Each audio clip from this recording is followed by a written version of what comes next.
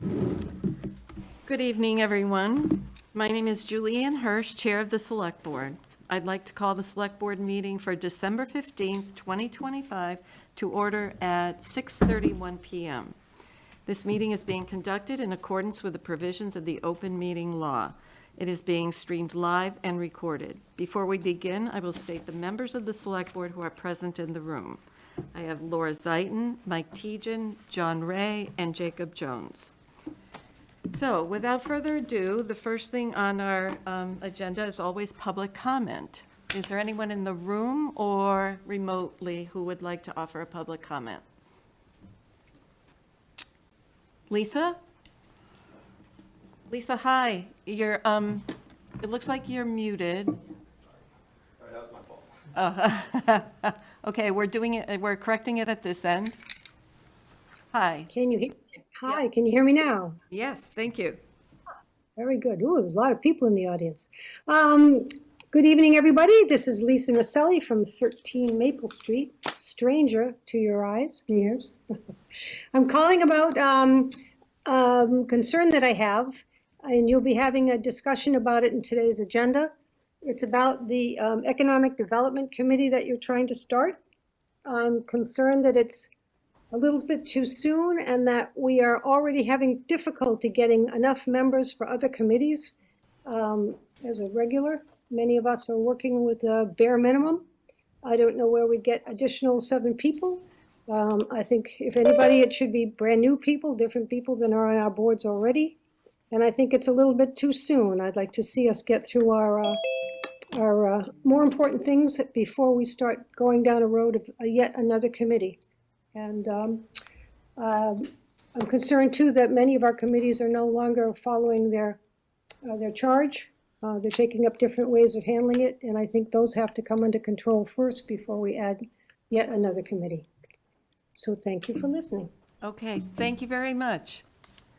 All right, is there anyone else who wants to offer public comment? All right, then.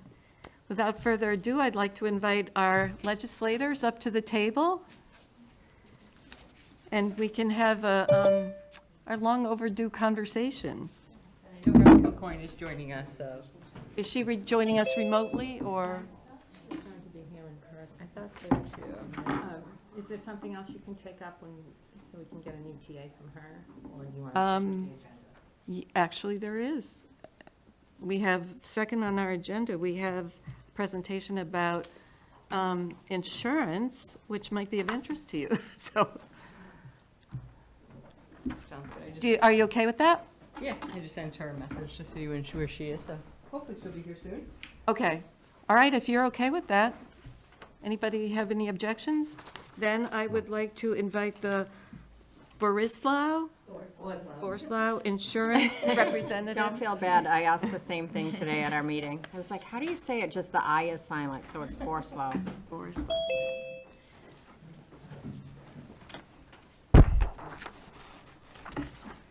Okay, so I think you have a presentation for us? Patrick, can you just turn her mic? And if you would just Yeah, thanks. introduce yourselves and your role in how we are negotiating insurance this year. So, good evening. Thank you for having us. My name's Susan Boisvert from Borslow Insurance. I'm the Vice President. I've been with Borslow Insurance for 28 years now. And we are the fairly new broker for the town of Northborough. We were awarded the business in October, and we've been meeting with them regularly already in regards to the employee benefit offerings, most particularly about the health insurance. And I'm Marcy Halloran. I work with Susan closely with the benefits, the meetings, and all of that. I've been with Borslow Insurance 22 years, and I'm in a employee benefit advisor role.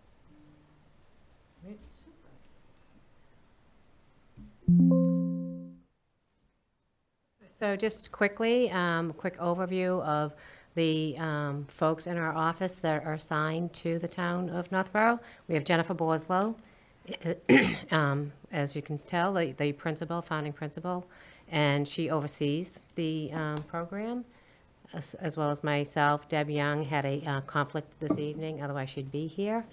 And then we have our support team as well, Marcy Halloran, Paula McCarthy. We have our risk management team, general counsel, compliance, health and well-being, as well as marketing and communication. So this is really it's the same thing. We have a lot of services that we offer the town. Again, you have your primary point of contact folks that will be out here on a regular basis, but then we also have what we refer to as the army behind us to help ensure that the benefits are running smoothly, that the town is constantly aware of how the benefits are running. Most importantly, is what we're hearing, the feedback. No surprises is what our goal is. And so that's our sort of army behind us. So right now, the town does offer 3 plans. There's 2 HMOs. The one on the left-hand side is what we refer to as a focus network. So basically, the difference between the plan on the left-hand side and the one in the middle is just the network. Left-hand side is a limited network. Right in the middle is a full Harvard Pilgrim network. And then you have your PPO plan for folks that need some out-of-network coverage. Are all employees within the town of Northborough having the same health insurance that you're presenting today? Yeah, so this is what's offered to them. And they can pick whichever option Correct. they want? Correct. Right. So regardless, school, police, fire, DPW, everybody? Correct. Okay. Right. So the town of Northborough purchases their health insurance with the town of Southborough and Northborough-Southborough Regional School Districts. Okay. So those 3 entities offer the same plan design, Okay. have the same rates. Okay, so you're all grouped together in regards to experience. This particular slide here is town of Northborough specifically. This is how your enrollment shakes out. So you do have 24 employees that choose that limited network. You have 295 that chose the full network HMO, and then 1 person's on that PPO. Down below is just the premium split. So how you pay, how the employee versus the town contribution. Okay. So basically, the next few slides, what we're looking to accomplish this evening, this is a slide that the town will receive on a monthly basis. It is generated from our risk management team. And when the carriers rate you on an annual basis, they look at a rolling 24 months of claims data. So our risk management team, on a monthly basis, will be sending out a rolling 24 months, most recent 24 months of claims experience, just to show how you are running. So this particular slide here, this is claims experience through July of '25. And so again, we compare most recent 12 months versus the prior 12 months. So in your current experience time period, most importantly here, you'll see that your gross loss ratio is 108%. Your net loss ratio is 98%. So basically, you do have a stop loss level built into your renewal at $170,000. The gross loss ratio is all spend. The net loss ratio, it carves out those dollars above that $170,000. Okay? That's not trended forward. It's not part of your calculation. So basically what the gross loss ratio is telling you is for every dollar that Harvard is collecting, they are spending $1.08 on your claim spend. Well, I'm sorry, what would drive that? You have high-cost claimants, so you have 10 high-cost claimants that are spending over $3 million. Is that common? It's getting easier to become a high-cost claimant, and it's not necessarily no longer needing that heart transplant or something along that line. A lot of it is specialty medication. so a lot of specialty medications. So somebody could be, you know, living what I would, you know, a fairly normal everyday life because they're able to take a medication that's assisting them in that, but that specialty medication could then cause them to be a high-cost claimant. Quick, just question, since you're on the loss ratio, what gives the 10% back for the net loss ratio? Does Harvard get credits or something like that that offset some of the loss, or what's the difference between the gross and net? So it's above that 170,000 stop-loss level, the pooling level. Okay. So again, the gross is all money spent.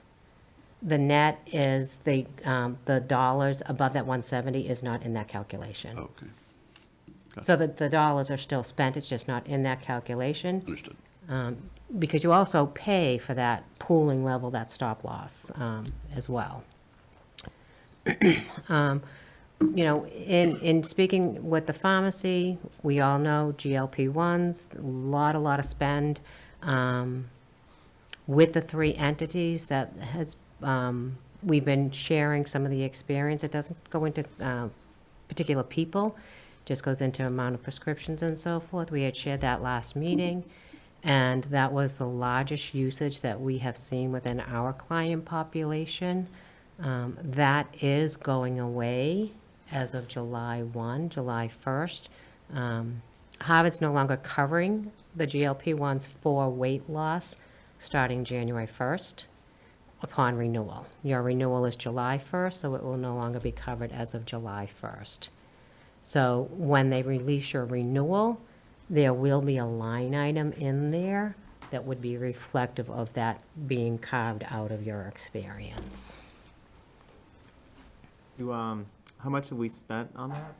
How much is in that, the numbers in front of us? The GLP-1s, I'll have to look at my folder. So can I? Yep. I could be wrong, but like, seems like nationwide pharmacy is, you tell me if I'm wrong, but normally we see more like the 10 to 15% of total healthcare spend.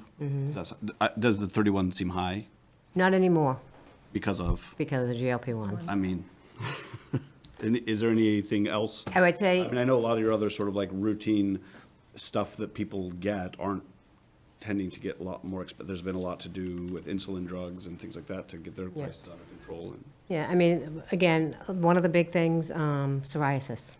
You know, so psoriasis is becoming more and more common that we see on our high-cost claimants.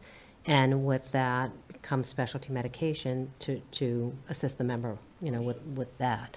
So again, that's why I say, you know, it's specialty medications are very expensive, but it assists the person in living a normal, I don't want to use the word normal, but a decent life. Sure. And being able to, you know, continue. So to your point, in years past, we do always see the pharmacy claim spend in the 20s. We have seen it in the 40s with some of our clients of lately. I do expect that to start going back down once the GLP-1s are no longer covered.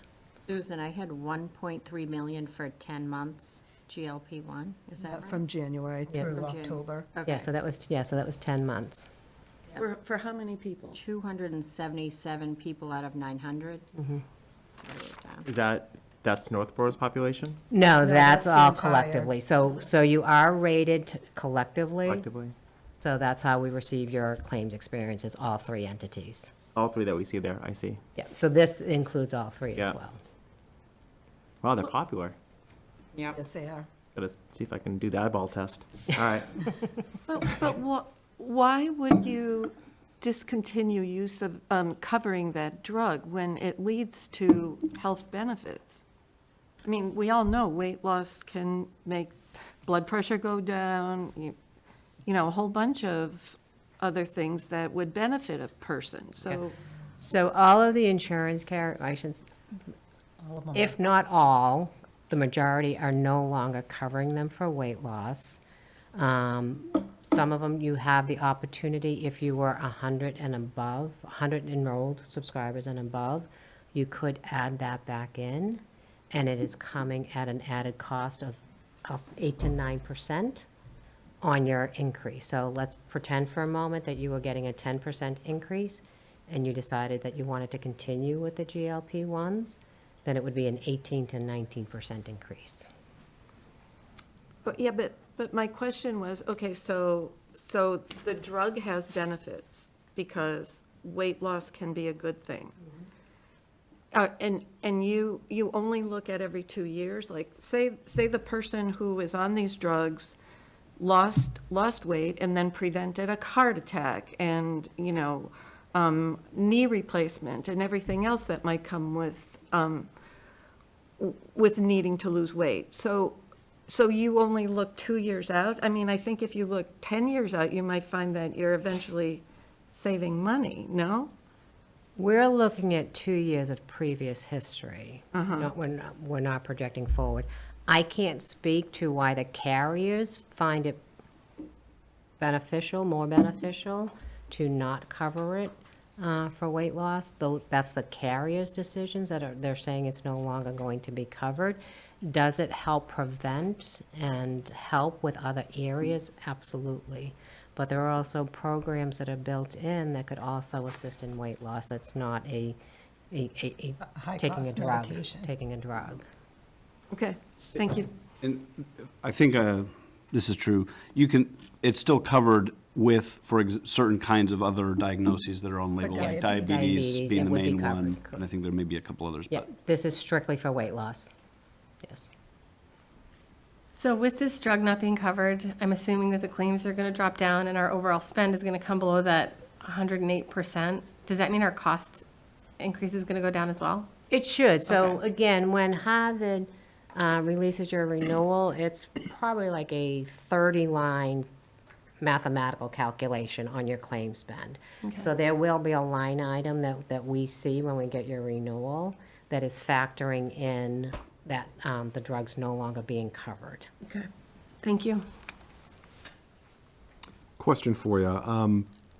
Is the prescription coverage, is that through Harvard Pilgrim, or is that through like a third party that goes through it, or another prescription drug company? It's a PBM that Harvard Contracts. contracts with, so it's Okay. not like prescription benefit manager.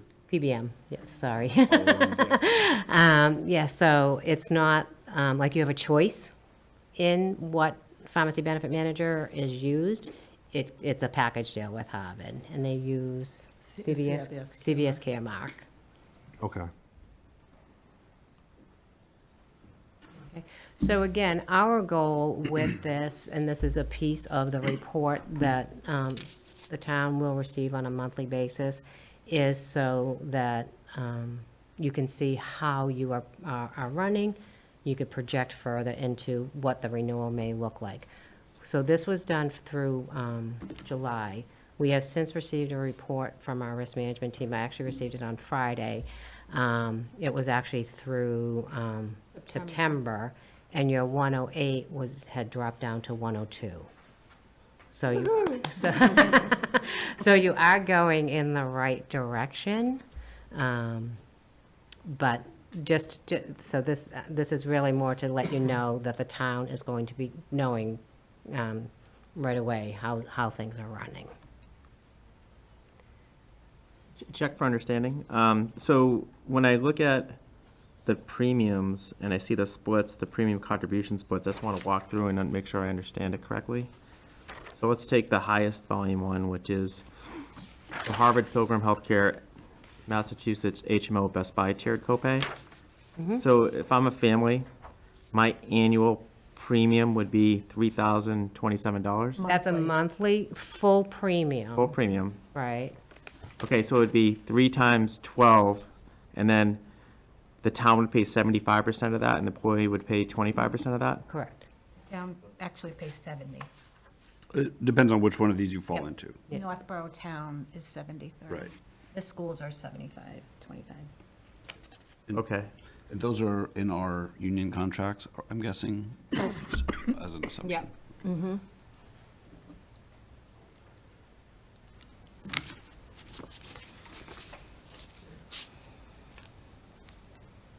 So this slide here is a nice visual. This is the 24 months that was captured in this report. It's month by month broken out. You'll see the blue line is your pharmacy spend, the green line is your medical spend, and then that orange line is your premium. All right, so again, this is a nice quick visual where you could see, okay, things are trending in the right direction. We've had 3, 4, 5 of 6 good months of claim spend, or we've had 3, 4, 5 months of higher claim spend.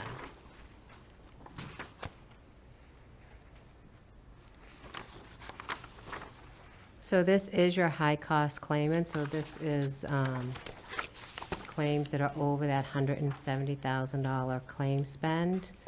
You'll see in the most recent 12 months, those, the total spend was $3,745,000, where in the prior 12 months, it was $3,090,000.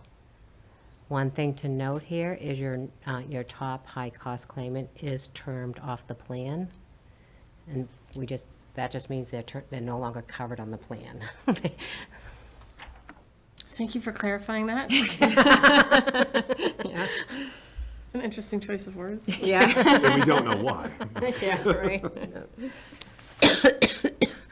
So this is just showing us that, and again, when we do the renewal calculation, the most recent 12 months is more heavily weighted than the prior 12 months because it gives a more recent picture of how things are running.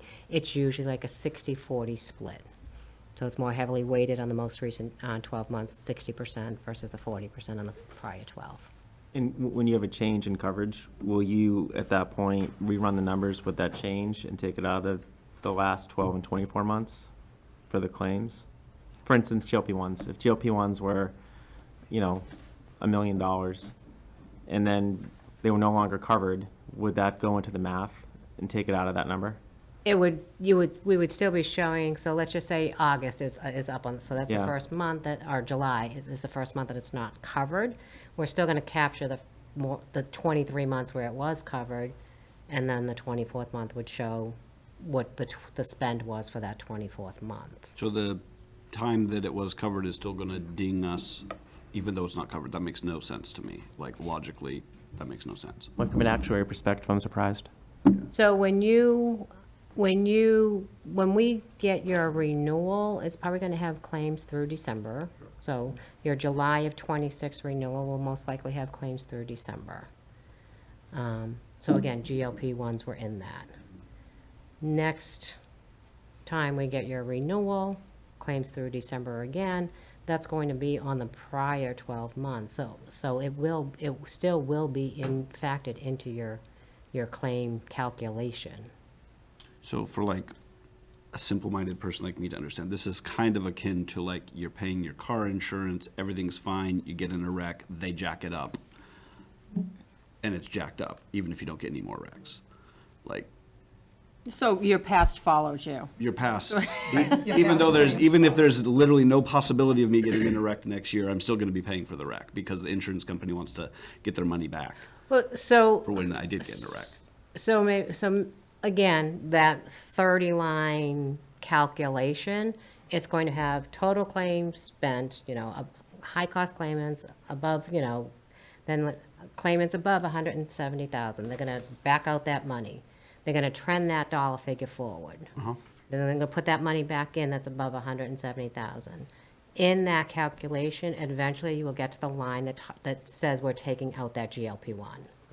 So it is factored into that renewal. Okay, that's what I thought his question was. That's what I would think the answer should be. Yes. Okay. So but I don't know, I guess when I thought like it was about the visual, like, are we gonna back no, them no. out of every month? Oh, no, So no, it no. is a line item in your calculation that the GLP-1s are no longer covered. Okay, that is the thing So- that makes more sense to me. Yep. As an example, when I delivered a April renewal last week, in that calculation, removing the GLP-1s, and again, this is based on their experience, not yours, it was worth 3.2%. Got it. Okay. Wow, that's good. And then, have we been, we have a new relationship with you, correct? Correct. Was our insurer Harvard Pilgrim in the past too? Has that been the same? Yes, it was. And because of our claims, it's suggested we stay with Harvard. Nobody would accept We us. seem uninsurable to a new insurance Yeah. company. Yeah. What's the benefit of, if we already had an existing relationship with Harvard Pilgrim, what's the benefit of having a broker? So the broker, so Harvard Pilgrim would show you Harvard Pilgrim. Yeah, Any and every year. We would show you any carrier, we can show you any carrier, and we can make recommendations about plan design offerings, which you'll see tonight. okay. You know, so we're full picture, Yeah, where Harvard Pilgrim is Harvard Pilgrim. I guess I'd say it that way. great, so you determine that staying with Harvard Pilgrim makes sense because of our claim history. And now we'll get into some of the plan design stuff. Right. Great, thanks. Just one more quick question I have. My only other experience or knowledge about sort of, right, municipal health coverage is with the GIC. So I'm just kind of curious, how would this sort of compare to that, municipalities that use the GIC for coverage? So, I don't know The if I, plan designs are Yeah. much different. but I would also say, so, I mean, the GIC is, it's a bigger, larger pool, but it's still experience rated. GIC had a very large increase last year. So sometimes when people are looking for shelter, they'll look at that group purchasing, and when they're running well, they'll pull out of that group purchasing. So traditionally, when that happens, the more higher utilizers remain in that group purchasing. Okay, and then as our broker, is that something that you would look at or consider, or is that different? Well, it's hard because the GIC has hard and fast rules, like they had to tell them by December 1st if they were coming out of the GIC for July 1st. We have no idea what the plan designs are going to be, nor do we have any idea what the rates are going to be. So populations that are in the GIC or outside the GIC, you're making decisions on the unknowns, which makes it a little bit difficult. But you also have no control over what's offered and what the rates are. Gotcha. Thank you. So this slide here is just really sort of some of the bullets that we went through in regards to our forecasts. You know, you do have that pooling level of $170,000. Our underwriter took a 9.2% trend, which is a little bit lower than Harvard. Harvard's saying it's, between 11 and 13%. But, so our risk management team looked at your claims experience, and they are suggesting, I'll say a placeholder of a 16% increase for July of '26. Okay, that doesn't take into account negotiations. So again, the math might come out to a 16% increase, but then there's also now negotiations that happen with us and Harvard. So is that worst case 16%? They get better when you negotiate? It would be worst case if your claims experience behaved in the identical fashion, but because this is claims experience through July, if claims experience gets worse, that number gets worse. If claims experience gets better, that number gets better. But traditionally, they will release a renewal, and again, in that underwriting calculation, there is a underwriting discretion. Sometimes they put nothing in there, sometimes they put 4% in there. A lot of it is dependent on our relationship with Harvard, which is extremely strong, as well as the relationship that the town has. Now, the town's had them for a number of years.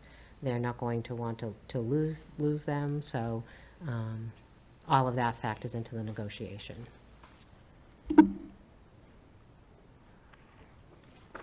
A quick question, as we're thinking about July to December, generally, do we experience more claims in the last part of the year than the first part of the year, or is it, I think we saw a map of that a second ago. Is it generally Yeah. I understand there's no crystal ball that tells Yeah. us, but I mean, just historically, I know for some people who hit an out-of-pocket maximum, they're like, dump everything in December. Yeah, no, more times than not. you know, especially with your teacher population, we will see a little bit of spike in the summertime, you know. Some of the services that they incur could be put off until the summertime. So, but in regards to, I'll say town people, I don't see any, It's not, there's obviously noise there, but right. Because again, keep in mind that we've been the broker since October. Sure. You know, so what we did do is we went to Harvard and we're like, okay, give us the, 24 months of claims experience, give us a loss renewal. So that's where we were able to glean all of this information.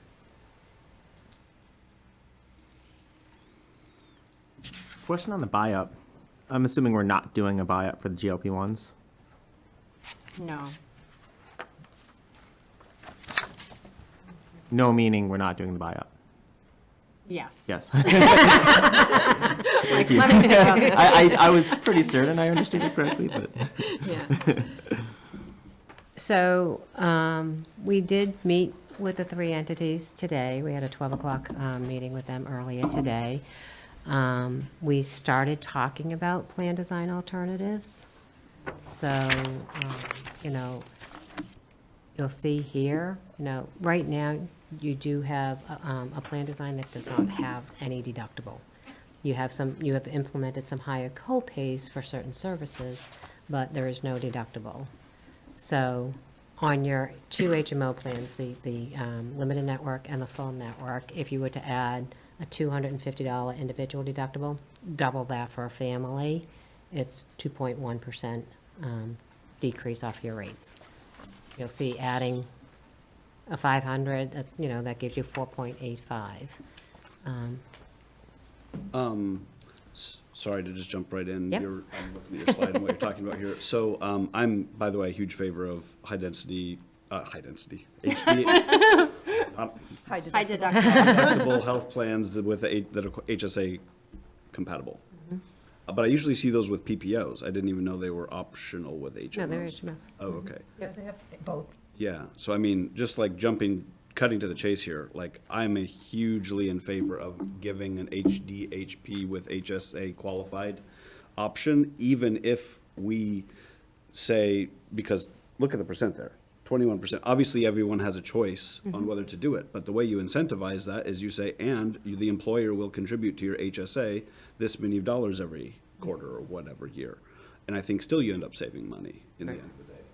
So again, you have three plans today. If you added a fourth plan, a high deductible health plan, a qualified plan, HSA qualified plan, that rate would be approximately 21% less expensive than your current full network rate. So a person deciding whether I select that, I've got a 21% lower premium, whatever their share of it is, but I'm gonna have to meet the deductible. So, typically it'll be healthy people who chose to go that way, Well, potentially. as we talked about it, the quote that we put here has a $2,000, $4,000 deductible. Coming from a zero deductible, that sounds like a high deductible, but in our world today, It's not. You can, one specialty visit and you're there. One visit to the cardiologist and you're there. So, but to your point, we would recommend that the town fund 50% of that deductible into an HSA. 1,000, say 250 a quarter. They can decide however, so we talked about it today in regards to, when do the teachers come off of the plan? Because once you give that money, it is their money, even if they're leaving in 2 weeks, So, again, where our recommendation would be to fund 50% into a health savings account of the deductible.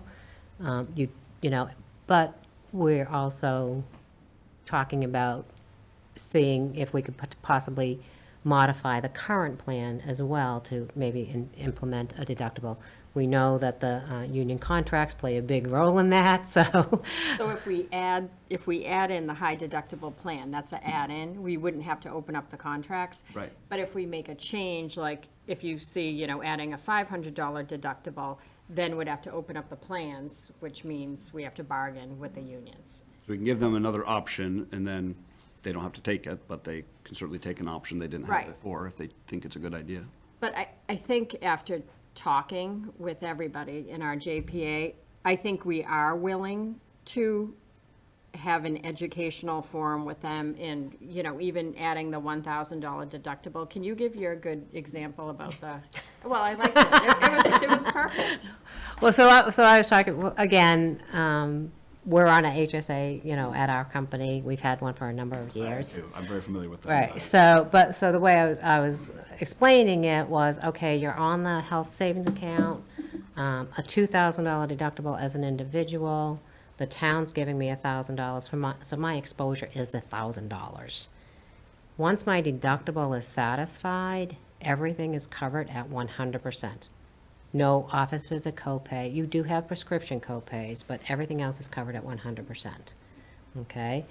You're on your HMO traditional plan that you have today. If you added a $1,000 deductible, I am responsible for $1,000 on that HMO, just like I am on that HSA plan, but I still have copays after my deductible.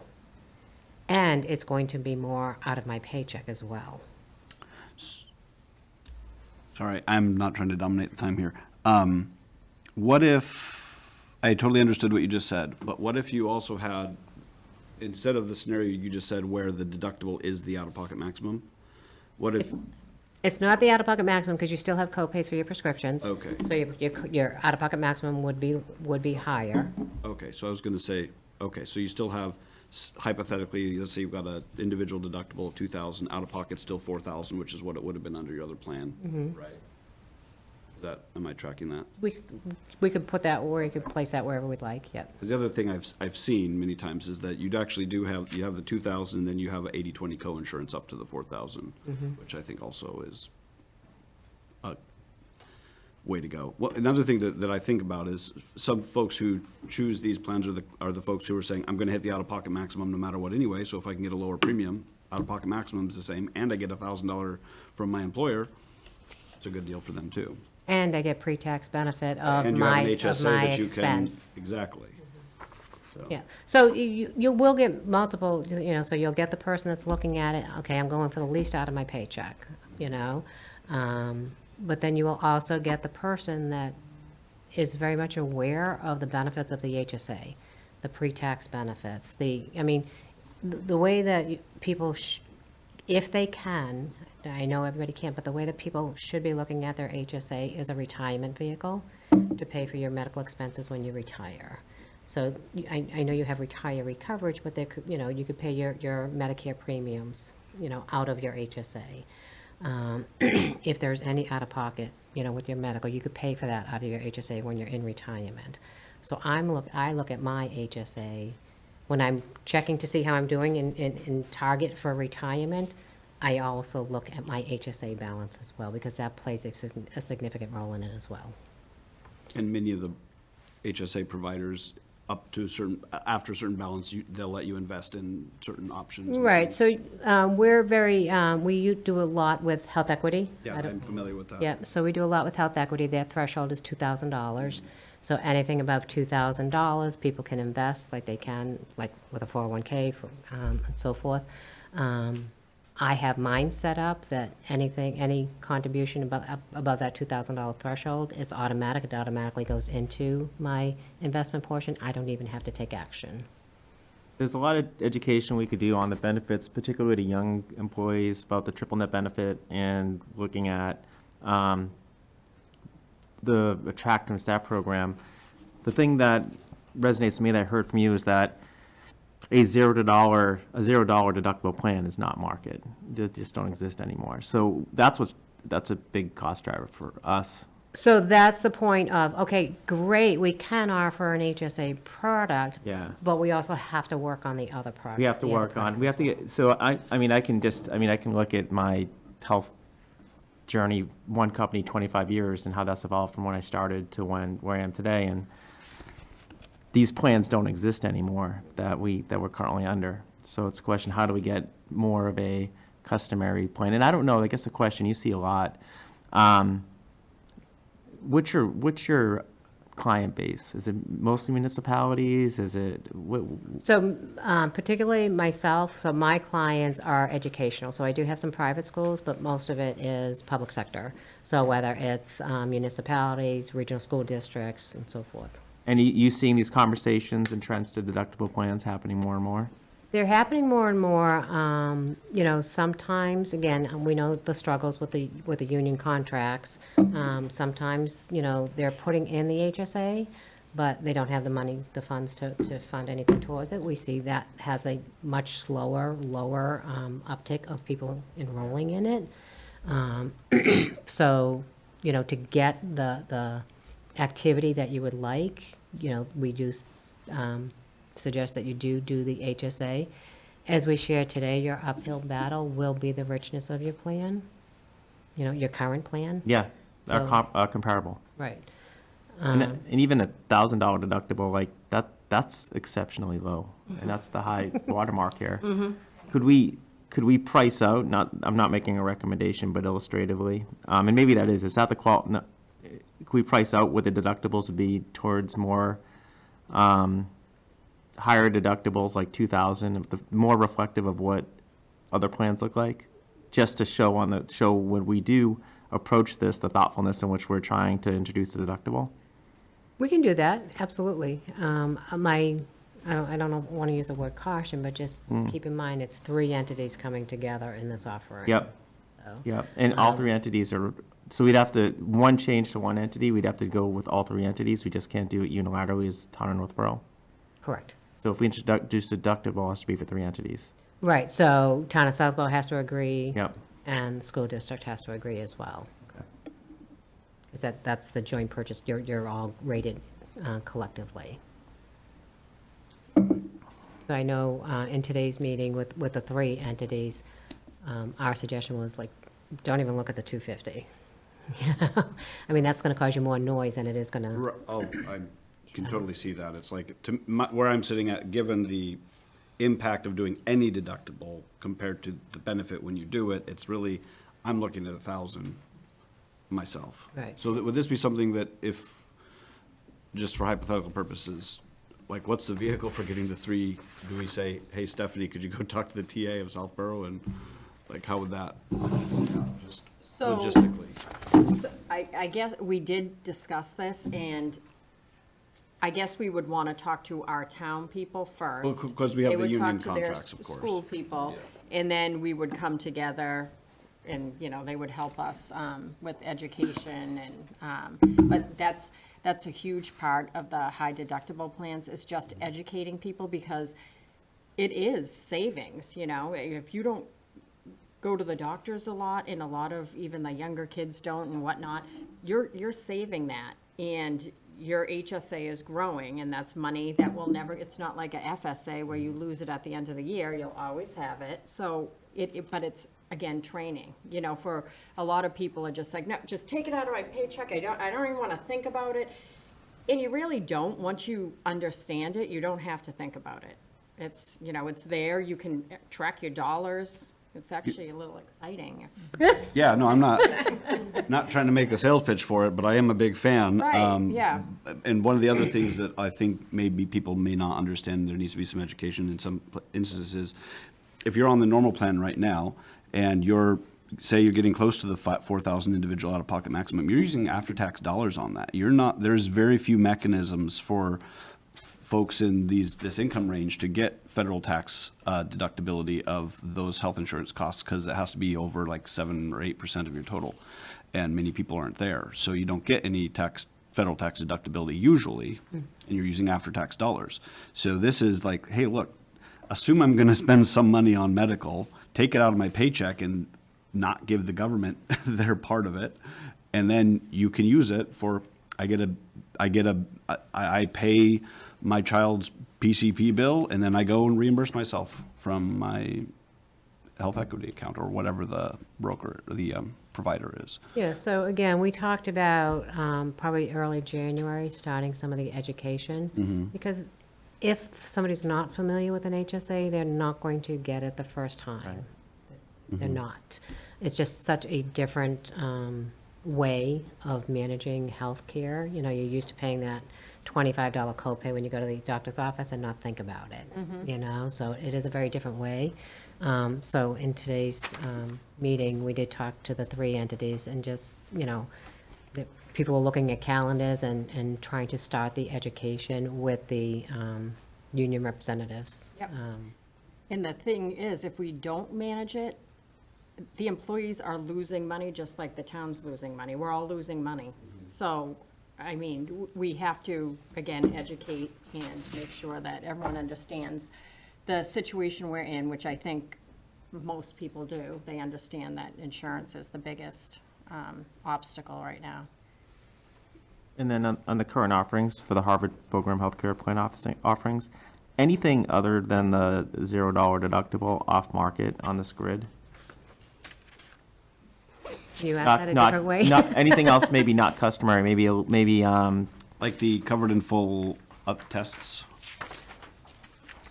X-ray lab and other tests always covered in full? That seems to me, So could you add a copay to that? Is that what you're asking? yeah, I'm just trying to understand exactly. I mean, maybe that is a mechanism, and it probably is based on looking at the other rows and columns.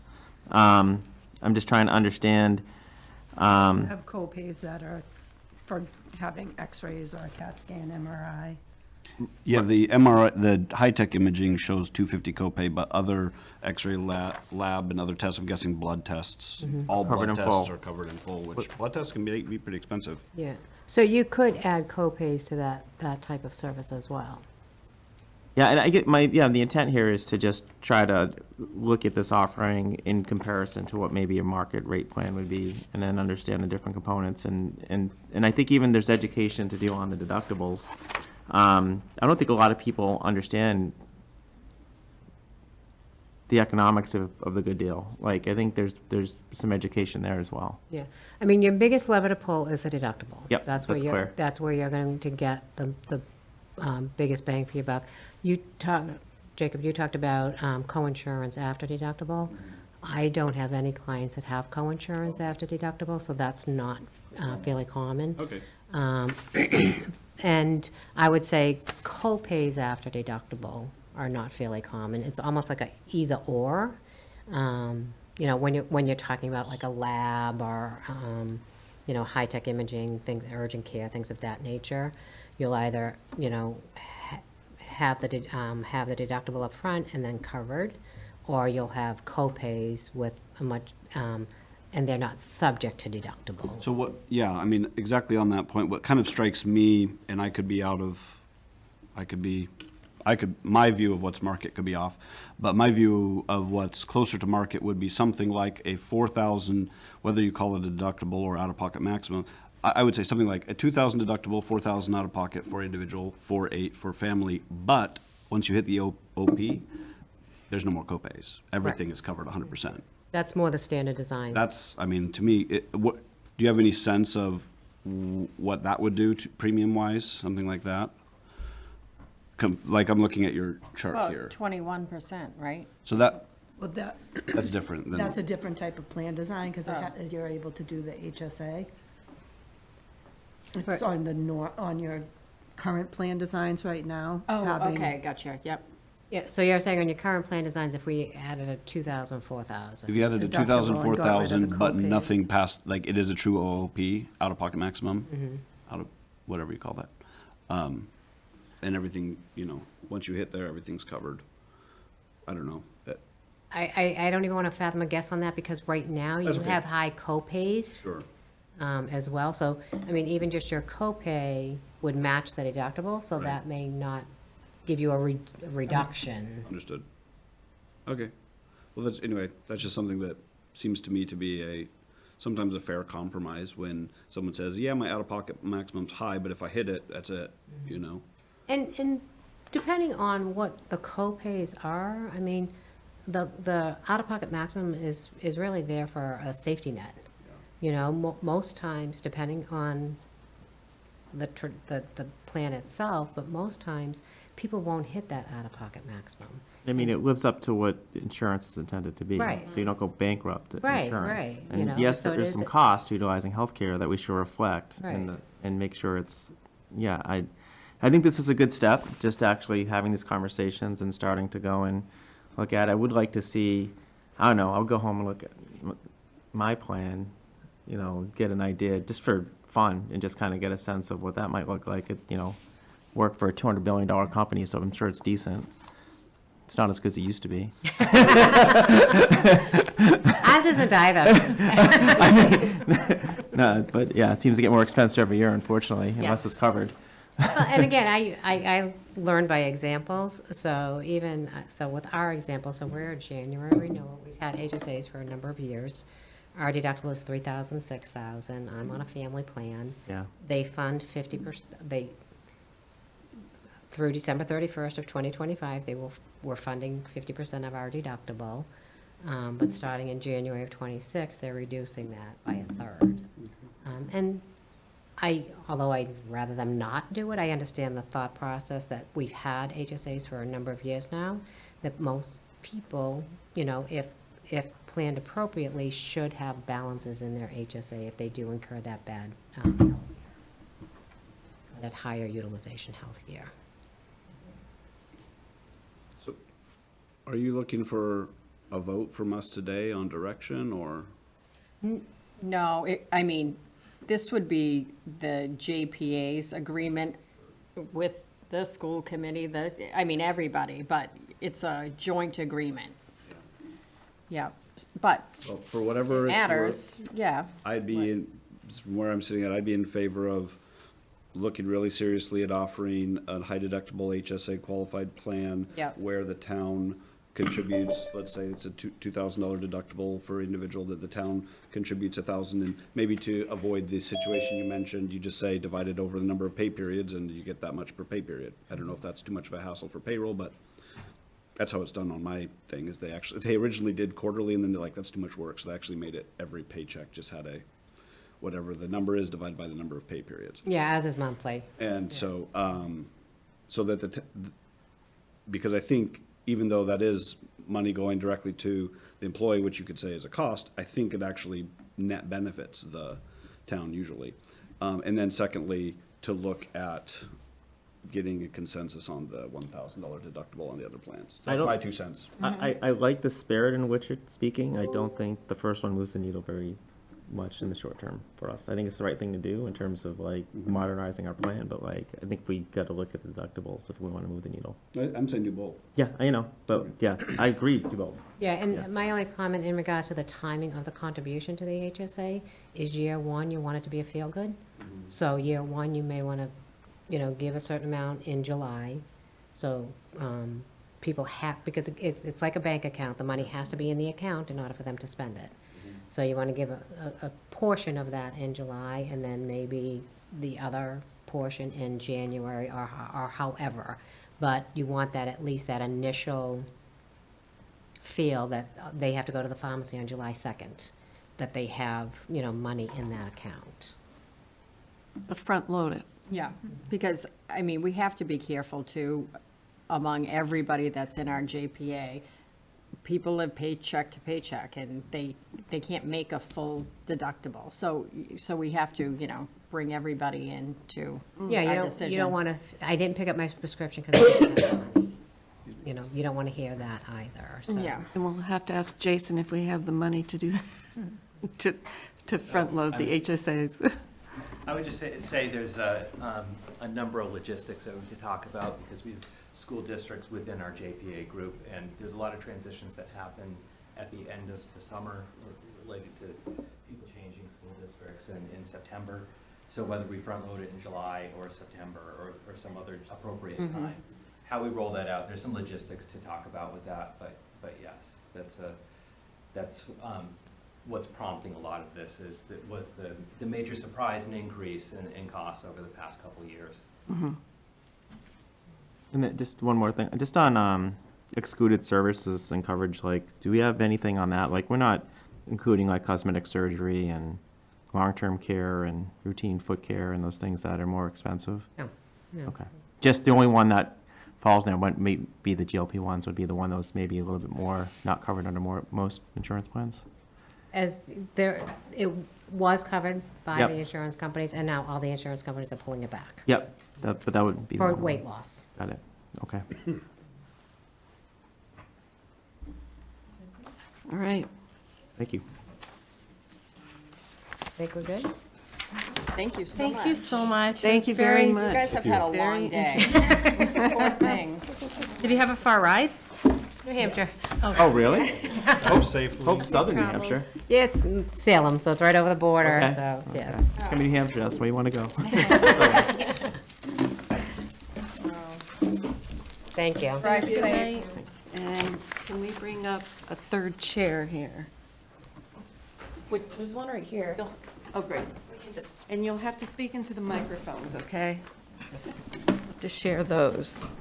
So thank you for letting us do that. Now you guys are all whizzes on insurance.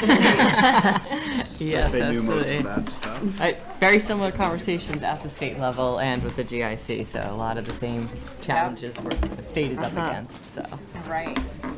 So, welcome, and I guess I'll start off by saying that we recently discussed our select board goals, and the major word was affordability in kind of all aspects of town budget. So that's kind of the theme, I think, in our letter to you, and we're hoping that you'll be able to help us out with some of that. So, I think before we open it up to discussion here, if you have any statements or comments that you'd like to make about what's going on in the Senate or Yeah. for the representatives? Maybe. Yeah, go ahead. And so I appreciate that, and I think affordability is the focus of the state as well. I think as we were talking briefly beforehand and as our work in day to day, our goal working with our partners in the local government is being realistic and speaking to the very real challenges as a state we're up against. Tomorrow, the leaders of Ways and Means and the Secretary of Administration and Finance will be hosting the consensus revenue hearing. So we'll get a real clear picture of what the forecast is going to look like for the year ahead. But I know speaking in the Senate, I think I can speak for my colleagues, although I'll allow them to do so, is we're already being warned about the tightness of the budget in the upcoming year. And to be crystal clear, that's largely being driven by what's happening at the federal level. $19 billion of the state revenue, approximately $19 billion comes from the federal government every year. That's mostly driven by Medicaid reimbursement, as well as things like SNAP, which is about $2.6 billion of annual revenue. And we just saw what happened with the government shutdown when the administration, until pushed to it, was not going to fund SNAP at all. And certainly as humanitarians and those who care about our residents will not let our residents go without food. And so we don't know yet, unfortunately, what the future is going to bring with this administration and Congress. But we know that, unfortunately, fiscally, it's not looking good. And so I say all that with we are going to continue to find ways to partner and support our local governments and our residents, because we share our residents with you. But we're up against some really difficult constraints in the upcoming years that we're contending with. But there is good news, right? We do know that, for example, the Fair Share Amendment, which I did see a note to, will continue to fund education and transportation, is overperforming projected revenues. And so, for example, there's a very high likelihood that later this winter, early spring, we'll be doing another supplemental budget for the fair share revenue in particular. So we have some opportunities to be able to work with the town, particularly in the transportation and education domains, to be able to provide some direct support. And, these kinds of regular conversations, we're able to identify where there are some projects and where some opportunities that we can continue to work with you on. So I know we're not fun at the party anymore these days, but I do think it's important that we are very clear, because we are coming off several years of very strong fiscal climates here in the Commonwealth. And unfortunately, we're seeing a very drastic turn from that. So I think, it's beholden on us to be honest and transparent with you and with our residents here in Northborough so that we can work together to figure out in these tough times how we can best support you. Would you mind just brief introductions for those joining remotely, so everyone? I thought you were saying, would you mind starting over? No, just, we may just have remote meeting. Yes, thank you. My apologies. I'm State Senator Robin Kennedy, representing the city of Worcester and the towns of Boylston, West Boylston, Berlin, Bolton, and Northborough. My name is Meg Kilcoyne. I'm state representative for the 12th Worcester District, which includes the 4th Precinct, or Precinct 4 of Northborough. I'm Kate Donahue, State Representative for the 19th Worcester District, which includes 3 of the 4 precincts of Northborough, most of Westborough, all of Southborough, and a sub-precinct in Framingham. Thank you.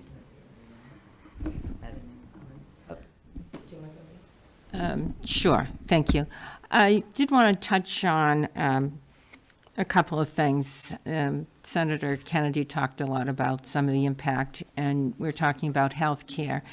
And with the, unless something extraordinary happens with a lot of the support for Medicaid going away, it's anticipated that for people getting health care through the connector, that their premiums will go up on average $20,000 a year.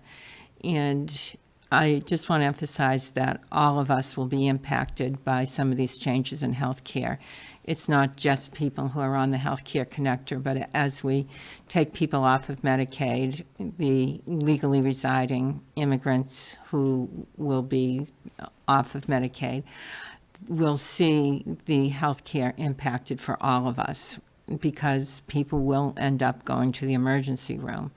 And all of us will be impacted. I'm sure some of us already have stories of long, long waits in emergency rooms. And I just wanted to emphasize the challenges that we'll be facing.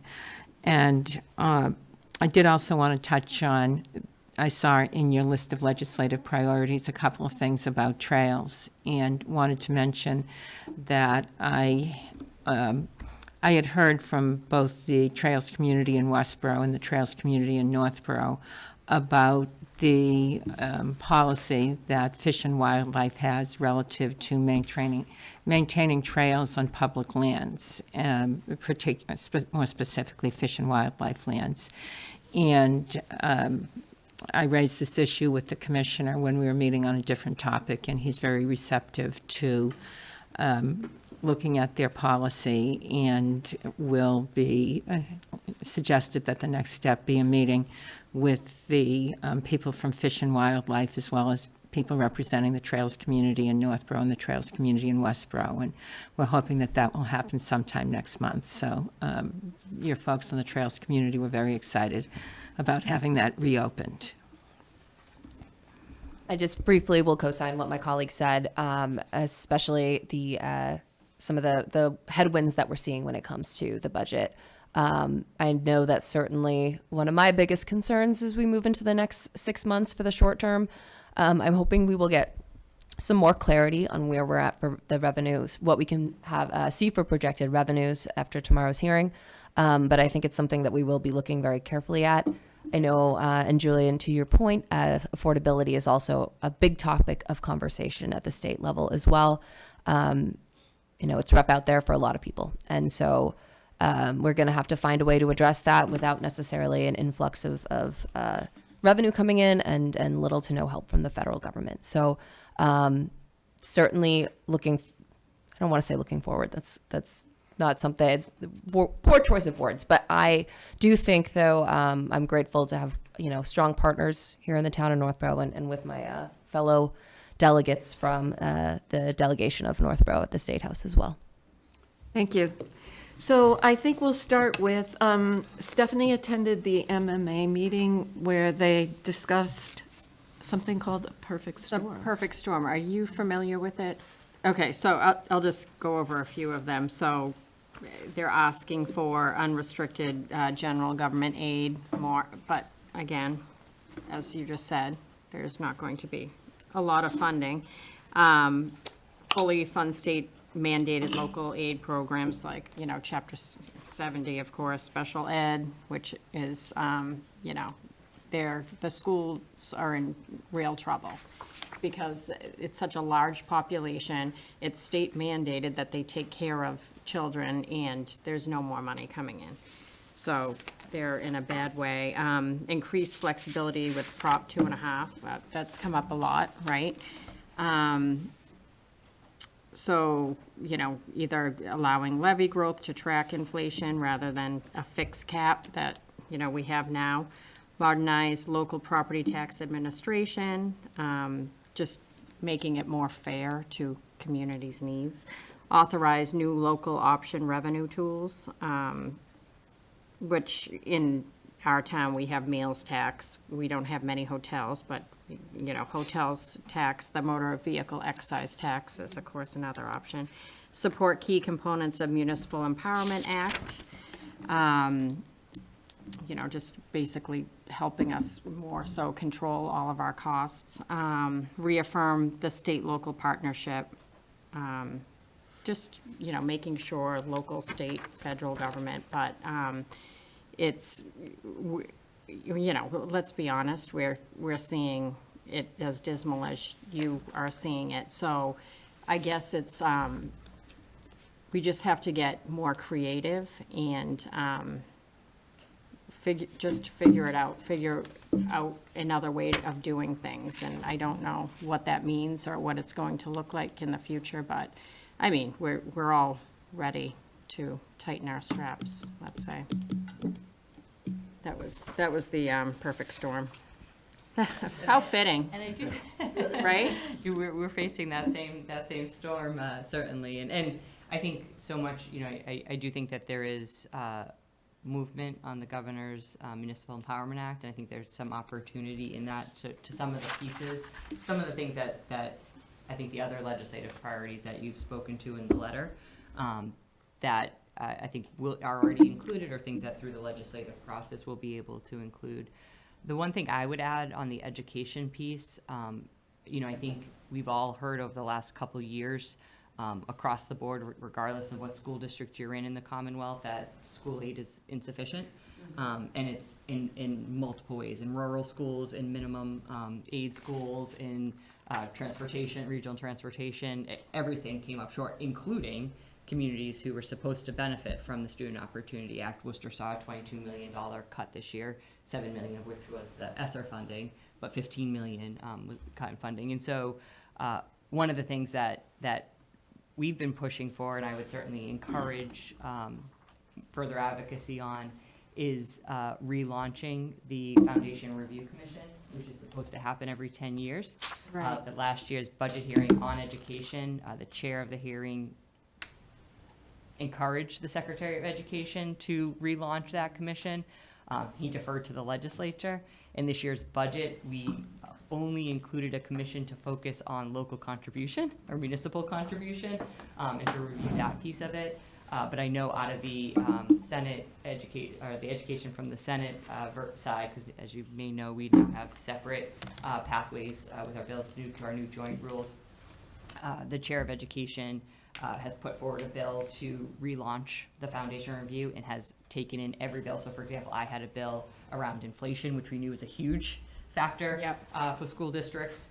All of those, I think 4 bills around inflation. So he's included all bills that speak to education funding into that bill going forward, because until we understand what the totality of the challenge is across the state, we're going to be pitting school district against school district, Right. one challenge against another each budget year, which we saw. We increased minimum aid to $150 per pupil last year, which was great for the schools that needed that piece, but, there were still so many challenges. And so, I just say, I think that getting that commission up and running and being able to understand, and then because we do have the Fair Share Amendment, we do have the capacity to then, once we understand the problem, look at addressing it. And then I would just add to the piece of where we do have the opportunity to partner is when we work with you coming into budget time. And I know when supplemental budgets come up, we do work very closely. You all should know we work very closely with your town administrator to identify what are projects that, we can be helpful, that could take some of the burden off of the town to fix, whether it's a culvert or, a bridge issue or something with the CSX train tracks or things like that we can help with some of the supplemental funding to be able to bring back. and I just would add on the regional school element of things, that was a huge topic of conversation throughout the budget process, both on the Senate and House side. And I know in the House, there's a lot of similar conversations going on. One of the things, there was a big push. I was at that same hearing, it was out in UMass, and there were a lot of people, a lot of advocates from regional schools that came out to talk about, to express their concern over some of the unique challenges regional schools face. And so, something that is tricky is Student Opportunity Act passed before any of us were in office, but it's still relatively recent in terms of being passed in 2019. So sometimes it's important to make sure that we're keeping these conversations at the forefront. Beacon Hill, our colleagues on Beacon Hill understand that we are still dealing with inequities when it comes to regional school funding. I know, in addition to Northborough, of the other towns I represent, of the 6 high schools, 5 are regional schools. So this is certainly something I always push for in the budget. Wachusett is one of them too, which is one of the 5 towns. largest school. Yeah. So I think Algonquin, Tohoto, Neshoba, and Wachusett are, I'm sorry, 4 towns. So, because 2 of my towns are in one of those high schools, but Clinton High is the only single school district. So, we certainly will continue to do whatever we can to make that more of a priority. And one thing we were able to do in addition to the 150 per pupil spending was increase regional school transportation to 100% reimbursement. Do you foresee that? So I think we're going to have to wait till we see, both the House and Senate will have their own separate budget processes later in the year. I'll be looking very closely at the House Ways and Means draft to see where that's funded. What we have seen in the past is it's not usually proposed at 100% funding rates. So we've worked closely in the House with other colleagues, other House members that represent regional school districts to really push for that increase in funding. And I'll let the senator defer. I think in the Senate, you guys do the same as well, and we fortunately have ended up with that. But something that we'll be tracking really closely. And I also would echo what the senator said. Really important that continue to keep those lines of communication open as we move forward in the legislative year, and especially when it pertains to budget conversations. Oh, yeah, and we appreciate it, trust me. And I just wanted to follow up. I know one of the challenges that we've heard is that the timings on when you know how much transportation funding there will be, particularly for the regional schools, have been problematic, and we're looking at that. Yep. So of that $19 billion shortfall that you were talking about, I know that in a lot of our projects that we have coming up, there's a specific earmark of what we're anticipating for grant contributions from state funds. Should we be revising like what we expect for those projects, or is it just Medicaid and education that's going to be impacted by the And I fund? apologize to clarify that it's about 19 billion on average of what we receive from the federal government per year. Okay. So that's not, hopefully, not a full shortfall. Okay. But It seems like an again, awful lot. I don't know what was the gonna total that we say, get and from a the lot of fed- it is, there's a lot of uncertainty, and that's How part much of do the we sen- usually get as a state from the federal government? Around 19 billion. And that's- The total budget for the state is somewhere around 60+ billion. Okay. So we're looking at roughly 20%. Correct. So that's what is the big uncertainty right now. We've seen that there's already changes to benefit levels for things like SNAP benefit, Medicaid. There's new work requirements, and so part of the challenge is we're having to see, and a lot of this doesn't even go into effect until 2026. And so we're gonna have to wait to see what the fallout is and who loses their health care as a result, who's able to meet the new work requirements.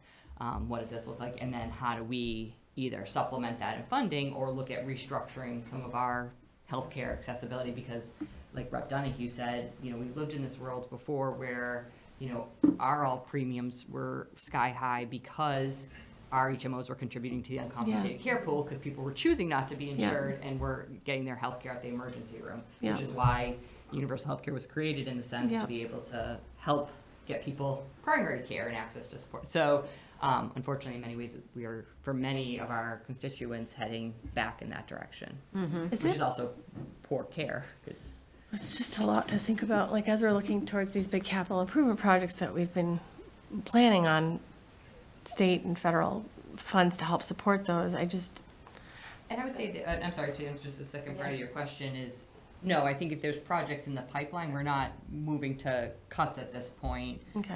In fact, the governor hasn't, even declared from a programmatic perspective, 9C cuts or anything Okay. like that. So I think, I think we would proceed. And there's still, like, for example, the school building authority is still funded by a penny out of the sale. So that's gonna be in perpetuity. So they may make other decisions down the road. But again, we haven't heard of any decisions by the administration to cut at this Okay. point. And these grant programs that the town are applying, I presume the town's applying for, they're funded in the budget for the previous fiscal year. So when we wrote the budget for the current fiscal year that we're in, Yeah. there were certain levels of funding that went towards the administration for these grant programs. So like 100 million for a specific grant program, that is in there. So that wouldn't be allocated unless we were confident that money is available. What Okay. is going to be tricky is when we're looking to the next fiscal year, we may see a change in how some of these grant programs are funded, because we certainly will not create an environment, I can say confidently, that we would encourage any municipality or city to apply for a grant where that funding is going to get ripped away. And there's some legal implications for that too. The governor does have 9C authority to make adjustments in the current fiscal year if revenue projections are not going to be where they are or where they're expected. And if you look at those tend to be somewhat, well, I don't want to get into the specifics of what they tend to be, but it wouldn't be something that's already allocated that's going Okay. out to a city and town. And some of the federal funding, while a big chunk of that is healthcare, what does make it doubly confusing is we're seeing some of this federal funding is tied up in the courts as well. So certain court decisions at the federal and state level could also impact where this money is and whether or not it's coming. So it's a very complicated time Yeah. that we're living in. But Okay. we at the state level do not want to create that level of confusion. Oh, it's not your fault. An added point on the affordability and the partnership, 2 years ago, was it 2 years ago now, we passed the Affordable Homes Act, which is a $4.2 billion bond bill. One of the challenges that we're going to be negotiating in the year ahead is our stabilization fund or rainy day fund is at a historic high of $8 billion. And there's a lot of pressure. We saw it even with the snap cuts of it's raining, get into the rainy day fund. However, the more we touch or drain from the rainy day fund, that will impact our bond rating, which means we'll be able to allocate less bonding. So we want to get more housing produced. We want to get more money to our towns to build more housing across income levels. And that's all included. The housing bond bill is a really inclusive bill that focuses from everything from low-income housing tax credits to market rate housing production and incentives for developers to go out to communities that they may not be targeting today. And so, we want to keep building because we know that when we talk about affordability, I think housing is on the top of everyone's mind. But again, that's something that we're going to be balancing. If we do lose a good chunk of that $19 billion from the federal government, we're likely going to, be thinking about at least drawing some down from the rainy day, and then there's going to be other implications. So, And our rainy day is at $8 billion right now. So, we have a very good, very promising rainy day fund, but not enough to cover. Oh, sorry. I just was saying our rainy day fund is about $8 billion. So, not even half of what that deficit would be. So, For a year. yes. Okay, thank you. Okay, Mike? Thank you. Nice to see you all again. Thanks for making time for us and coming here to our meeting. I think Northborough is very well represented by our delegation. So thank you for all that you continue to do and that you've done. And then kind of on top of that affordability piece is kind of my idea of kind of doubling down on that. And to kind of maybe consider things or all options on the table, even if it may suss out to maybe not be a good option, to kind of consider things. One thing I would say, or a few things, and I'll be brief, is just maybe looking at possible support of bills, kind of going back to more of a all of the above energy strategy in Massachusetts. I know there's a bill in the House, H4744, or ones like it, or ones that could be made better, kind of going maybe to that route to try and save people, residents money. Again, the funding for special education, our K through 8 budget is kind of being blown up by that right now. There's the circuit breakers, which will come in, but at a later date. So if there was a mechanism for faster funding or even full funding, right? I mean, I think of other municipalities, especially more rural ones or ones that don't have maybe the tax base, how they would handle sort of the expenses that even we're having trouble with. You know, and then even kind of out of the box stuff, like, you know, we have a fairly healthy CPA, you know, money set aside, and we're looking at cuts to essential services. You know, is there any type of room for either limited or emergency use of those funds to try and keep some essential services and whatever that might be? You know, as you mentioned, affordable housing.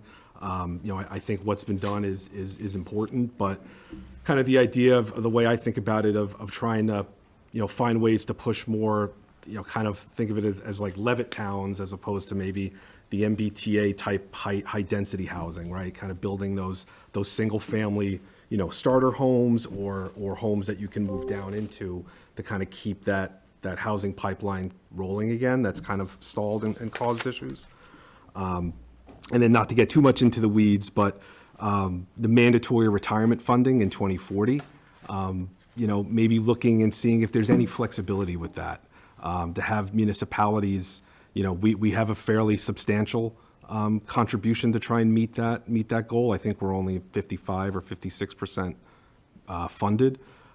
You know, is there any possibility or room of maybe moving that down the road so that we're not, you know, losing current cops and firemen and teachers to fully fund the retirement of ones on there now, right? I mean, you can have a fairly healthy funded retirement that's not necessarily at 100%, and then even at a recent conference saying that, well, even at 100%, that's not the end, right? Because you could fall out of 100%, but then there's nothing to force you back into it, and that really, you need to be at 120 or 100 plus to be fully funded. So is that kind of arbitrary date really that important? Could it be moved down the road to at least give municipalities some flexibility with that?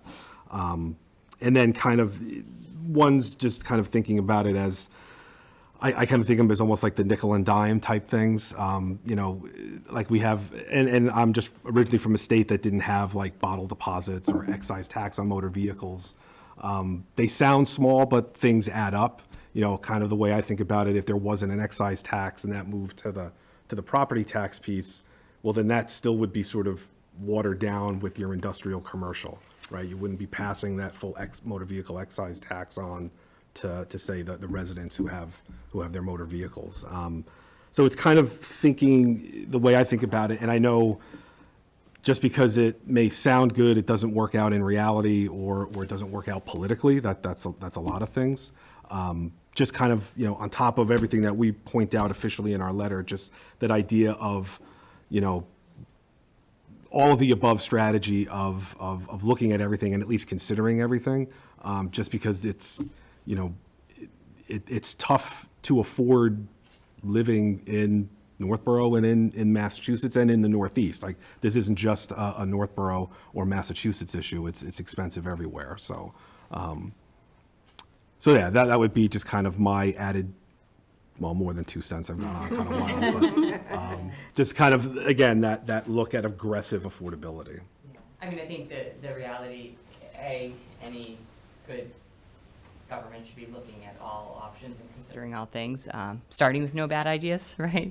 They may turn out bad, but I think that, you know, a perfect example, you mentioned the bottle bill, and there's been a lot of conversation as somebody who sees herself as an environmentalist. I don't support the bottle bill because when it was created in 1984, there weren't the level of municipal recycling programs that there are today, and I think that is where the state should be investing to help municipalities invest, because more people are more likely to put their cans in the box that's at the end of their house or the end of their, you know, driveway versus go down to deposit it anyways. And so thinking innovatively about how do we look differently about, we want people to recycle, right? And 1984 was a very long time ago when the bottle bill was created. And so how do we think differently about, okay, well, maybe a nickel won't change or adding different types of bottles won't encourage people, but we now have municipal recycling programs, or we can at least support more municipalities in doing municipal recycling programs that gets more people to actually recycle their products. So I use that as an example of, I do think we Yeah. need to think differently on a whole host of things, and some of these conversations I think we're going to be pushed into. So much of what you talked about are things that could be considered during, when we do take up the Governor's Municipal Empowerment Act. That would be, certainly eligible for conversation in there as ideas to consider. Yeah. Um, and I think, from our perspective, as much flexibility as we can give to municipalities, talking about revenue or tax increases or even just different tax tools. We get a lot of opposition to that. I'm sure if we then give you that flexibility, you'll get a lot of opposition to that. But I also know that not every municipality is created the same. And so giving you a broader toolkit and each municipality being able to pick what works for them is better than, some of the statewide, and I will say the other big thing we're talking about is going to be zoning this year. Because we know, that there is the MBTA Communities Act, but there's a lot of issues with zoning that's really prohibitive to production of new housing in municipalities. There's also ways in which existing zoning is prohibiting municipalities that want to produce more housing, want to produce more, innovative, more expansive housing. So that's something that we're going to have to be looking at and what we can do at the state level to support our cities and towns. I mean, those guys could just change their own zoning, couldn't they? If that was a problem for them? Yeah, well, to some extent, yes. And in some extent, I think some of it is more based on those that are choosing not to not produce more housing. The state to force them to, in other words. Yes. Just a couple things, and echo a lot of what Mike said on, like, affordable housing. I think I'm not sure everyone's in favor of the dense housing. I mean, Northborough wants that small town feel still. Average tax bill is now over $10,000. There's a lot that comes with dense housing, but for the neighborhood housing, we had the property on Lyman, that was really interesting. It's an awkward 20-acre triangle property. Was That- it DCAM thing? That was, that was abutted to Del Webb. And one of the things the select board had conversation about, like, wow, wouldn't that be cool if, like, there was some way to make those into affordable starter homes for families to come into town and do those things. I think, I'm not sure the town's fully behind dense housing. I'm not speaking for the town, but, like, I think the dense housing things and ways to just try to find ways to do that is not why a lot of people move to Northborough. So, but that's something that I would like to have more conversations on and not just try to see how much we can build, how fast. And then the other thing that's really impacting our town and a lot of towns is prevailing wage. And just because you pay more, you're not getting better quality of folks. Like the prevailing wage on the police station and $75 for a painter, and I don't know, I think we could have, like, high school kid could have painted as well as the two folks that are working on it. So I struggle with the prevailing wage in terms of hampering our town, and anytime you do off-market things, you're just making the residents subsidize it, and we're subsidizing. You heard our healthcare conversation today. We're having deep conversations about the town. The third, and I agree with Mayor Wu on this, is the residential and commercial piece we're in right now. So one of the things we're seeing is our escalation of our residential property values are high. Our industrial they're using I&E assessment methods, and they're not using market assessment record. And so you're looking at the methods, and you're seeing such a disconnect between what they're bringing. And I'm not looking at the mom and pops. I'm looking at, like, the logistic companies and, the big publicly traded companies that are in town doing stuff that are assessed below what they transact for. And it's because of it. So those things are impacting our town in a very measurable way. And just wanted to kind of reiterate that feedback, because the prevailing wage is really hurting the town. And then, we're going to stay with a single tax rate this year. And I think that's going to be something that's going to be harder to do if we see such a disconnect between, industrial and residential. But I don't want to hurt the small business in town either. I want to try to everyone have to pay their fair share from a philosophy perspective. So these are just the things that we're talking about as a select board.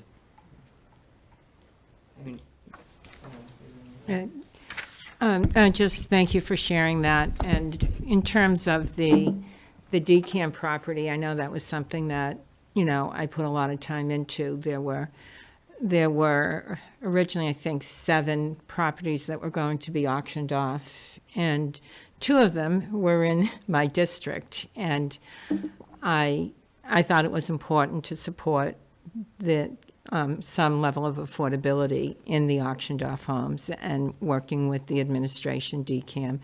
And once again, the Lieutenant Governor was particularly helpful. She's a big supporter of Northborough. And so we did get your town's inclusionary zoning applying to that. And in terms of what Mike was saying about the housing, and there are very real issues. I talk about it, my colleagues hear me talk about it. You know, I'm still living in the house that my late husband and I raised our family in, and there's just no affordable place for me to go, especially since I have the added limit of living in these specific 13 precincts. So, you know, if I moved out to some place that was more affordable, I couldn't represent you anymore. And I love my job, so I'm staying in that house because there aren't other options. And we're exploring the legislature at what we can do. And, you know, Mike's vision of these smaller starter homes, they can also be your finisher home, Yeah. as both ends, someone right. says. Right.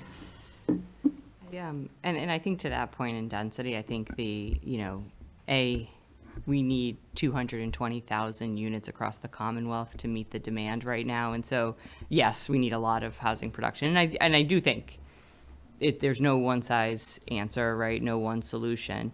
But I think to Rep. Donohue's point exactly is, I think, and I hear this in every one of our communities, several which we share, that that part of the challenge right now with the housing stock is that we have our aging population that is staying in multi-bedroom homes on multi-acre of land because within their own community, which they also want to stay in, there is no condo place to move into. There is no kind of multifamily home where they can, even if it's 55 plus, where they don't have to worry about mowing the lawn, they don't have to worry about, taking care, because there are those denser properties. And so, I do think that is something that municipalities need to be looking at. I will say too, and this kind of goes to your point, Mike, about the energy efficiency and our ambitious goals, our aggressive goals on that is, so much of what we are also grappling with, and I think we need to elevate the conversation around, is the infrastructure. Certainly, and we were just at the 495 partnership last week, whose whole focus was water and sewer, right? Which is not a very sexy conversation, but we want to talk about. Scott would disagree with Yeah, right. But that it's, we talk about wanting to build all this housing. We have an aging infrastructure here. And so we have to be thinking about not as isolated investments, but strategically. Same things with schools. If we're going to build more dense, that there is a likelihood that we'll see more families moving into the community, which is a good thing. We need to make sure our schools are equipped for that as well. And so it has to be taken in totality, and we need to elevate that piece to it.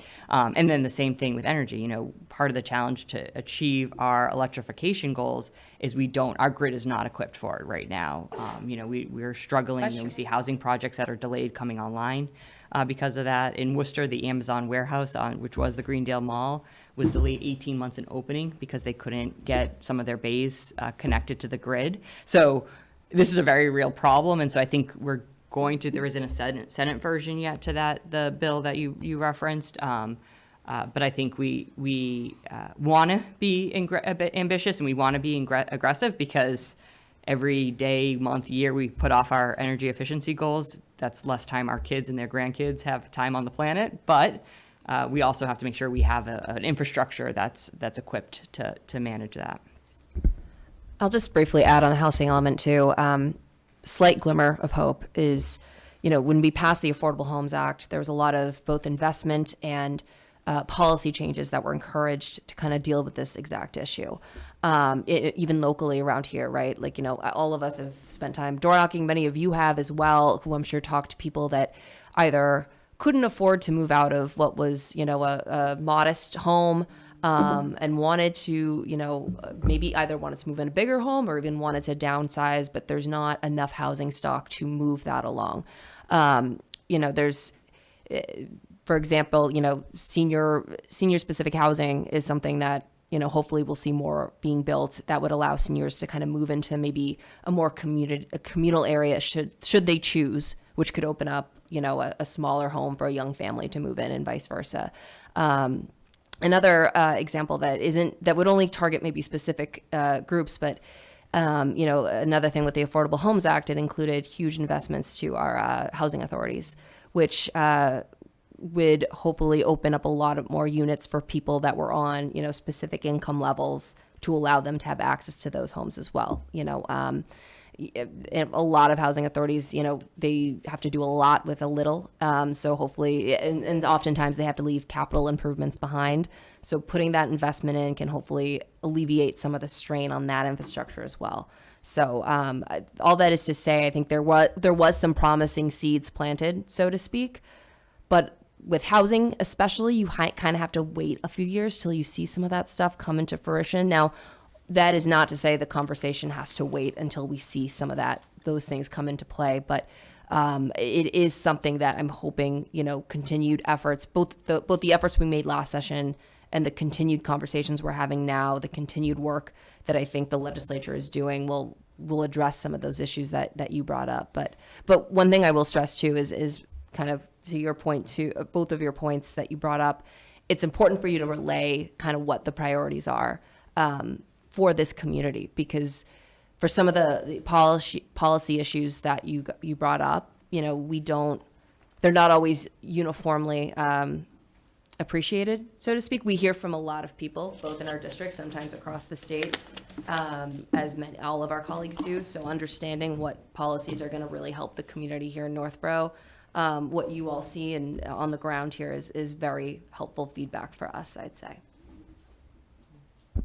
And, I just to touch on your comments about the prevailing wage, I think it's something that we've grappled with because, certainly, particularly in supporting union contractors, we know particularly in the building trades, there's far too many unscrupulous general contractors who have been exploiting our workforce for a very long time. And so, in theory, in working with union contractors, you are going to get a better job. You're going to have employees that have gone through apprenticeship programs who have been trained.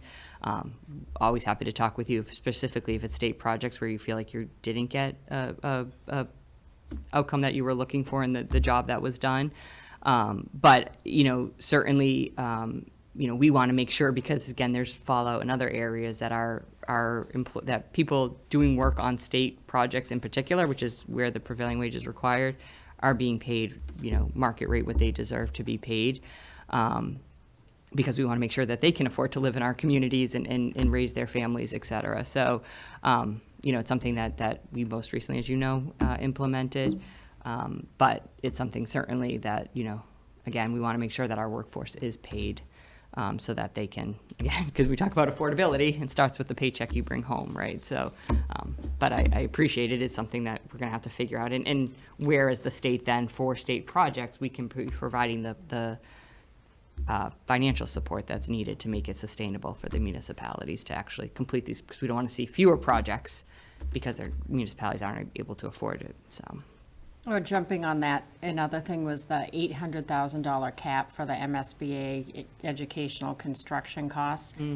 Is there any leeway on that? Like, even if we could move thresholds, that would be amazing. Because I think we just blew through that budget, didn't we, for the Peasley School design? Yep. Which we're going to hear about later, I think. Yeah, yeah. Well, what do you mean blew through it? I mean, we're 30,000 over what we allocated. That's a different Oh, conversation. all right. I thought it was related to. Well, I'm just talking about, caps and thresholds, so, even if we can't, and I understand, union strong. Stephanie, is that a proposal in In Greg Martineau's proposals, it's in, is it in the letter you guys sent us? yes, Okay. yep. Just wanted to- Yeah, he the, has several, of course, and he wishes he could have been here tonight, but he had another meeting. But yeah, you can read all of his, but of course, special ed is huge, but. Well, I think one of the bills that's pending right now, hopefully we'll see move forward is actually a commission to review SBA funding. Okay. Because that's another area where we know, and, you know, what had been 80-20 distribution is Yeah. now, you know, I think Worcester's last project was 50-50. Yeah. And so, you know, the municipalities are incurring far more of the cost, which then gets into your Proposition 2.5 Yep. challenges. Yes. Which is another whole other issue that we need to grapple with. But I think we need to have a conversation because, you know, we have hundreds of schools that are over 100 years old in the Commonwealth that we need to build. And at the pace we're going, we're never going to be able to catch up to making sure that we're actually meeting the needs of our facilities. And so, you know, whether we need to look at second penny from the sales tax or a different revenue stream or different way of making funding decisions, you know, that's absolutely something that we have to be grappling with as well. We're also looking at, which I appreciate, I chair the Joint Committee on Children, Family, and Persons with Disabilities, so I appreciate this is a really nuanced conversation, but also looking at communities outside of the Boston area around the threshold for ADA compliance, because what we're seeing is a lot, and let me be crystal clear, every building, every project, we want to be 110% fully ADA compliant and then some, so that it's fully accessible to every member of the community. But unfortunately, where property values are so different here compared to, you know, again, in the greater Boston area, we see so many communities hitting that 30% or $200,000 of a project much lower. And so what would be maybe $20 million to redo all the flooring in the school triggers that amount, and then you have to rebuild the school because the whole school has to be fully. And so rather than do it incrementally over, you know, phases so that you Right. can afford to do projects over time to get the school at 100, you know, fully ADA compliant. Unfortunately, schools, you know, municipalities are having to back away from projects altogether. So we don't want to lose sight of ADA requirements. Certainly, there's a lot of threat to that at the federal level that, you know, we don't want to be complicit or conspire along with. But I just think for construction purposes, we can't let the perfect get in the way of the good, because we know municipalities are getting, you know, their hands tied with being able to do anything. And so I think that's also a conversation that we need to be continuing to have in that SBA reform.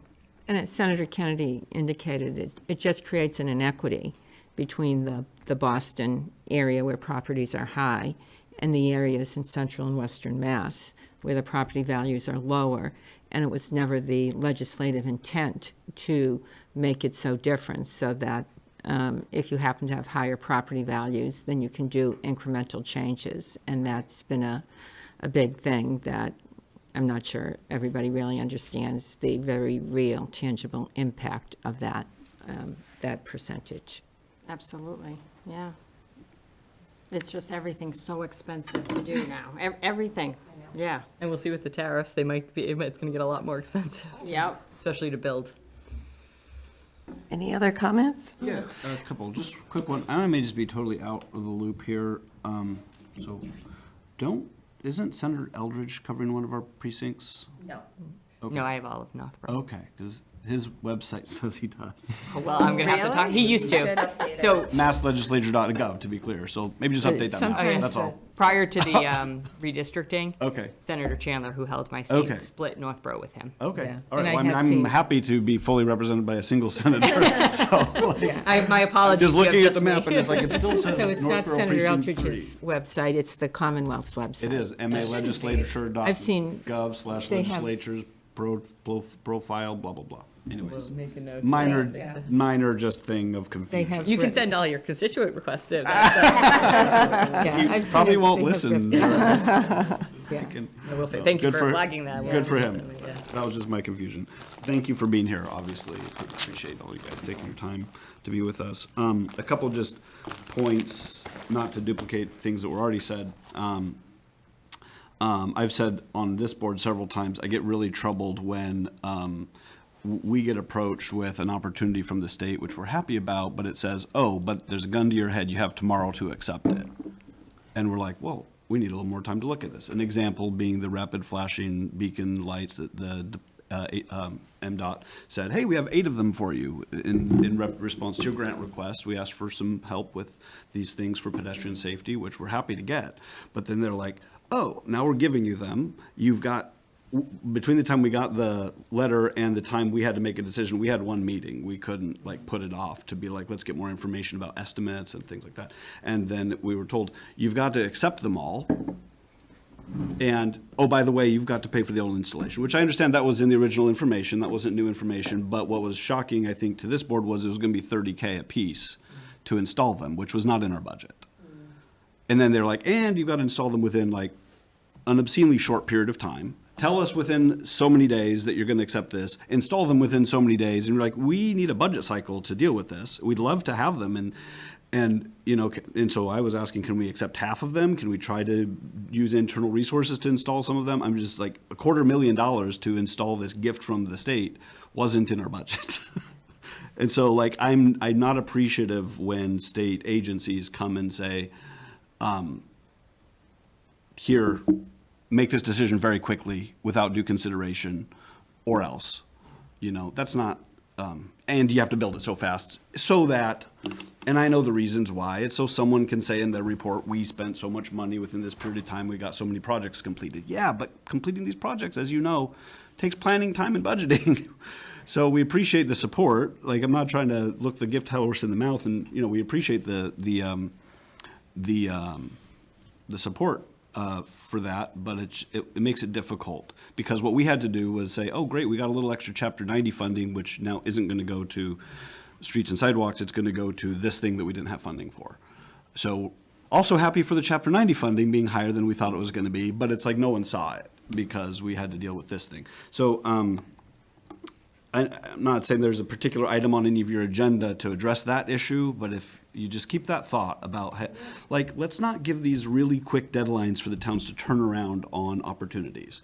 Another one. And I would just say Yeah, to that, sure. you know, when that does happen, you know, flag it with us, because we're your We can liaisons. ask for an to- extension or. Yeah, and we can certainly reach out to them and say, why? Right. What's the, you know, and then how, and we can work with them to Yeah. help get some, a little bit more flexibility. And Yeah, in that situation, I would have been like, oh, we can afford to do so many now, but we need to do the other ones maybe in the next fiscal year or something. That which sounds reasonable. Wasn't an option that we were presented with. Yeah, so I mean, I would just say, you know, reach out to us as those issues come up. And we certainly, like I said, that's would be our great. big part of our job as liaisons to the state agencies. Super. Great to hear that. Another one, this is just a high level. Please don't give us unfunded mandates. I believe the mandate office said that the MBTA community's office was an unfunded mandate. We accepted it before we had the ability, so we lost our ability to challenge it. not, just to be clear. The judge overturned it, I understand. didn't mean to interrupt. No, I understand the judge disagreed. I happen to agree with the state office, not the judge. But it doesn't matter for us because we accepted it. And so because we accepted it, we don't have the ability to challenge it. I absolutely think it was an unfunded mandate. I think to the senator's point about wanting to take action at the state to, in my view, force towns to increase their zoning density without cutting big checks for us to build schools is unfunded mandates. And maybe judges might not agree with that, but I'm just telling you, as your person here who has an opinion about it, is like, fine.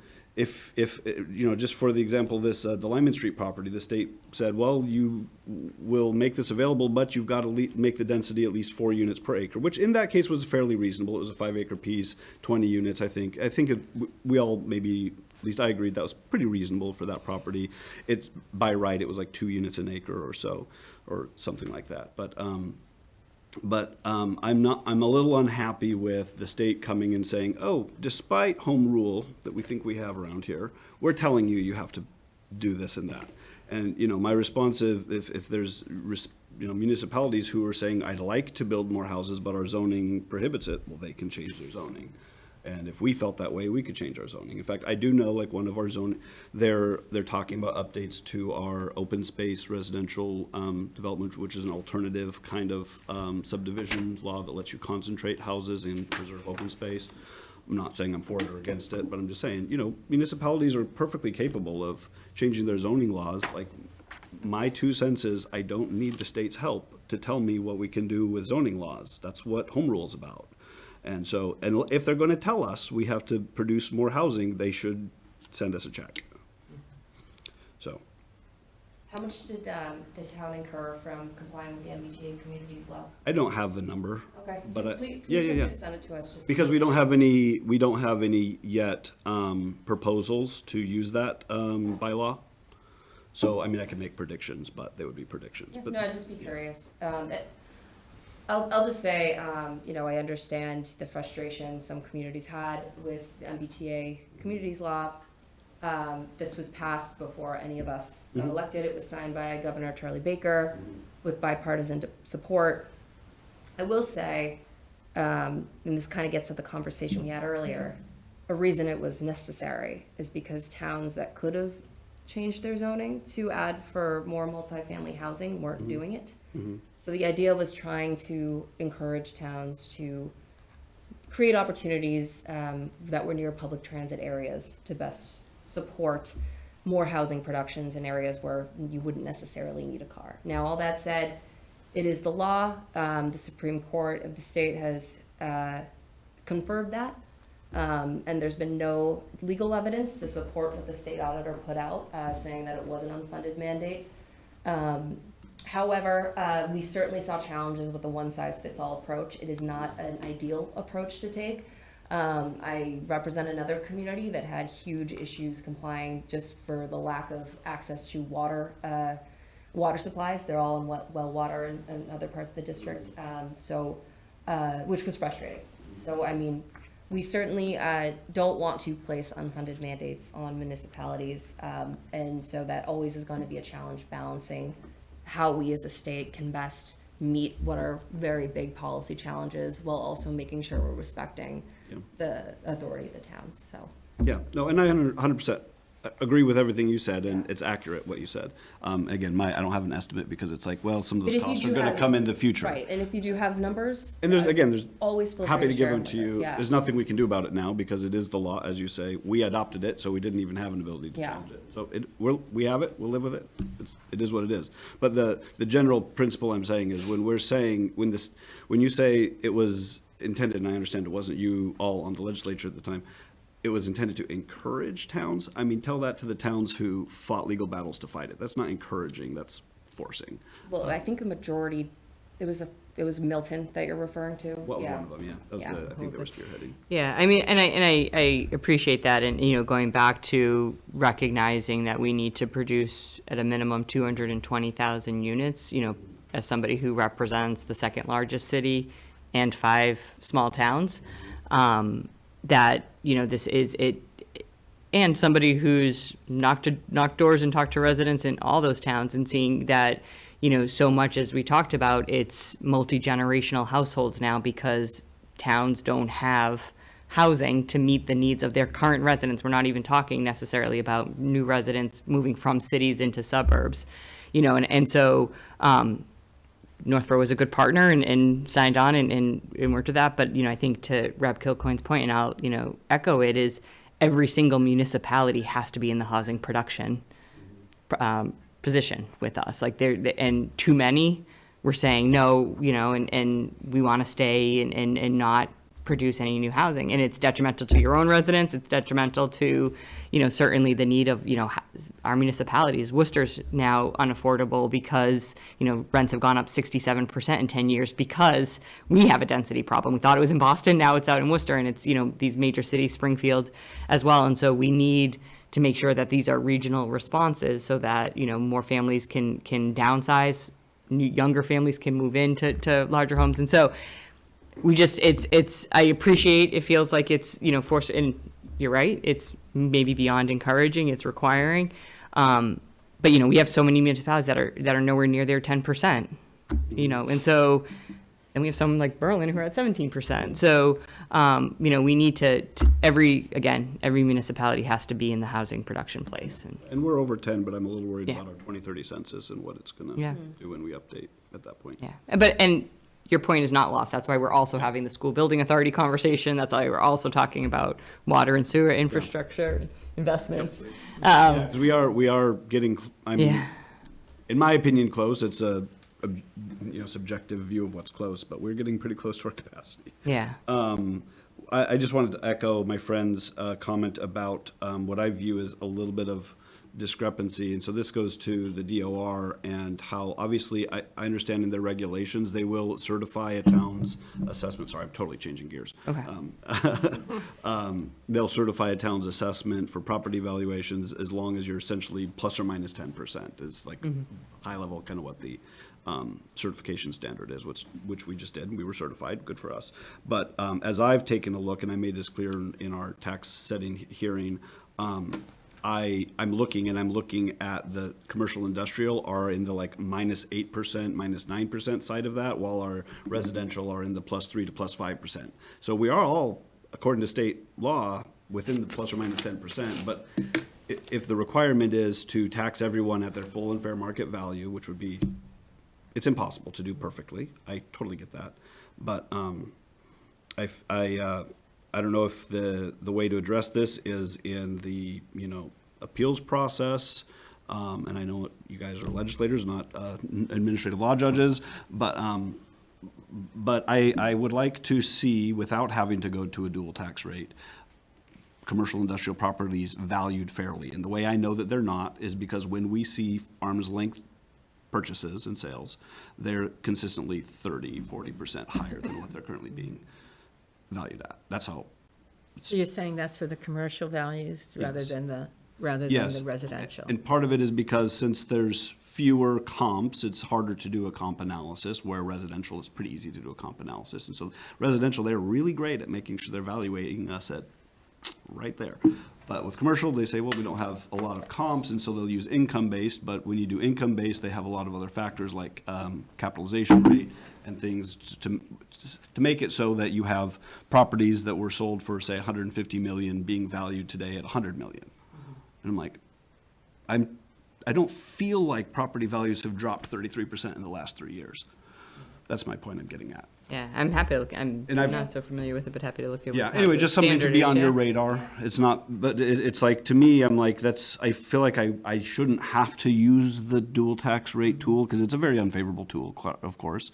I would rather us just all be valued fairly in the first place. Which I think would make a huge difference to us, because we went from our residential share of our tax levy from about 70-point-something% up to about 75%, not primarily because of new growth, primarily because of valuation differences in the increased valuation of residential properties compared to CIP properties. We actually had more CIP properties, actually industrial, well, we had some growth in the number of CIP properties, but industrial, for example, dropped 2% in value. Like, that just makes no sense macroeconomically with what I know is going on in the demand for commercial industrial properties in this area. It just makes no sense to me. Yeah, no, and I don't know how the assessment process is done, I'll say, so it's happy to look Well, into it. anyway, if you wouldn't Yeah. mind putting that on your Yeah. radar of interest, because to me, it's something that I don't think there even needs to be a law change. There maybe needs to be a change in agencies enforcing the law, maybe. I'm not sure. I'm not sure what the answer is, and so I'm sorry, I'm not coming with a solution here, but it's a problem that I've identified. Yeah, It seems unfair primarily to our residential taxpayers. I would just like, I know this is a very unpopular thing, but energy is obviously something that you've identified. It's a need, it's holding us back. Just for context, so I grew up in eastern Washington State, full disclosure here, farming community. We got hydro, we got lots of sun, all sorts of things, and nuclear plant nearby. I pay more on green energy subsidies per kilowatt hour on my utility bill for energy than my folks pay for their full energy bill. I pay more per kilowatt hour to subsidize green energy than my parents pay for energy.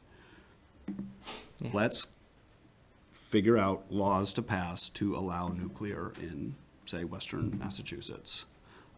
I know no one likes it in their backyard, but that would be a very clean solution to provide support for our grid. Yeah. That doesn't involve the CO2, and so that's my 2 cents on that. Appreciate you listening to me. That's, I think, what I have. Thank you. Thank you, Jacob. Mike, I see you have the Mass DOT letter in front of you. Were you going to speak to the, Yeah, I was gonna make a joke like, oh, I got a bridge to sell you. Yeah, like one of the, big, right, the bridge is closed. so anything you can do, working with MassDOT to try and prioritize that. I know budgets are tight and a lot of infrastructure needs replacement and needs repair, but it's sort of like our only bridge out of town. It's like a Simpsons episode. Is out of commission. And it's causing, right, if trucks go down that way, they have to turn around into neighborhoods where they don't fit or send them down a road where we've had a truck exclusion. And, you know, there's a lot of, there's a lot of worse issues that you guys are tackling. But, you know, any priority, anything you can do, reach out to advocate for us to try and get this project, you know, scheduled and on the way to getting completed, you know, whatever that means as soon as possible. Yeah, and then just not to harp back to the housing thing, just real quick, I mean, just from like talking like to long-term residents who have been here a lot longer than me, I think kind of, it's not that they don't want to do their part, like with MBTA zoning and everything. They've seen Northborough go from a rural community through waves of build outs. And and the way it's been explained to me is like, well, haven't we kind of done our part in Northborough? Like you drive up and down 495 and there's a lot of empty space.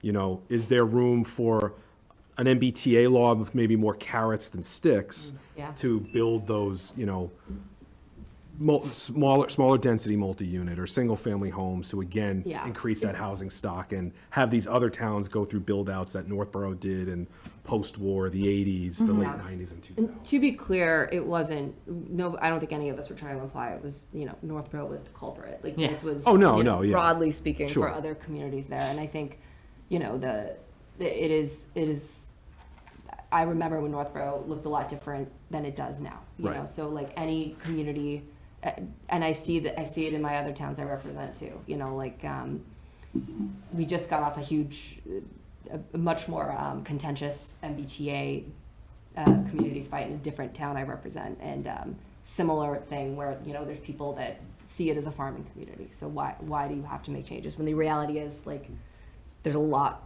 more of a diverse population that lives there now. So I mean, it's certainly appreciated that, you know, I understand how important it can be to want to maintain a level of control of what your community looks like and who it serves. And I think it's a struggle to find how you make that balance of moving an entire state forward while respecting each individual community and their own little personality. Yeah, well, you can use us as an example, right? And we did those sort of build outs, and Northborough's still a great place to live and raise a family. So, absolutely. You know. We agree. So I also attended that conference on Friday, and I think that the infrastructure, the water and sewer, which is essential, has to be addressed probably before a lot of this building starts, because you mentioned aging infrastructure. A lot of this will require new infrastructure. And where is that money going to come from? So in part, that can be some of it, or part of it can be part of the fair share surtax funding, the transportation piece of it. Some of the infrastructure, depending on what we're talking about, not necessarily the pipes and the water flow, et cetera. But, you know, I think otherwise we're going to have to look at other, you know, funding streams. I don't know. I don't have an answer for you. I don't know in terms of, I'd say exactly the dollar amount because, you know, I think unfortunately it's not a conversation that has been raised to the level historically where it needs to be, especially as we've been talking about housing production to the levels we've been talking about it. That said, you know, over time, at the same time, in different administrations, like the MassWorks grants programs, for example, is one revenue stream that helps municipalities in funding projects by bringing together different grant projects into one application to be able to ease access. So, you know, in terms of coming, you know, from that same conversation on Friday, you know, I don't know where the answer is in terms of here's a full dollar amount like we have in other specific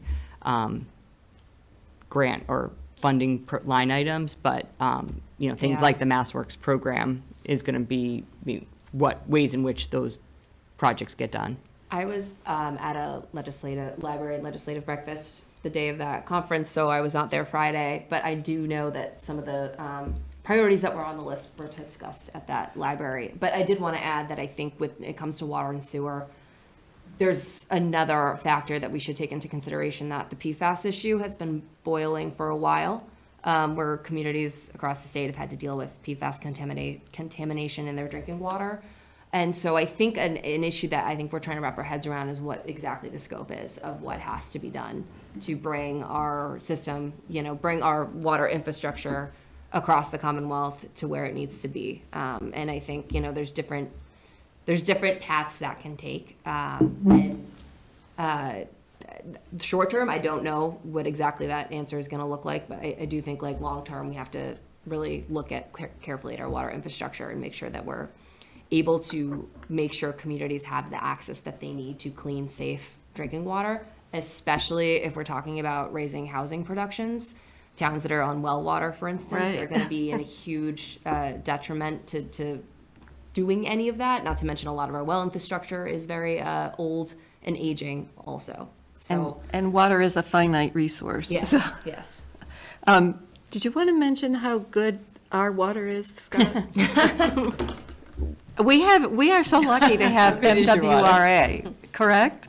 Yes, Scott Charpentier, Public Works Director. We're 100% supplied by the MWRA, it's surface water supply. Award-winning water, 3 times out of the last 5 years nationally by taste. But yeah, it's wonderful water, it's great supply, but our neighboring communities that are on wells are having problems. And expanding water supply is great, but if the water you have now is not good, you got to fix it first. You're right, and address the PFAS concerns. PFAS will come out again when it comes to sewer. Yeah. I didn't mean a pun there, but it is. It's in the sludge, and the sludge is going to be the next PFAS problem we all see. Sewer treatment plants treat the water, the PFAS doesn't go away, and now you have sludge that has the same thing in it that you don't know what to do with. So it's not going away, and it will never go away because there's a forever chemical. So Thank you. thanks. And I would just add, when we talk about the challenges we're up against, I know in a sense, I don't know if it's been to house yet, but that there's a letter circulating right now because the federal administration is trying to roll back some of the bans we've had on toxins, including PFAS. And so again, it's like, we're up against this constant battle of just when you mentioned PFAS, just Yeah. that we're sending a letter to the ministry saying, please don't do this. Because these chemicals and these toxins we're already trying to figure out ways to fight them, and we'll see more of them if they roll back these regulations, so. So the other thing that I think we can all agree is that we really like the hybrid meetings. And if we could 100%. keep that as something that we can count on. And, we talked about how expensive it is for towns to build municipal buildings, and there is, I think, some suggestion that you establish something like the MSBA for Municipal Building Fund. So that were some of the other things. Oh, and also the traffic safety program that apparently Governor Healy is in favor of, traffic cameras to help us enforce speeding. Yeah. Yeah, we have limited police and, Yeah. I think, Madam Chair, we've talked about that bill before. the well, automated- that one was for red lights. Oh, okay, so this is a Remember? different one? Yeah, well, I think cameras can solve a lot of problems for the Hmm. police and for us as pedestrians and drivers. Yeah. But the one that was put before us was specifically for speeding. I don't know about the red light camera, but, Yeah, that's a different, you're right, that's a different. yeah. And just to be clear, any data that's collected from those cameras is kind of like going through the turnpikes tolls, right? It's not, Yeah, I think as long as due process, and I have not reviewed the legislation candidly. I think with anything of that nature, as long as you're balancing people's due process rights, similar to how I think we treat the tolls, then Yeah, that could be yeah. a useful tool. It's just I a think- matter of making sure that that element is respected. that would be our goal, and I talked to our police chief, and that would be his goal also, is that just fining you like Right. on the Mass Pike. So, I don't mean to just nitpick. Yeah. Not a big fan of that one, but it can be the rest of everyone's goal. I'm not a big fan of the cameras. I'm a big fan of due process. They did it in Arizona, and then they took them away because everyone hated them. And the only people who made money were the camera providers. Anyway.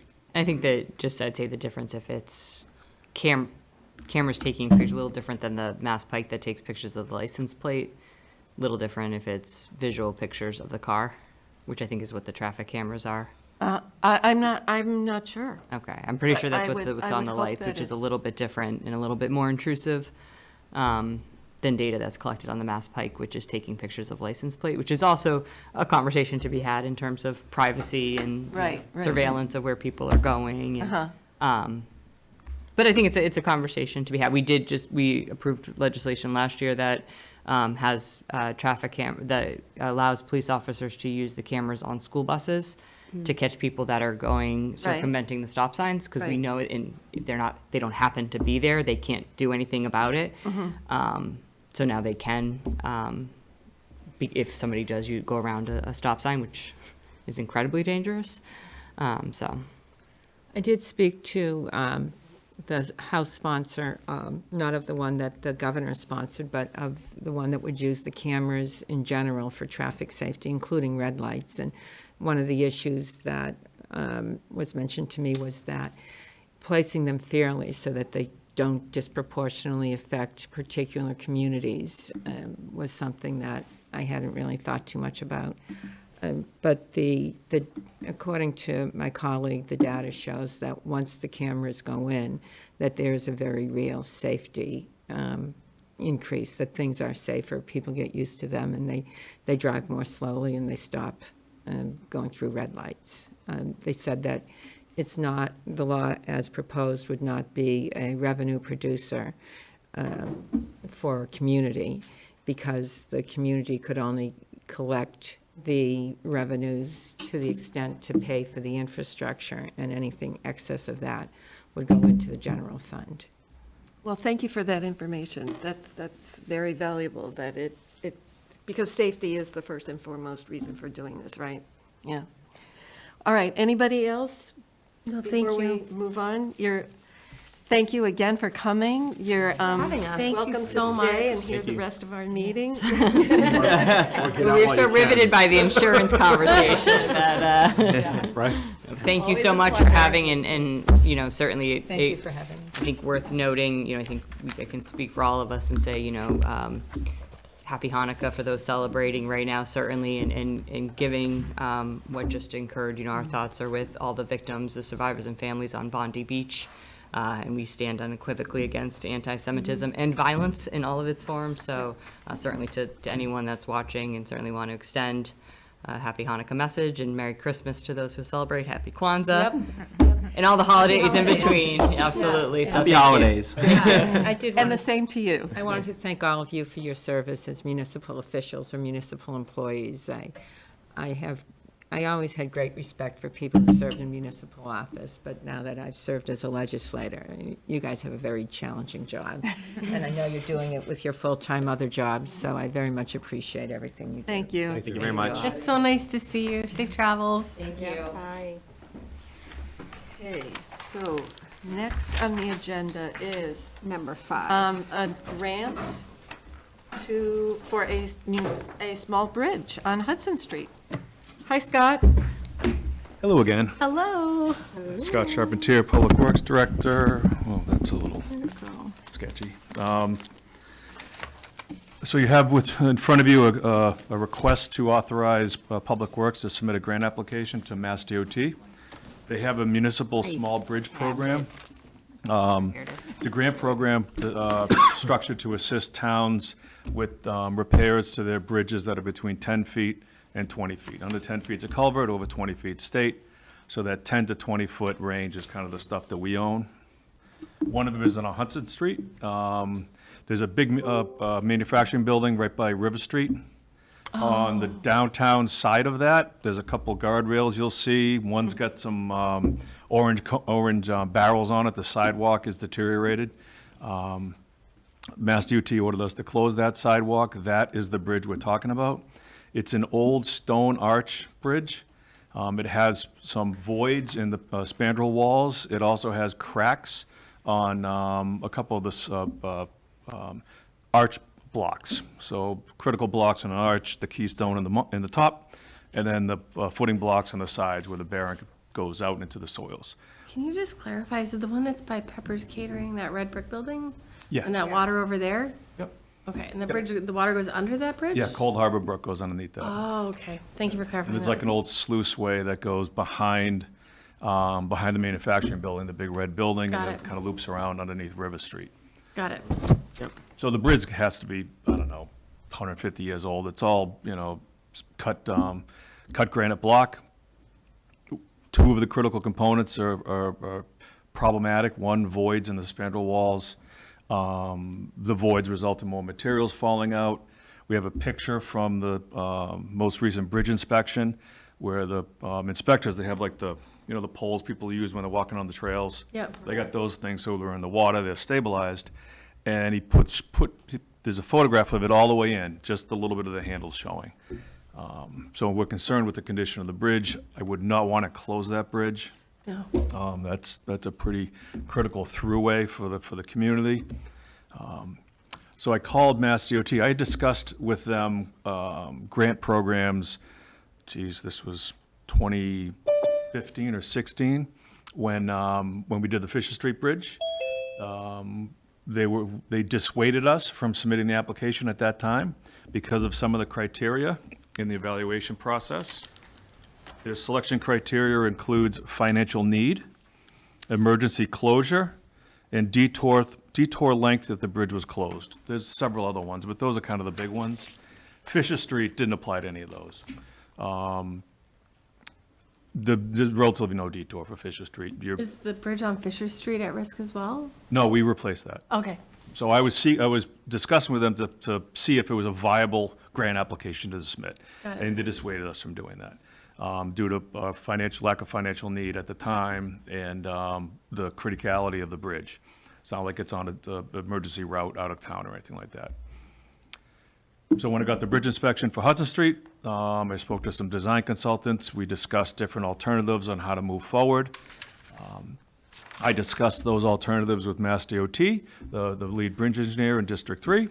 Then I talked about the Municipal Small Bridge Program. And I expected to have the same result, saying, North Road, probably not, it's probably not in the mix for you.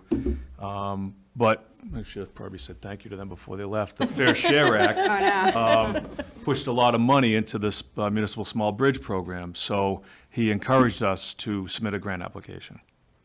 So the grant application I'm proposing tonight to apply for is $150,000 for design services. We have this project in the capital plan for about $170,000. Their cap on the grant is $150K. The submission deadline is January 9th. So I've got a draft of the application done with like the heavy lifting stuff waiting, detailed descriptions of the need and things like that. My goal for this project is to go about it in a repair and maintain perspective and not reconstruct. Those are two gigantic different perspectives from Mass DOT. Repair and maintain, fix what's there, make sure find out what the deficiencies are and fix them. Update and replace is bringing it up to current code. It's an old stone arch. It's not going to pass seismic loads. The sluiceway has it's like a concrete channel, basically. We got really high velocities there, so you probably have some scour issues that would have to be mitigated. I'm not confident that bridge would ever be able to be brought up to current design standard codes. So I discussed that with Mass DOT. They thought it was a good approach. Submit for some grant money, see if you can get a project approach that is repair and maintain as opposed to reconstruct. So that's what I'd like to do, is submit an application and see if we can chip off $150,000 off of the capital plan. I'm sorry, the award Yeah. typically is, they said before the construction season of 2026, so late winter. My hope is that we can get notification of the award before town meeting. If it's early enough and the warrant hasn't closed yet, we can change the number. If it's afterwards, then somebody just changes the number on the floor, and we go forward if we get the grant award. Scott, just so I'm clear, so grant's 150,000. It's in the capital plan for design for 170. So net Northborough out is 20. 28.3. 28.3. Well, compared to the plan, 20, but 178.3. compared to actual, probably 28. Yeah, 28.3, yep. And then the cost to fix is to be determined. Is there a range on that? I don't know. Yeah. I'm not sure. My hope is that we can convince DOT that it's just a repair project. There's a lot of invasive analysis we need to do. I believe there's a concrete deck over it. When you drive over Hudson Street, you'll see traverse cracking, almost parallel with the waterway and about the same offset from the peak of the arch. So I think there's a concrete slab underneath there. If there is, we dig it up, we take a look at the slab, we do some cores in it, we test the concrete. If it's as old as I think it is, it's probably as sound as all can be. They used crushed granite, 3-inch angular, and they used smooth iron bar. So it's a lot more robust back then. You say dig it up. Is the water diverted through this process? or- I'm just gonna dig like on the shoulder of the road, close a lane, get up to see where the concrete is, dig down, get the thickness, do a core. We'll get into the river during low flow, walk through it, check all the depths of all the voids. If we can get a little material out of there and see what it's like, you can do an in situ pressure grout. There's also a below water level grout. You can do it. It's a hydrophilic Cures grout. underwater. Yeah, it expands like crazy when you get it wet. So I'm hoping we can do stuff like that. Probably take the sidewalk off because it really doesn't serve any purpose. When you go down there, if you're walking up Hudson Street, you're on the industrial building side. And then just before you get to the bridge where the crosswalk's closed, there's a crosswalk that goes across the street. And the crosswalk, the sidewalk on the bridge just goes like another 20 feet and then you bump into a wall. Oh, yeah, I know what you're talking It about. serves no purpose, so we want to get that off, but then put a safe vehicle redirection guardrail, a bridge-safe guardrail on it. Is there a sidewalk on the other side? There is. Yep, and we would replace that guardrail on the other side to be bridge-safe. So when Those steel industrial guardrails? yeah, when you go, like, just driving down the road, you see the big W section guardrail, that's a redirecting guardrail that is supposed to give, and you can kind of go to the shoulder and come back. Bridge rails are a little bit different, you see them, they're like big, solid steel, like ovals. Those are not too, they don't give, they push it back in the road, so you don't go off the bridge. So getting proper, safe roadside barriers, getting the sidewalk off, and fixing the bridge is what I'd like to do. Two quick questions. Thank you for bringing this to our attention. Let's say we do this and then DOT says, nope, it's a rebuild. Or even if it's a repair project, but it's gonna cost 1 million, 2 million, 3 million, 5 million, I don't know. Is this bridge, sorry if my understanding is a little juvenile here, but is this bridge under DOT jurisdiction the same way the other one that's, the other one, for some reason, I'm not sure, maybe it's because it's over the railroad, for some reason, state's paying for the repair when they get around to it, right? This one is different? Correct, this one is owned by the town. Okay. So the Whitney Street Bridge is owned by the state. I would not be here asking to spend money on a state bridge. That's what I would assumed, definitely but not do that. I'm trying to learn, Yeah. so thank Yeah, you. no, so the state started doing bridge inspections for municipal bridges just before COVID. They realized we weren't doing it. Yeah. It's an expensive process. A bridge inspection can cost $20,000. Municipalities just aren't doing them. And I think the state was trying to be proactive and give us some information about the bridges we own. Awesome, thank you. Okay, that helps. And then, secondly, the 178 and change, where's the estimate coming from? And is that planned to be fully contracted out? Do we have internal resources that can do part of the work, or where does that? I got a proposal from a design consultant for the work. We are going to assist with the physical work. We'll do the test pits, we'll do the traffic detours, or the traffic management plans and things like that. They'll do the testing, we'll have a testing agency do it under their oversight.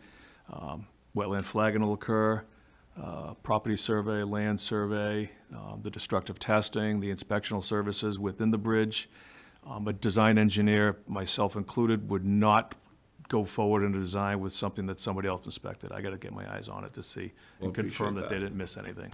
We're grateful to have you in that part of the process. So quick question, and this is maybe just so is this something that I understand you've got a proposal from a design consultant. Is this the kind of thing that we would be benefited by bidding out, even if we don't have to, or?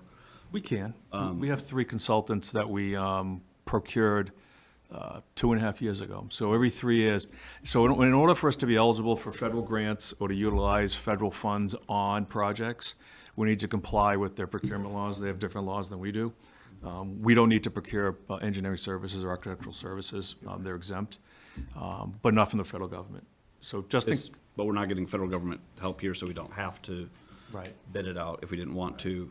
But every 3 years, we do that, just so that in the event some federal earmark shows up or there's some grant out there or whatever, we've got those boxes checked, we've already procured them in accordance with federal law, and then we award to 2 or 3 consultants. That way we can do exactly what I believe you're Yeah, no, leading toward, get quotes from different Yeah. consultants. I appreciate you in the background being prepared for those opportunities.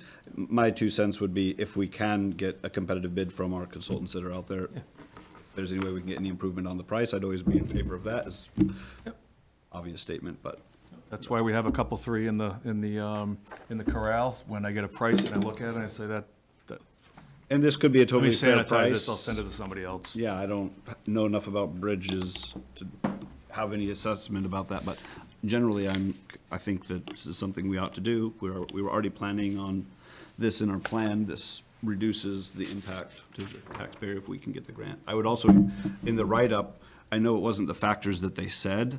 You mentioned a few factors, but the fact that we have another bridge in town, not too far away, that's closed, like, Yeah.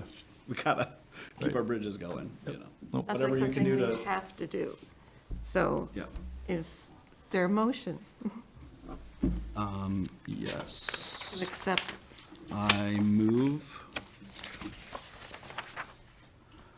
To approve this? that the select board approve the submission of a municipal small bridges program grant application for the Hudson Street Bridge Design Investigation Services as explained by the DPW director. Second.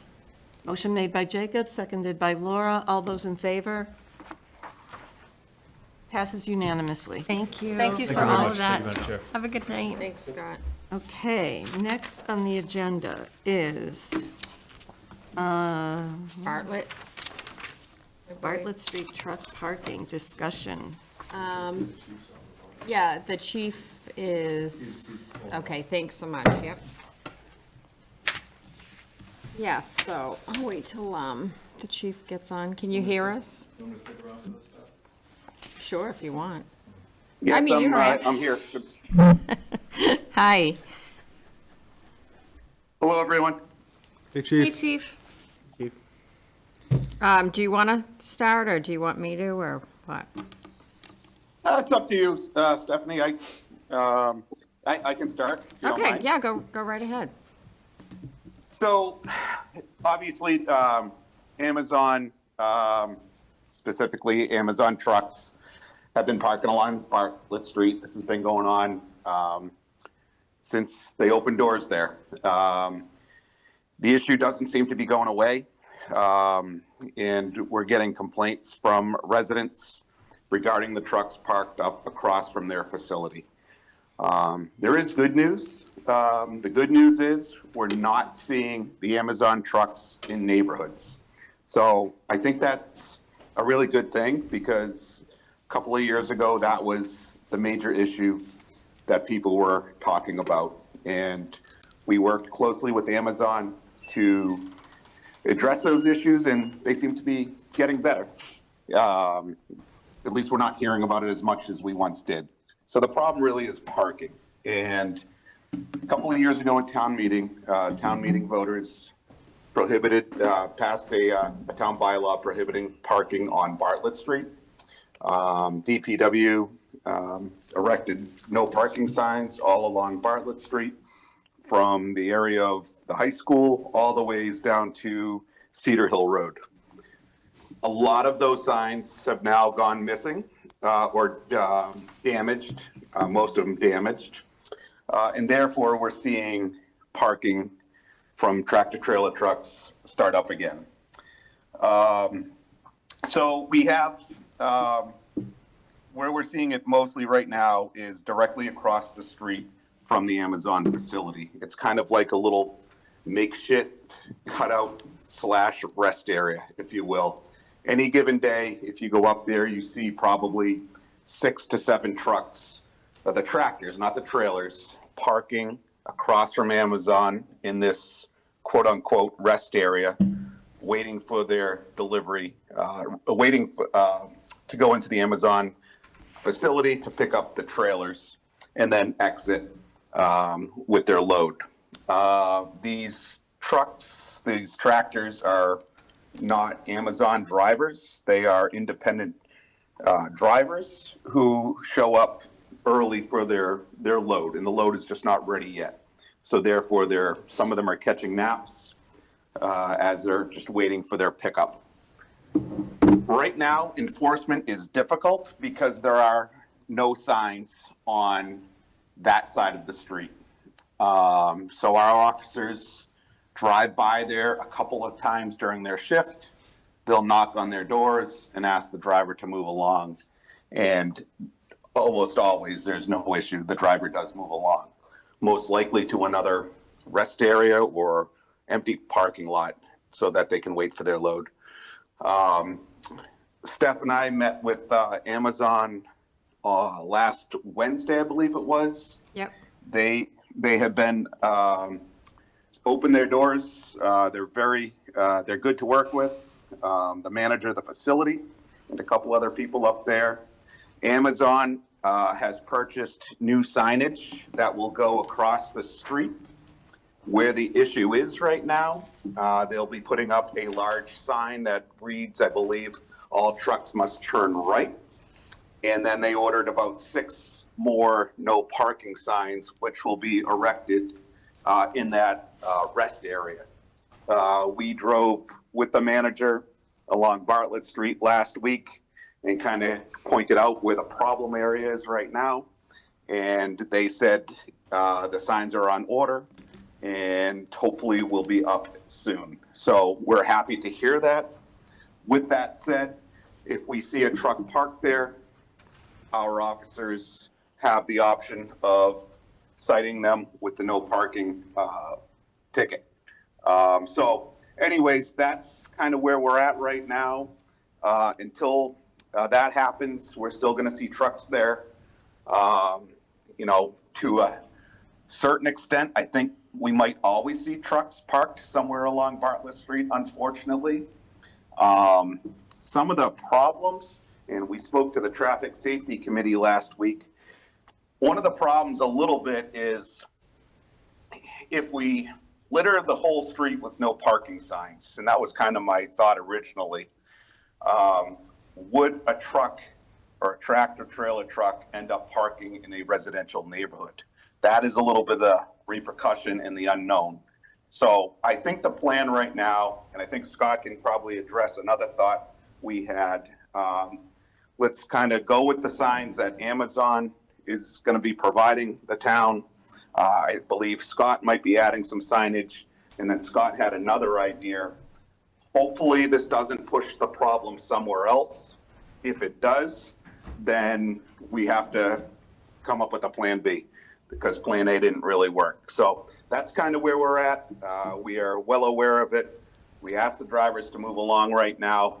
Enforcement is difficult because really they don't see a sign that says they can't park there. It's, in my opinion, not a public safety concern. There's plenty of room for cars to pass. They're not obstructing travel. And it's really not a problem with where they're parking, although it is illegal, but there's no signs that say it's not illegal. So it's really hard to enforce that when the driver legitimately thinks it's okay to park there. That's kind of where we're at. Scott again, DPW. So we lost 6 signs recently there and posts. If you drive down Bartlett Street, you'll notice on the opposite side, the signposts aren't normal posts. They're tall. And we put them at that height specifically for tractor trailer drivers to hopefully see. There were instances where we saw them parked behind the signs, so it kind of protected them from traffic, I think, from their perspective. But we did lose 6 signs and posts. Those signs are upwards of $350 each, including the posts and the breakaway bracket, and they take about 3 hours, 2 to 3 hours for two staff members to install. One of the options we talked about was if, additional Amazon installed no parking signs doesn't help, and there are specific locations where they seem to keep on fitting between the signs, because you can only put so many posts up, and it's a pretty wide shoulder there. We recently had the highway yard cleared out of leaves and brush and logs. We kept about 8 large butt logs there in the event. There are specific problematic locations. Happy to put those butt logs out on the roadway shoulder.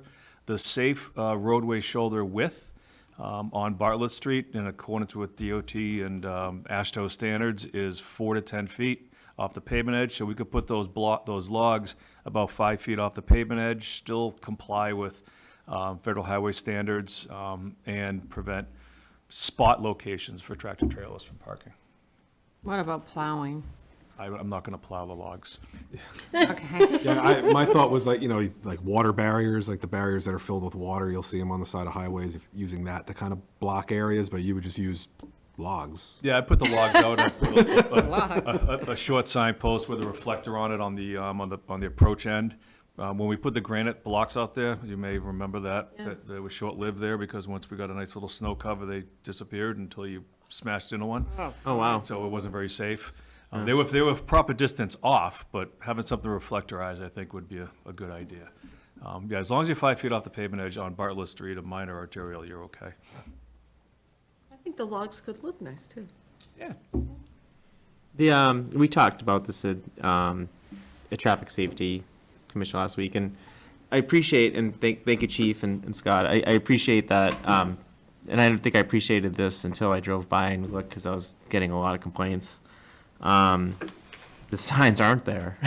So I no fault of the driver. I mean, like at that point, like there's nothing indicating the driver can't park there. So I'm grateful. It sounds like Amazon's buying the signs, and then are they putting them in, or are we putting them in? They're going to install them.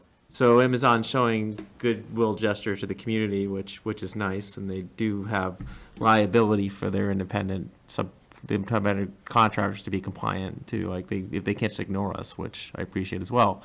But I think the fines, and just I guess, Chief, how many fines have we cited to date since we've had that pass at town meeting? Chief Griffin. He went sleepy time. Uh-oh. I'm just kidding. I think You don't it's- have to answer it now. If you didn't know. I would be interested to know. But I think getting the signs there will be important. And Jen said she does have a training mechanism, so if it's an Amazon delivery person, she cites them 3 times. After the 3rd time, they can't deliver. So there is some type of, ramifications for them. Okay. Yeah, like I think, and it is something that I wasn't here for a couple of years, and I noticed a lot less traffic on Bartlett when I came back. You noticed me not here for a few years. And then I didn't see any trucks for years, actually. It's just recently. And I think the concern now, there's like 12, 14. They're pointing in the wrong directions. Like, there's a truck not even going with traffic going against. Like, it is been more of a nuisance, and that's where I think I've gotten a lot of feedback than it had been in the past. So all this is a step in the right direction, and hopeful that it can correct the issue at hand. Patrick, can you unmute the chief for a second? He's trying to talk. Thanks. It must have automatically went back. Chief, you can, we can hear you now, if you can. Oh, it's not off and I get muted. Sorry, I'm still here. I hit the little microphone button that shut it off, and then I couldn't get back in. I think Jonathan might have asked me a question, but if you want to ask it again. Oh, yeah, thanks. sorry. I was just inquiring how many citations to date have we had for drivers parking on Bartlett. I don't have that in front of me. I would have to go back a couple of years. I think I may have said it before. Clearly it's an enforcement thing, right? And with no signage, it's hard to have any sort of, it's really hard to gig a driver when there's no signage. If they're blatantly in front of a no parking sign, it's easier to do, right? The citations, our officers have discretion. That's a big thing. And I can't order them to write a citation. There's case law on that. However, they have three means of enforcement. They can do a money ticket, for whatever the fine is, $50. They can do a written warning, or they can do a verbal warning, move it along. Generally speaking, the first time offense, they're gonna, as long as there's good cooperation from the driver. He's like, I'm sorry, I just pulled over for a second to use my phone. He's not sleeping in the truck. The driver's probably going to get a warning. Hey, you can't park here. Please don't do it again. We're going to log the tractor information in our system so that if we do come across that driver again, chances are the next time he would get the, hopefully, be aware of it and not park there again.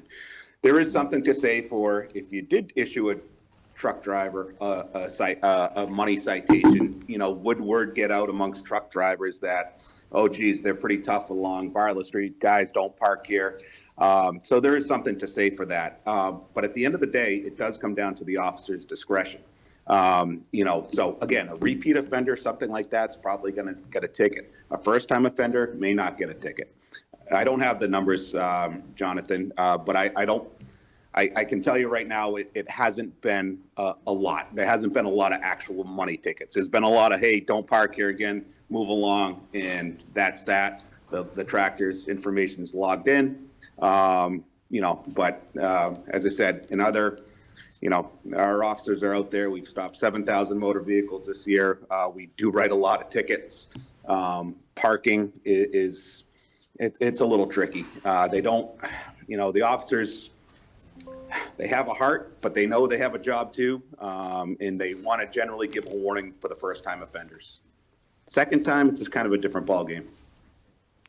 And then Steph, you had mentioned that Amazon has a process where. Yep, it's, So we what just. did she call it, a we training? We call them, like if you see a truck and you have them come down and. Yes. So we should, is there a number they Oh. gave for us to call? No, I don't think there's a number, but she was saying if they ticket somebody, how do they find out it's Amazon though? So what we kind of talked about with Jen, the manager up there, would be, once when these new signs go up, hopefully soon, hopefully I'm thinking within, after the holidays, that, when we cite a driver, when we write a ticket, or even if we document it, we'll keep a running list ourselves and we'll forward it to her.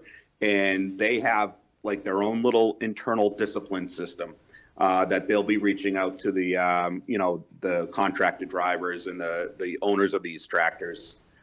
So we did kind of agree to that we would kind of involve them in our enforcement process, which I think is actually great, because there is something to say for, hey, word does get out amongst these drivers and the owners of these tractors that it's not good to park there. It's not okay to park there. It's illegal to park there. Okay. Mike? Yeah, thanks. So I know we're talking about Amazon, but is it mostly the Amazon trucks, or looking out there, there's FedEx Freight, there's a Dewey Pile. I mean, so there's a lot of. It's a trucking route. Right. So I mean, it's yeah. more than just Amazon. Definitely. The difference between like A Dewey Pile and Amazon, Yeah. A Dewey Pile's drivers work for A Dewey Pile. Right. So, you call A Dewey Pile and say, get them off the road, they're off the road. Same thing with FedEx. These are, independent contractors. So that's the difference. And they're marked. Right. The other thing, and, is it's a big facility, the opportunity to park those trucks that are waiting at the actual facility itself seems like an easy fix. Especially when it's just a tractor. Just Or a tractor. market solution. What, Amazon doesn't want to sell them diesel or snacks I'm just, on property? I mean, right? Why not? Jacob. Yeah, I was What? I don't know what the use allowances are out there, or whatever. I don't, again, I'm not trying to solve Amazon's problem for them, and maybe it's not feasible. I'm looking at the map of the property there, but I'm like, truck stops have value. Truckers need to rest so that they can reset their clocks and they get their number of hours, and the DOT regulations on whatever. And I don't know how many of these are taking naps off, to work their DOT log clock. It sounds to me that that's not probably the primary reason they're sitting there. They're just literally waiting to be getting their load, and they'd rather be on the road, logging miles, my guess. But yeah, I'm like, make a little parking area on your massive parking lot there for these guys to come in and rest. Because there's no gas station that could take trucks anywhere near there. Nearby. People observe this a lot. Was that discussed at the meeting? We talked about that with Amazon when the direction of trucks that Jonathan was talking about earlier, when we were discussing how to prevent that. It was discussed about, don't you have any on-site locations where your tractors can queue? And they said they did not. That seems like I heard from you that, correct me if I'm wrong, I don't want to speak for you, but I think I heard it clearly, that it was against their lease? Oh, I don't know. Someone said that, I'll have to look at the video again, someone said it was against their lease to have trucks that were parking on there, and I would assume that would be, thinking who was at that meeting, it was you and the chief, and then, Yeah. They may not want to have tractors there as for very long durations. they may not, yeah, the chief has his hand up. Can, And he's on mute. is he unmuted again? Okay, you're This good. this is totally me hitting the wrong button. Sorry about that. I normally, if I have to do a Zoom, I do it on a computer, not my phone. I apologize. Back to, I think, Mike's question about the ADUE pile and FedEx. And again, I've actually worked with both of those facilities on various issues over the years. The tractors you see parked along Bartlett Street are going to Amazon specifically. This is an Amazon issue. And I don't mean to call them out or signal them out. FedEx and ADUE Pile, they own the trucks, right? They employ the drivers. They have means to, park their trucks on their property. FedEx, as you may know, is going over, they're doing an expansion to the facility. I've been up there to talk about some things that are going on up there. And they are going to be fixing the front entrance to the FedEx/Amazon facility, which will make it very difficult for a truck to go left, which I know we're not talking about that right now, but there has been some issues with FedEx trucks taking some residential neighborhoods. So that entrance area is going to be redesigned to make the left-hand turn very difficult for a tractor trailer. But the tractors parked that's the Amazon issue right now. And, yeah, it's an interesting setup up there.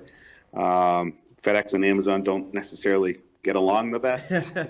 It's some interesting dynamics. And again, it's a landlord that owns the property. Cause I had thought about, could we park the trucks along the long driveway? Well, that's, I guess, a fire zone, and the owner of the property doesn't want that. And they actually have Jersey barriers up there right now, which I thought was to prevent the trucks from parking there, but it's actually, they made a sidewalk out of Jersey barriers to protect their employees who park down at the lower building to walk to the upper building. So, again, it is an interesting dynamic.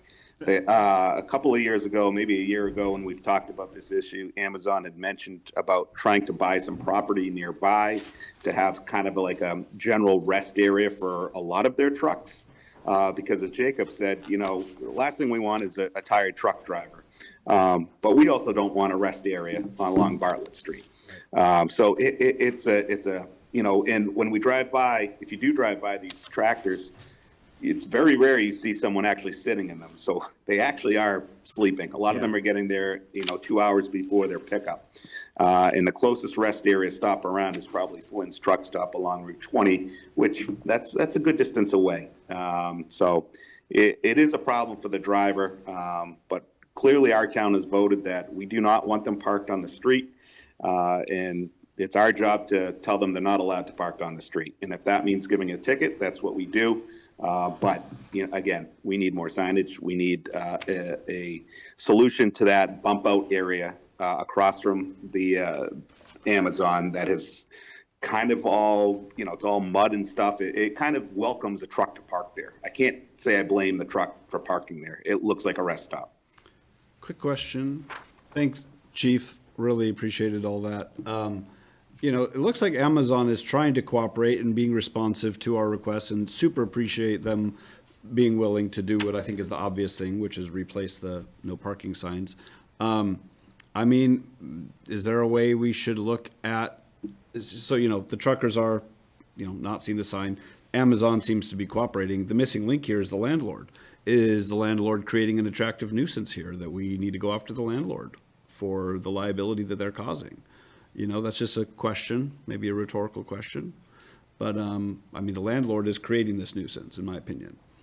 And if the landlord's lease is not letting them park on the property, then I believe it's, the landlord is inducing this problem. Well, first we have to verify that Yeah. it is in the lease. Need to verify that. Sure, I don't know that. And, Again, I'm right. asking questions, not Yeah. reaching conclusions. But I here. think that's a very good point. We have to verify that it is in the lease and then talk to a town council and see what we can do about it. Because I just want to emphasize very clearly that whatever we do, we can't just move this problem someplace else, especially onto the residential streets that fought so hard to, you know, to get the trucks off of their streets. So whether it's like getting a report every month at Traffic Safety Committee or something like that, but that would not be. Yeah, I think after the holidays too, Yeah. we were talking about, there's so many trucks now from Thanksgiving through after, you The know. holidays are gonna happen every year. They tend to. Right, come but back. there's an influx is what I'm saying. Yeah. So Yeah. we didn't hear anything, any chatter until right now. And to your point, I think what I'm hearing from you, Steph, we'll have a durable solution after the holiday, so it's not as if we're gonna just, I mean, we have the signage. They already ordered them, yeah. Yep, so, and yeah. we'll have, you know, we can talk about enforcement and that part of it. Yep. The last time we went through this, when we were talking about both tractors parking as well as the direction of the trucks, the tractors started parking over at, you know, the little pull-off area where the hot dog stand was behind Stone's property in the corner of Lyman. And then over at Watson Park, they were parking there. And then there was a vacant parcel down by Lammy's Automotive. They started parking there. So that, the chief is right. I mean, they're gonna find a spot. It's just, hopefully it's east and not west from that location. Yeah. One other just quick question. This isn't my like preferred solution. It just, we're talking about a lot of things. When the signs are there, and I am 100% on board with sort of the policy that Chief has said he's following with respect to, you know, how his officers are operating, and I think that that's great how they're doing it. But you're gonna run into situations maybe where someone is parked in front of a no parking sign and maybe they deserve a ticket. To me, a $50 no parking tickets, like, those are 1980s numbers. Do we have to do a bylaw change to update that I thought fine? it was or- higher tickets for I thought it trucks. was $250. I thought it was 300. I learned it wasn't. I think it's 50. No, I think it's It's 50. $50. Yeah. Yeah, so is that a bylaw change to kind of, I mean, that just seems like a really old number. Yeah, yeah. Yep, I'm it not would saying have that this to. is like the Yeah, solution no, or anything, but That's it's. something we have to, okay. Yeah, I think, Jacob, to your point, I believe it is a bylaw change. It is. And, you know, the tricky thing is, you know, if, you know, the town meeting voters supported that or you folks supported that, that's kind of across the board for any no parking in the town. You know, so if we're gonna raise it from 50 to, let's say, 100, that's for any no parking. Understood. What You about, know, what about? you know what I mean? Unless if Yeah. you made it, some communities with Amazon, I believe they have specifically created like no commercial parking area. And then they raise the fee up to maybe $250. So that's an alternative too, because the one thing, you know, I've thought about is let's say we were to raise the ticket amount to $300 for no parking. And the high school kid leaves school, parks on Bartlett Street to go fishing at Bartlett Pond, which is not uncommon because you used to be able to do that before the no parking signs went up. Well, that person's now subjecting himself or herself to a $300 fine. When we're really, our focus really here, I think, is the tractor trailers, not the high school kid going fishing. Yeah. You know what I mean? So you could maybe consider, excuse me, a commercial no vehicle along Bartlett Street or something like that, but just another thought I had. Thanks. So we have a very busy agenda still to go, so is there anything else that we? No, thank you for all of Thank you this. for the update, and we'll continue to work And on then, I guess, just for matter of process, what would be the way to pick up the conversation on, if we were to do a commercial, no parking, and increase the fee? A warrant. So item. before town meeting? Yep. Yeah. No brainer. Yep. Okay, The great. one thing, and I did ask the town clerk on this, whether or not there is a threshold for what you can charge truck drivers. And there might be, according to state law, so, Great. yes. Yeah, she is looking into it. Okay. Oh, and we have a hand up. Lisa Mazzelli, did you have something to add to this conversation? Yes, thank you, Madam Chair. I just wanted to say that I went shopping last weekend, and when I was coming past that Amazon area from, say, Marlboro coming home, there were 2 tractor trailers behind me and 2 tractor trailers coming out of the facility, and there was a truck on the other side of the lane with 10 cabs in that area. They've made a parking area, and it was very dangerous. It wasn't just people driving by and they're just sitting there. With all the activity going on, I felt a little, I have my Prius. I didn't feel very comfortable in all of that traffic going on. They're crossing over the lanes without any lights or anybody there, giving them any help. So I think it's more than just parking. I think this is the holidays, and when they decided to come into the facility, they made a promise that they were going to make sure that every holiday they were going to be prepared for this sort of thing. That's right, yeah. So that's the whole point of our asking to have help when we first brought it up at the planning board, that this was a dangerous facility with the trucking, and we're told, no, not to worry. And now here it is a couple of years later, and we're all going to wait till the holiday's over to fix it? I don't know, that's kind of crazy. But I'm just saying, there's more to it than just the parking, and I do appreciate all of your help, and I hope we can do more to make it safer. Thank you. Thank you. Okay. Are we? Thank you. Thank you. Thank you, Chief. Thanks, Chief. Thanks. Thanks, Scott. Thank you. All right, Have a nice night, folks. You too. Okay, Jason, are you presenting next? Update on capital and CPC requests? Yes, I can. I'm so sorry, you're always after 9 o'clock. That's all right, I got my laptop here, I got enough to keep me busy. All the numbers. At any given point, so. Yeah, I'm here because there's a number of items that were inserted in the packet that were related, that were recent updates that were given to the Financial Planning Committee this past week.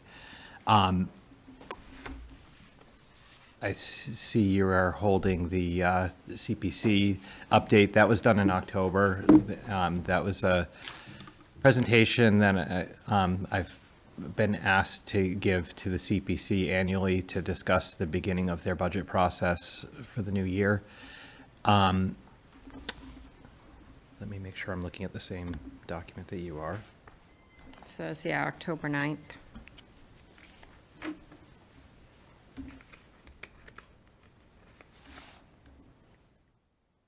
Yeah, so I would just like to share, I mean, I'm not going to retread everything that was talked about at the other meetings, but if there were any questions from the board about the information released to the CPC, I'd be happy to answer it.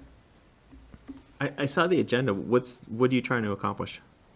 Just for awareness to? I think the information got shared, so I wanted to be here in case there were any questions. We just wanted a quick update on where we were with the capital plan, so you might want to hit on that. Mike, I know you had, you wanted to garner support for the Melican Fields, which is one of the three requests for the CPC. Yeah, we have a motion for that tonight, don't we? Yeah, so Yep. that's why it was kind of a segue into that, 'Cause but, what I read the pre-read, and what I read is that CPC match isn't very good anymore. It's gone down from like 21 to 18 to 16%. And I saw the budget items in there that some have come to us, and then saw the motion for the Melican Middle School ball field, which I watched that meeting virtually. So is that what we're just here to kind Well, of do? well, it is part of our capital request because they're, capital items, as in over 25,000. No, I understand, but we're not approving their budget tonight, right? No. No, all we're asking for is a letter of support from us to support the Melican School project Yes, at CPC. That's it. that's easy. I was just trying to square that with the information here and the other stuff, but if that's what it is, we should just go to that. Can I just make one quick comment? When it came to the CPC funding, because I am also curious about how that rate's fluctuated. So I talked to John Campbell, who's the chair of CPC, and can I just share, because I was asking about what the history of the state match was? Is it okay if I just read you what he had shared just as we're continuing these discussions? Is that okay with you? Sure. So he said, the state CPA match levels for Northborough, when it originally started, was 100%, but it's fluctuated year to year based on the state's receipts of real estate transaction fees. And the new communities that adopt CPA, in some years the state adds supplemental match. In the last 10 years, our rate has fluctuated between 16% and 44%, and our average is 35, returning $3.5 million to the town. So I just wanted to mention that, so I know it's an ongoing discussion, and I know this year looks lower, or last year had been lower, but just so you're aware of the longer history of it, I just wanted to mention that. Yep, no, it's here too, and it's all in the presentation. Perfect. Misunderstood that, and I'm sorry for the duplication of effort. No, Yeah, and I think generally, the state's trust fund that funds the match is fueled by real estate transactions, the recording deeds at the registry of deeds. So those fees have been increased, but at the same time, there's been larger communities that have joined the CPA. So Worcester and Boston being. So that would be like, say, during the residential housing boom, right, of post-COVID, I'm looking at like 21, 22, they were reimbursing like almost 44%. Correct. So that with Yeah, more and money in there, they're able to do more. I think there were 2 consecutive years where there was surplus from the state budget that was appropriated into the CPA to make supplemental payments out to communities as well to fund the CPA. And the estimate for 27 is a 15% match per the presentation. So if you look at it, our 4-year, don't go 10 years, but go 4 Yeah. years. It's a lot less. Which I don't, it tends to be maybe a little bit stronger. That puts us maybe at like a 17%. Yeah. So that's the concern that. No, I And then it's understand. and then not having control over how they spend the money versus maybe totally aligning with the understand. strategic priorities of the town is the tension. I think the CPC is wonderful people. I just, it's the value conversation. I just appreciate your thoughts. I apologize that I didn't read it the same way before, but I appreciated what John brought to me to explain, so. Right, and I mean, even 15, 17% is still a decent, you could look at it, return on the money that you're putting in there, right? We're sort of, and granted, it's other people's tax money. I know. Or money, not tax money, but money's from real estate transactions. But it's If we're still, going to, excuse me, if we're going to discuss the merits of CPC, that's not, Sorry, my we fault. can't discuss that tonight, Yeah. right? right. Yeah. No. Sorry about That's that. going to be a whole. Yeah, I was just saying the return it's still a return, so. Yeah. So I would just want to share one other element of it, which is how the surcharge works. It's a 1.5% surcharge on the tax bill. So the average single-family tax bill for FY26 was $10,452 on a house that's valued at $705,851.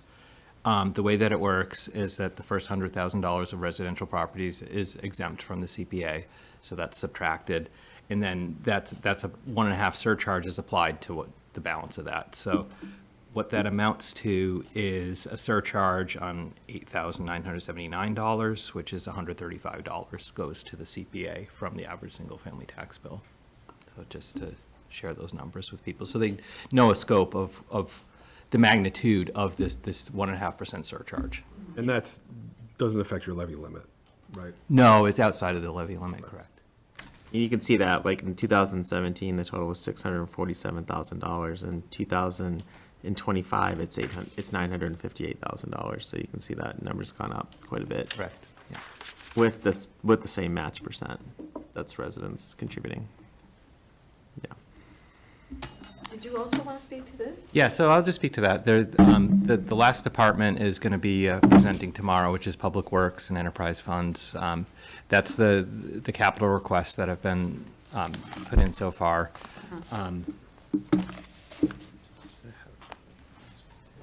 So the request the total of them so far is $15.7 million worth of capital requests, and we've taken a stab at funding sources and the gap from what would be funded with the general fund. It showed in that document there, it's showing it as being funded with debt, and that amount was $1.3 million is being funded with debt. That's outside of the resources available. Again, we set an amount that would be available through the free cash plan, which was $3.879 million, and there's various other funds. Enterprise funds funding the enterprise fund projects. CPC is funding two of the projects in the plan. We wouldn't count the windows at the Historic Society as a capital project for the town because it's not a town-owned building.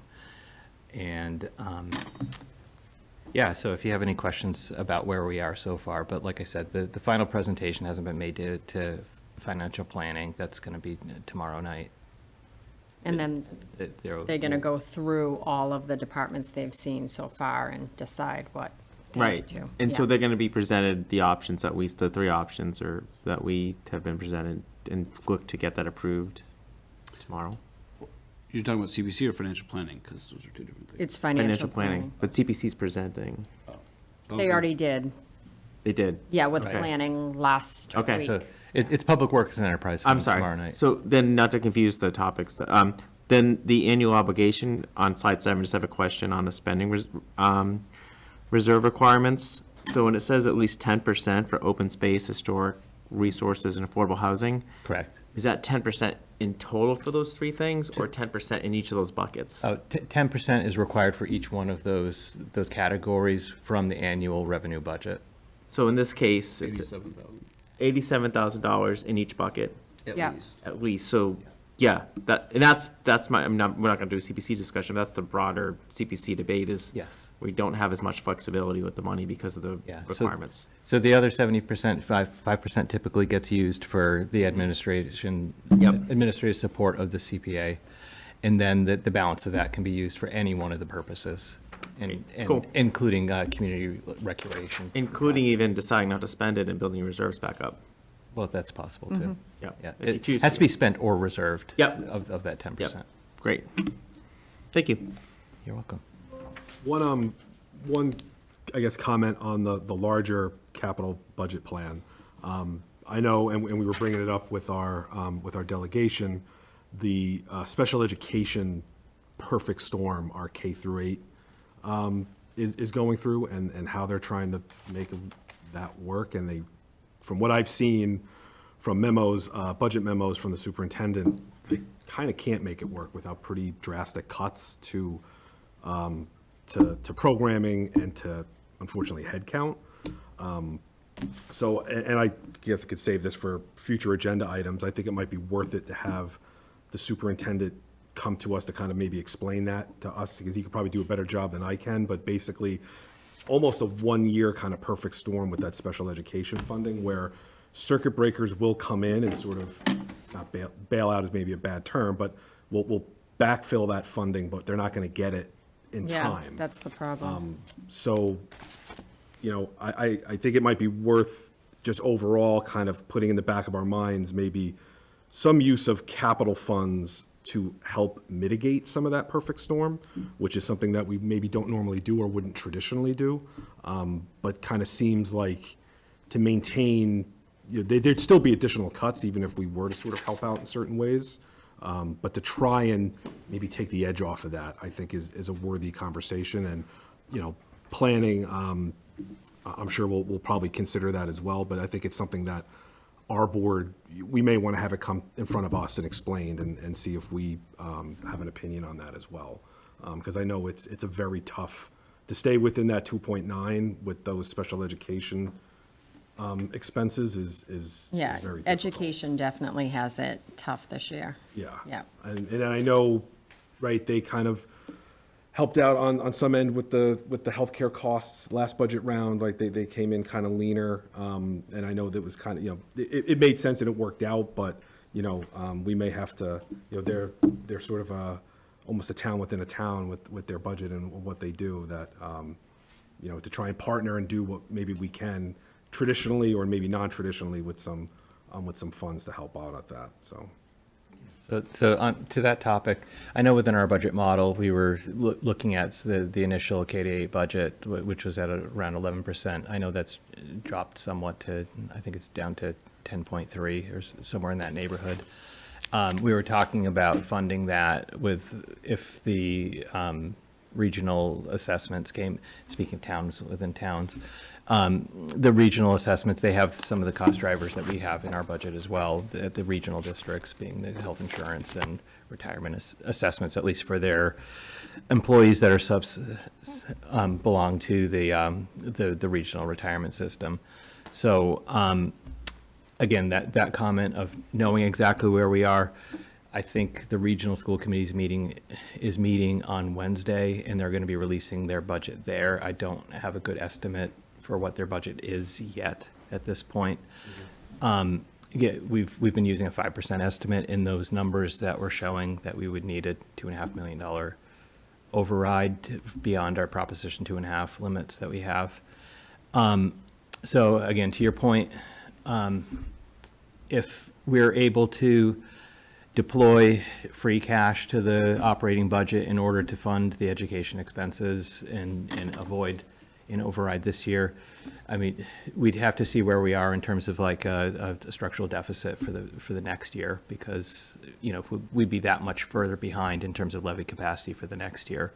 Didn't I hear that something was coming back in terms of circuit breaker funds that we just need to push out a year? Did I miss that part? Yeah, no, Yeah, Jake, the idea is I think that- we'd have to evaluate what the magnitude of what the significance of that money is and how that is related to the budget. Yeah. Both at the region and at the K-8 Right, district. I believe the circuit breaker kind of takes what the previous spending was, and that's sort of what you get, so that's why it's pushed out farther, so you're sort of in this space where you have to make these expenditures, and the circuit breaker is the cavalry's not gonna come in time. Right? You'll get that additional funding down the road, and again, the superintendent can do this better justice, he knows this stuff like the back of his hand, as opposed to getting it from me. But yeah, so the way it was kind of presented was, it is kind of a one-time thing, but something could change where it's not, right?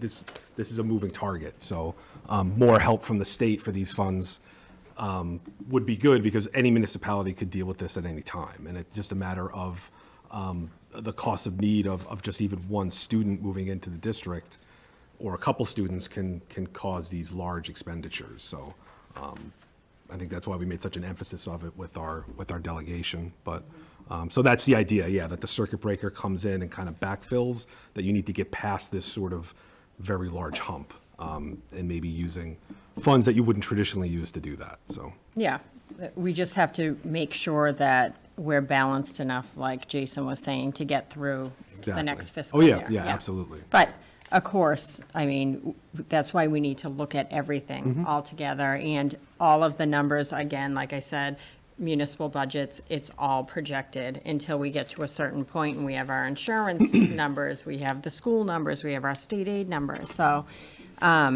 we're getting there, we're getting closer and closer. Yeah.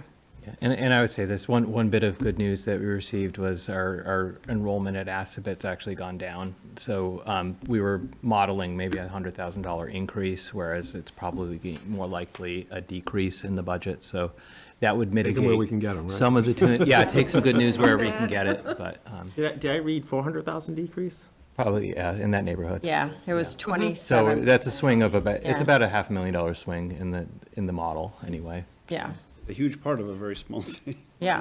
Correct, yeah. Well, it went, relatively speaking. Yeah. Yeah. Yeah, so, I mean, there's some things that we, we'll talk about doing as we go along, but I mean, as the school numbers develop, they're absolutely critical for us to know those numbers yeah, in order to. it's like the most major part of our budget, besides wages and, yeah, Going up, right? insurance, Then yeah. we'll also, in January, also be finding out our state aid numbers and our state assessments. We'll get our first pass at that. As well as, we'll have to wait till the middle of January to find out our Worcester Regional Assessment, our retirement system assessment. So we've budgeted 10% in our budget for that, but it could be less, it could be more. We don't Yeah. know how we'll perform within the whole the system. Jason, I just have a quick question, and it's about the police budget. It says, police station feasibility study. My recollection is that we were told the building is fine for 30 years. And this study would be done in FY 2029.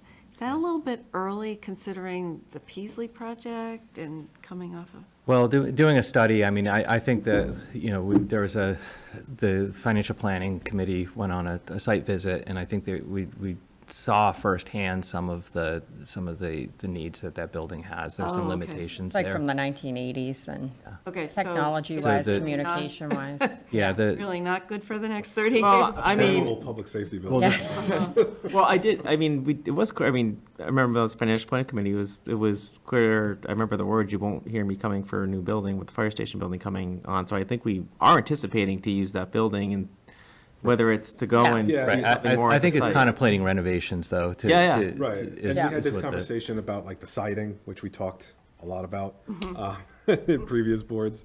That there may be some review of that building to see additional for like data storage Yeah. and document storage. I think even like vehicle storage, stuff like that, is how to make that building work as opposed Yeah. to replacing it. Okay. And the biggest thing That was that the they're discussion. studying now, and we should get a report soon, is the communications, all the radios, the way they talk to each other, and it's going to be quite pricey. So we're looking into other ways to mitigate right now.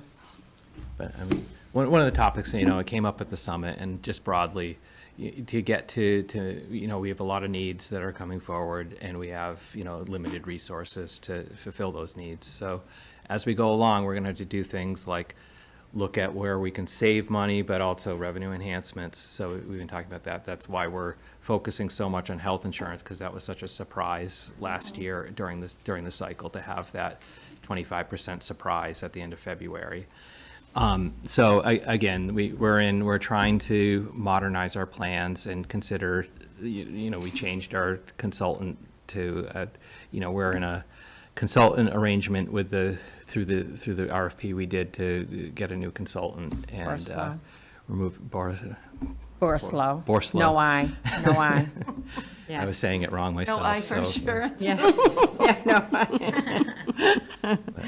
no. But yeah, so that's with that point. I just would like to make that we've always worked well with the unions and the employee groups, like through IACs and so forth over time to develop plan design changes, and those were not bold changes as we went along. And from up through 2004, we had very good luck managing the plan through plan design changes ourselves, working with the employees. That was, I just looked back at the percentages, but it was a 2.7% average over those 10 years. And then we faced a 17.99% increase last year. And then we're looking at, again, they were saying tonight that we're justified with a 16%, but they think that they can get us down to 12 with our current design. but Unless we're- we implement new We're plan implementing changes. some of Yeah. those changes, Yeah. looking to implement some of those changes and work with the employee groups on that. Well, hopefully you can work the magic again this, this year. I know.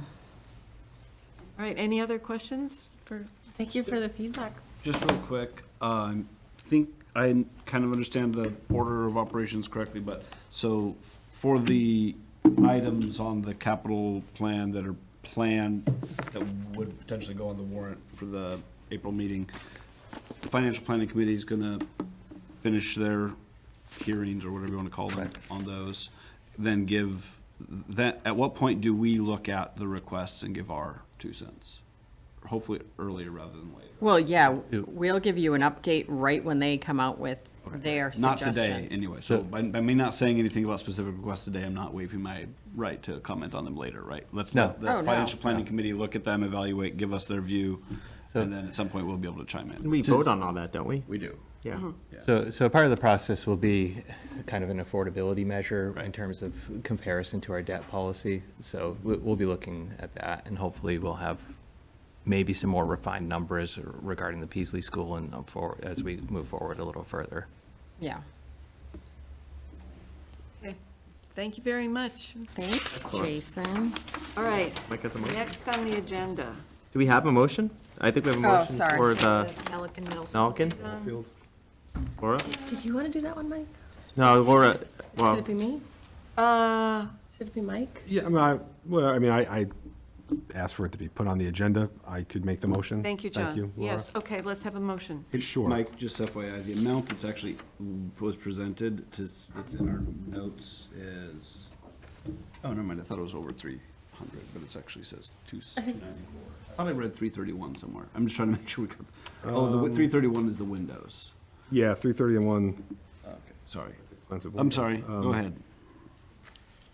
Yeah, it says 294 on the memo, Yeah. Oh, because we're okay. rounding up. Wait a minute. For- it's- for The memo Melican? says I didn't want to 300? undershoot. Yeah, it says, It also says total cost of project 267. Wait, on wait, the- what?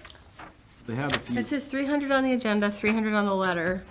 and 267 then on right this here. memo, to financial planning from CPC, it says 294. Why don't we say up to $300,000? Do we support it? Sure, so say in the amount up to, Yeah. okay. Okay, All right, ready to rock. So I move that the select board vote to support the Community Preservation Act funding request for the Melican Middle School Ball Field renovation project in the amount up to $300,000, and to authorize the chair to sign a letter of support on behalf of the board. Second. motion made by Mike, seconded by Laura. All those in favor, raise your hand. The motion passes unanimously. Okay. All right. So next on the agenda is. Okay. Yes, this. We are not going to do this. No, we are, but We so, are. so the agenda says approve the finalized collective bargaining agreement, but the fire MOA, integrating it into the full contract. We already approved it, so you're not approving it, you're just signing the actual contract. And the We have to reason, do a public vote in open meeting, though, I think, even though No. we already voted in executive session. so we already did, so that's, we already ratified Oh, it. okay. So this is just, and it's so important we do this, we take the MOA and we put it in the full contract, because there's so many versions of MOAs through the negotiations. So if we don't put it into the contract, we're very confused. Okay. And so the motion as written, There isn't even a vote. So, yeah, so we just basically need to sign it. Do you have it? I do have it. Yep. Okay, you can sign it at the end. Okay. Yeah. All right, any questions? We can move on? So just to be Okay. clear, we already did do a public vote on that, I just don't remember it. You did it in executive session. I thought we have to do a vote in open session. Oh, I thought we did. Can we just do it to be safe? Well, Yeah, so we a do- vote, we didn't do a vote after the executive? Not an open. are we sure? I'm just trying to remember the training. But no, I'm fairly certain we do have to do a public vote. Yeah, and I don't think we. That you, Can we do it just to be safe? Yeah. Yes. I'll just read it and somebody wants to second it. Okay. I move that the select board approve and execute the finalized collective bargaining agreement between the town of Northborough and the firefighters local 3057 IAFF, which fully integrates and reflects the memorandum of agreement dated August 8th, 2025. Second. Motion made by Mike, seconded by Jacob. All those in Can I favor? just make a clarification, just for those listening? My understanding is we've already voted in executive session to approve Correct. this, and my understanding of the purpose of this vote is some of us believe that we're required to, and we're just trying to be safe. Yeah, it doesn't hurt. Okay, let's do a roll call vote. Laura? Aye. Jacob? John? Aye. Mike? Aye. And I vote aye. Motion passes. Thank you. Okay. Now, Select Board Interview Subcommittee recommendations for appointments to Community Affairs Committee and the Council on Aging. So, John and I interviewed two very capable women, one for Community Affairs, who is Emma LaFave, and Council on Aging, Heidi Knight. They were very impressive candidates, and we are recommending that you approve their appointments. Can I ask a question? Yes? So I was at the Community Affairs Council on Aging, but I don't have all their names memorized yet by name. Is Heidi Knight replacing someone, or is she in renewal? No, I think there was an application? opening. Oh, okay. Yeah. It's been an opening, I think, Oh, for okay. some time. Yeah. She's a lawyer. I'll but, figure out who it is. I'm sure it's fine. I'm Yeah, just trying to remember if this is a new seat replacing an old seat, or filling an empty seat, or. just No, trying- it was an opening, right? Yes, All right. for some time, yep. Yeah. Any questions? No, thanks for stepping in, John. I appreciate it. No So, worries. John, would you like to make the? I would like to move that the select board appoint Emily LaFave to the Community Affairs Committee for a term ending April 30th, 2026, as recommended by the Select Board Interview Committee. I would also like to move that the select board appoint Heidi Knight to the Council on Aging for a term ending April 30th, 2028, as recommended by the Select Board Interview Committee. Second. Motion made by John, seconded by Laura. All those in favor? And thank you to these people, Thank to you. everybody who steps up for these committees. Okay, so next is consideration of renewal of selectmen's licenses. So we got a list of the establishments that are going to have their licenses renewed. And there seems to be no problem with the building inspector, the fire, And or police. police, correct? Yep. Okay. But the motion will read, contingent upon all licensees receiving satisfactory inspections from those three entities. Because there were a couple of minor things, I think, that the. Yeah, like face plates or something, nothing life endangered. Yeah, there was nothing like that. Everyone signed off, and that's why we have a letter from the police chief, the fire chief, and the building inspector. Are there any questions about that? What are we doing? I didn't understand it. We're mass renewing all, this big list that was in the packet. Yeah? All these common vic license, wine malt general Oh, license. understood. Yep, alcohol I'm aligned. licenses. In the old days, we had to sign every single one. Great. My goodness. I'm on board, so make sure I understood what we're doing. We're good. Okay. All right, then, And can I make one comment before we vote? yes. That it's my assumption, and I believe all of, focusing especially on building, but also fire and police departments, that they will do a proper job with their inspections. I've heard complaints, and I won't go into detail, about the building department, and I want them to act appropriately at all times. That's all I'll say about that. Thank you. Angie, did you want to enter the, Can you unmute Angie? Thanks. Just wondering. hi, Angie. Oh, sorry. Hi, I had a little trouble logging in, so I missed that first part, but do you guys have any questions, or?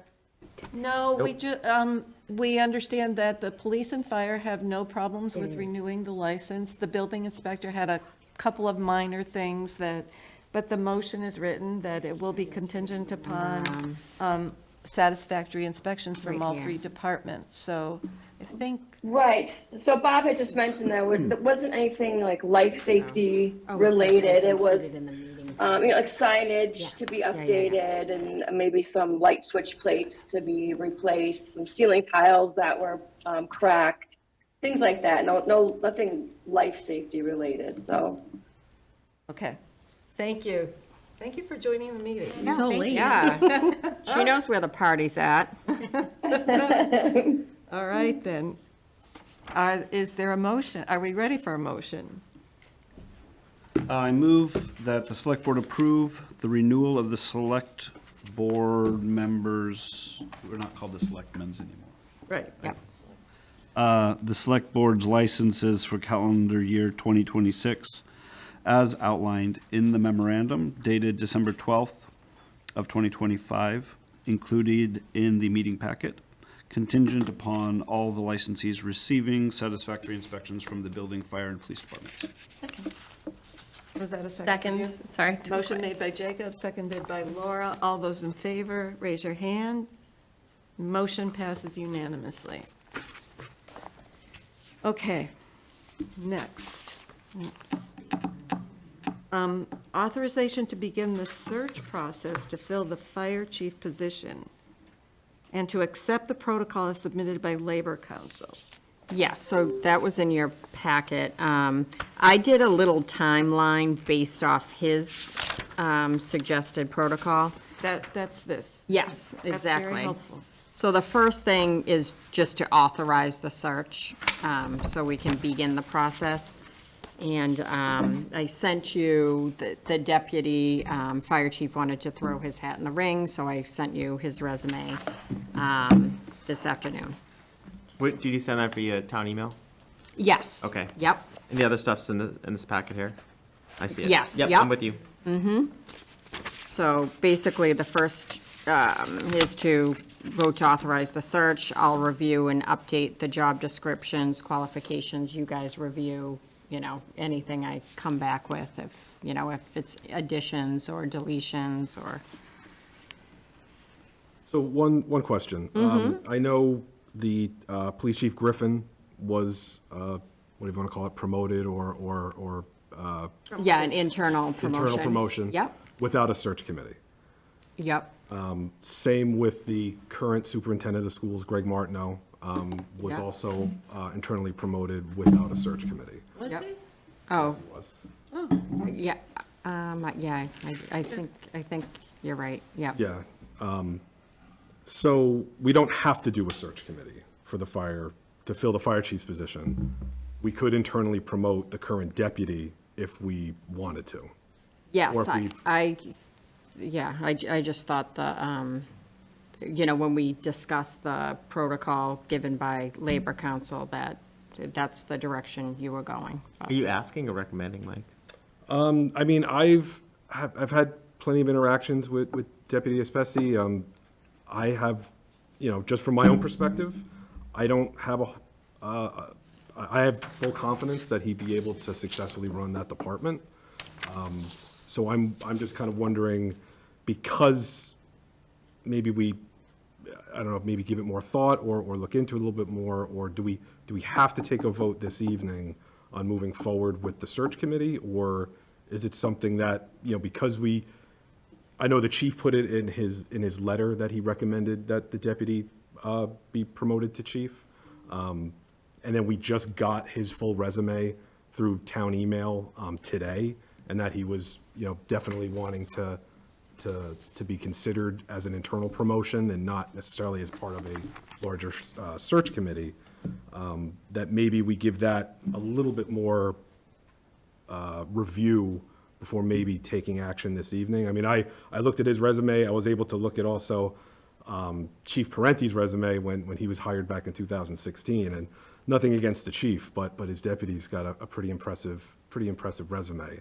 I know at the time in 16, there were some internal candidates, but they were, I believe, captains and they didn't have a deputy at that time. They didn't have sort of that planning or that job path sort of set up to have somebody internally who could kind of take on that role when the current chief would retire essentially. So I didn't know if there was any sort of appetite for the board to kind of maybe table this to the next meeting, to just have, I know it's late and we've still got other stuff to get to, so I don't know if we want to have a lengthy discussion now, just because of the entry of the resume and definitely the deputy wanting to be considered that way, that we at least maybe noodle on it or think about it till the next meeting to give that sort of consideration. That's just what I'm asking. Jacob? I totally hear what you're saying. I would have preferred we started this process a month ago. I don't want to wait anymore. He is resigning at the end of March. If we don't have his replacement by then, we'll have to be in interim chief territory. And whether ultimately through the selection process we go with the deputy chief or another option, I think that we do everyone a favor by starting this process now. I'm in favor of following advice of our labor council. And even if he wasn't advising, I would say better to see who's in the pool. I mean, open market, free market competition, see who the applicants are, see who's the best applicant. I don't see there's any downside to that. And so I would like to move forward with a motion today to follow the process.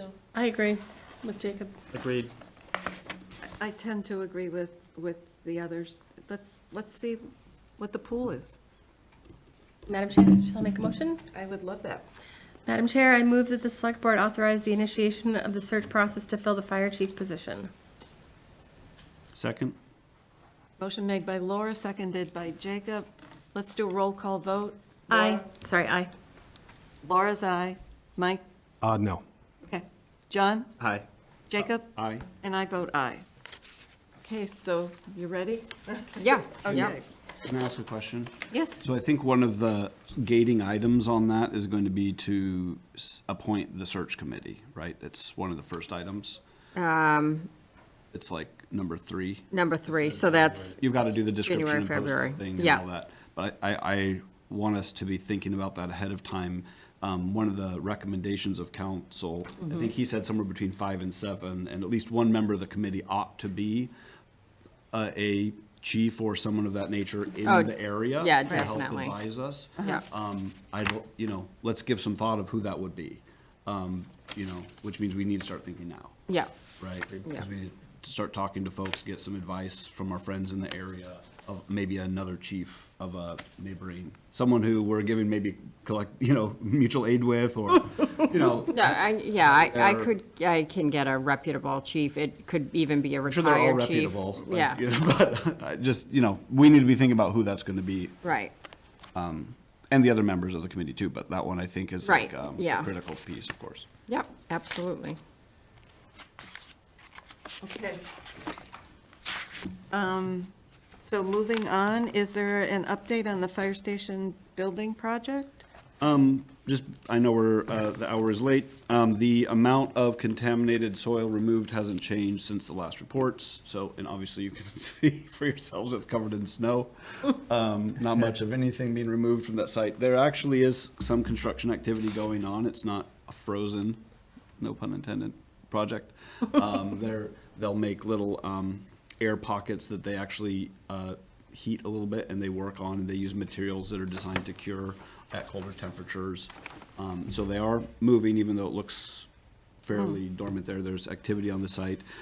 There's a couple, we have a meeting, an FSBC, we haven't had an FSBC meeting since my last report. But we have one on Wednesday, and I'm looking on the agenda for that one. We have a few odd change orders that I'm gonna be probing. I don't have a whole lot. One of them is a fire hydrant for $50,000, I guess, in the design. I don't know. I'm as shocked as you are that how did we design a fire station with a bunch of fire professionals involved and forget to put in a fire hydrant? But the $50,000? $50,000 for a fire hydrant that wasn't in the plan, apparently, or I'll learn what the explanation is You on mean a that. fire hydrant near the station? A fire hydrant at the station. Next to the tower, I guess, for training purposes or something. Oh, And I okay. guess, Yep. speaking of what good people we're getting for our prevailing wage dollars, I guess we didn't get someone to design a fire hydrant at the fire station with a bunch of fire personnel advising about it. So how that was missed, is beyond me, but I'm sure I'll find out on Wednesday. There's another, quite a big ticket item for additional building envelope changes to keep it energy efficient that I guess are outside the original design. I'm gonna learn more about that. I'm a little concerned. Why are we seeing these changes? That seem to be a bunch of knowns that could have been dealt with. And one other third one that is like, some tens of thousands of dollars for different size bolts or something like that I'm a little bit skeptical of. I'm sure I'll find out more and we'll update you on the next meeting, but for change orders, that's what's coming on. Again, nothing has changed as far as the facts on the ground with respect to the contaminated soil situation.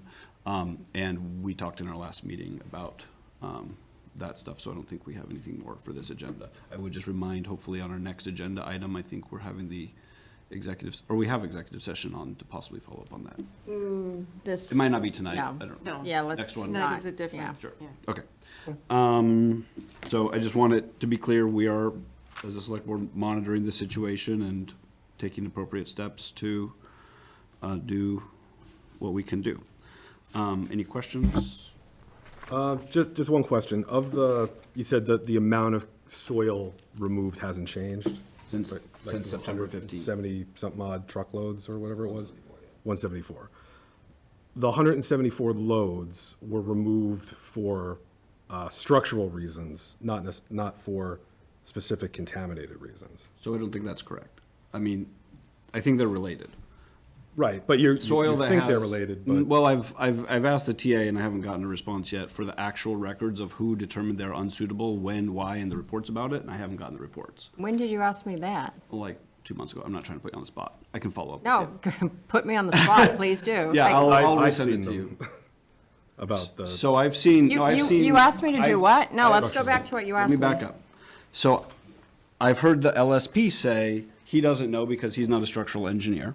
I've Yeah. heard the OPM say, I'm not a structural engineer, so I can't tell you. Yeah. Then in a later meeting, the structural engineer who said, I don't know, because I'm not the OPM who's not a structural engineer who said, I don't know, went along with a question that the chair of the meeting kind of led him, and then he agreed, which I'm a little skeptical of, because when I asked the question, he said he didn't have the proficiency to know the answer to that question. So we haven't heard from the engineers the reason for the determination that soil was unsuitable.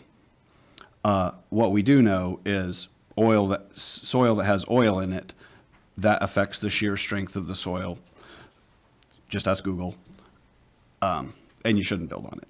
So what I'd like to know is who determined the soil was unsuitable for structural support, when, and what did the report say? I think what my friend is trying to get at and what others are trying to get at is that has nothing to do with the oil, because it has to do with structural integrity. Well, my point is it's not structurally sound because of the oil, in part. And it could be because of other things too, but also because of the oil.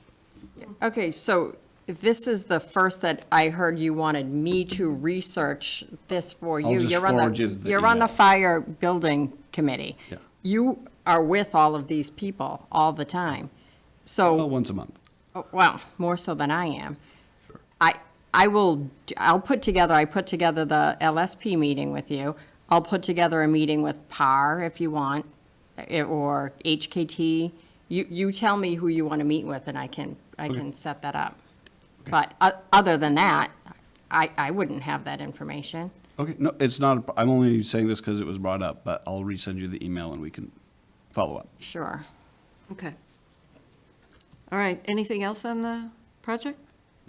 So the area under the trailer still has not. It still been- needs to yeah. be excavated. There's still a belief that there's probably some unknown amount of additional contaminated soil under that. Okay.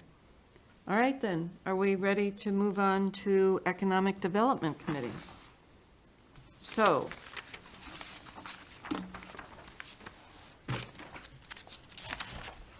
all right. So we have, in our goals, discussed, finances, and one of the ways to make, for healthy finances is to increase revenue. And one of the topics that came up is to have an economic development committee. You all received just before the meeting, the master plan economic development goals. So this is kind of a starting point for, Was this emailed out, or was this just on our desk? it just came on your desk, I'm Okay. sorry. No, that's okay. But really, the Just make sure I important didn't miss ones are G1, G2, G3, G4. From our master plan, Yeah, 2020. yeah, Can 2020. we table this? I'm not sure we're gonna, I mean, I don't know. We're gonna solve this now with Okay, just getting so this? actually, you know what? Yeah. That's a very good point, because Rick Leaf is on the line, probably from Master Plan Implementation Committee. They are meeting soon, and I think they might have some advice or some ideas about this committee that we're looking to form. So I'm very willing to table it. Rick, did you want to make any comments about this? He's on mute. I don't think he can unmute. Okay. Oh, Patrick, can you unmute Rick? Unless, okay. Hi, Rick. We see you in the audience, and we were wondering, we're thinking about tabling this item, and that might work for your schedule, since, Yeah, so the Master Plan Implementation Committee is beginning a process of reviewing the entire plan to produce a report as to where we stand on the recommendations from the plan as of the end of 2025. That will mark a 5-year period since the plan was completed. And because I was aware that the Select Board was trying to discuss an Economic Development Committee, I prioritized the Economic Development chapter of the plan for discussion this Thursday night at our MPIC meeting to talk about the goals and where we stand on them and how to provide an update back to the Select Board as to where the town stands on economic development vis-a-vis what the plan recommended. There's also in the land use section of the plan talks about zoning and some other things, and there have been some changes to zoning that were made over the past couple of years to help facilitate certain aspects of economic development. So I also want to review briefly those things. And then after the MPIC meets on Thursday night, I'll come up with a way to sort of report back to the Select Board as to where things stand. I think it would be important that as the Select Board goes forward with plans for economic development and creating a committee, that there's some linkage between all of that and what's in the plan. So I think our goal would be to provide in some manner some updated information to the Select Board to see if there's a way to link the strategy for economic development for recommendations that were made in the plan. I think a number of the recommendations, even though they were made 5 years ago, are still appropriate for economic development going forward in the town. So I wasn't sure how far you guys were going to go tonight. If you're going to table the discussion, that's, from my perspective, not a problem. I just think that the MPIC would like to see, if the town's going to go forward with economic development, that the plan is taken into account. How much of the plan is actually used will be the discretion of the people that move forward with a strategy. But I think it'd be important to at least understand the plan, know what was recommended and where we stand on that. So the MPIC will provide that information back to the board at some point after the December 18th meeting. so thank you for that. I think that will work better, and we'll look forward to hearing what MPIC recommends at our next meeting when we discuss establishing. And, John is the representative of your board onto our committee. So, John can sort of act as a sort of a conduit between what we're talking about and updates. Obviously, I'd be more than willing to come back before the board also, but we'll work through John as your representative on our committee. Thank you very much. Thank you, Rick. Thanks for sticking with us. All right, so next is reports. So I'm sure we can get through that quickly. Laura? Thank you. They're quick. So I got to attend the tree lighting in the Merry Markets. Thank you to Community Affairs for putting that on. It was a really nice event. I wanted to also comment that I was able to attend and speak on our behalf at the Wreaths Across America. That was a really beautiful presentation on Saturday. There was a huge attendance there. I appreciate all the groups that made that possible, and That concludes my reports. Jacob? Thanks. Just reported on fire station stuff. I was at a Council on Aging meeting. They, just a plug for, there's a lot of events and ways to support the senior center that are through the Friends of the Northborough Senior Center, which is one of the ways that they have been able to fund a lot of the great programming for our older adults without using operational funds, which of course they need more of. But, you know, those of us who are able, I would highly encourage to look to donating to the Friends of the Northborough Senior Center. They're a charitable organization that supports the programs at the Senior Center for our seniors, our older adults. They had a discussion about their strategic plan. I won't go into all the details of all that, but they're very active and working, and I'm sure they'll be happy to have a new committee member. Thanks. Thank you. That's appropriations, I don't think I have an update on, and the other ones, I don't think I have any updates since our last meeting. Quick update on traffic safety. Discussed Crawford Street and perhaps reducing that speed to 25 miles per hour. Conversation turned to some other towns, which there's an extensive list, that have in their bylaws that the speed limit, unless otherwise posted, is 25 miles per hour. So there's some conversation on that, and it was interesting. I knew all of us would know most of the towns on there, and I'm like, I never remember seeing a sign entering a town that says the speed limit is 25 miles per hour unless otherwise noted. So there's some nuance in terms of what does it truly accomplish in terms of the understanding of the 25 miles per hour. My wife goes 25 miles per hour in our cul-de-sac, so it's unbelievable. So, but no, so there's that conversation, and then we actually talked a bit about Route 20, and if there was a way to slow down traffic going east to westbound as you enter the town from Marlboro, and like that sort of sets the tone for the speed of the town because it's how you enter Northborough.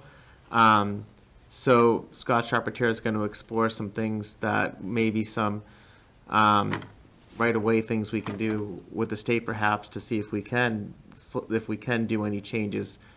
If you're familiar with the area, as you come in by Algonquin, it's 45 miles per hour. It's so fast. Yeah, and I made the comment before, but you don't really realize it till you have, you know, someone with a learner's permit and you like slow down and they're like, that's a speed limit. And you're like, really? And then it just abruptly stops by where Blue Square Pizza is to That's the first light. So there is a tangible conversation there. So those are the two things that right now are getting some sausage making behind them. I think you may see in January a recommendation to come for the select board for reducing speed to 25 miles per hour throughout the town. So that one is further along the Route 20 conversation. So the Route 20 situation, I think since that's like the gateway into town and the congestion that occurs right in the center of town will be important for the economic development because, you know, we don't want it to be a throughway. We want it to be That's right. a place where people look and see what's going on. Okay, Mike. Yeah, so from Peasley School Building Committee, and it was mentioned earlier about the budget and how the contract with the architect came in. Basically, the low bid on the architect's contract that was awarded was more than the total budget that was allocated at town meeting. So the school committee voted, and it was, I believe, unanimous, to supplement some of that with some of their operating expenses. The K-8 school committee voted and approved that. And basically with that supplement of, and forgive me, I had it all written down and noted, and I didn't bring it with me. I believe it was $30,000 from K-8. And then with that additional money, the OPM and the architect were able to make their contracts for the rest of the feasibility portion fit within that originally budgeted from town meeting and the additional 30 from the K-8 school committee. And then the environmental came in last, so that helped, right? Yeah, they were able to move Yeah. monies that they had budgeted kind of around and basically covered by different groups. I made sure that even though it's a school and not an old gas station, that we weren't skimping on any environmental testing or structural testing. Well, it was a lot easier, yeah. Yeah, and was assured that no, even though we're on sort of paper moving some money around from these budgeted items, what needs to get done will get done. Yeah. And so it'll be done correctly, and they're not skipping Setting or avoiding themselves up, things and yeah. setting themselves Yeah. up for failure down the road. So, obviously, not the best story to be in the feasibility portion and have this type of a budget issue. Yeah. But it did show that especially our OPM was very flexible, and it was very appreciated that the OPM was as flexible as they were on that feasibility portion and making those contracts work, so. And what is the total cost of this? Right now, it would be $930,000. Okay. I specifically asked, there will be no more requests for the feasibility portion, correct? And both the architect and the OPM said, yes, correct. So that is it for now. Thank you. Hold them to it. Mike will do that. Make sure they design in any needed fire hydrants, is my suggestion. Yes, I will make sure that they don't forget the hydrants. Anything else? The architect, very preliminary, did show some kind of idea sketches for the property, both renovation, more like renovation addition, and new building, and kind of went over a little bit of it. So it was towards the latter part of the meeting, so they were supposed to forward the information. I forget if it made it to my email, but I could certainly forward it through the chair if you wanted to, anybody else wanted to see it. I Or just- love those Or if you, renditions. they looked great, they looked awesome. It reminded and- me of like an old school Boston, feel. Yeah. Yeah, I mean, very preliminary, they just kind of got to Right. look for the site, saw what the layout was, and kind of laid out, maybe it was like 4 or 5 ideas for both renovation, addition, and then new building. And did say that you're not sort of limited in possible school reduction or class reduction or things like that on one or the other. So they seemed like a good group to work with, and, hopefully we'll have success moving forward, so. That's encouraging. And I have no report except to wish everyone happy holidays and safe holidays. Too. And Stephanie, you have quite a Oh, report. Okay, Whitney Street Bridge, we already talked about, remains closed for an extended period of time. The dog park parking lot will not be plowed. You can still access the park at your own risk, and you're reminded to clean up after your pets. Why is that happening?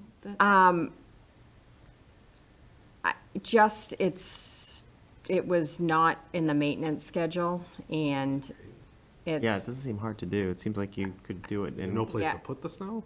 There's a place to put it. I have to look more into that, but it was a point that was made to me to make, so, Something weird going on with when you enter, there's like a spot of dirt and like a curvy spot, I don't.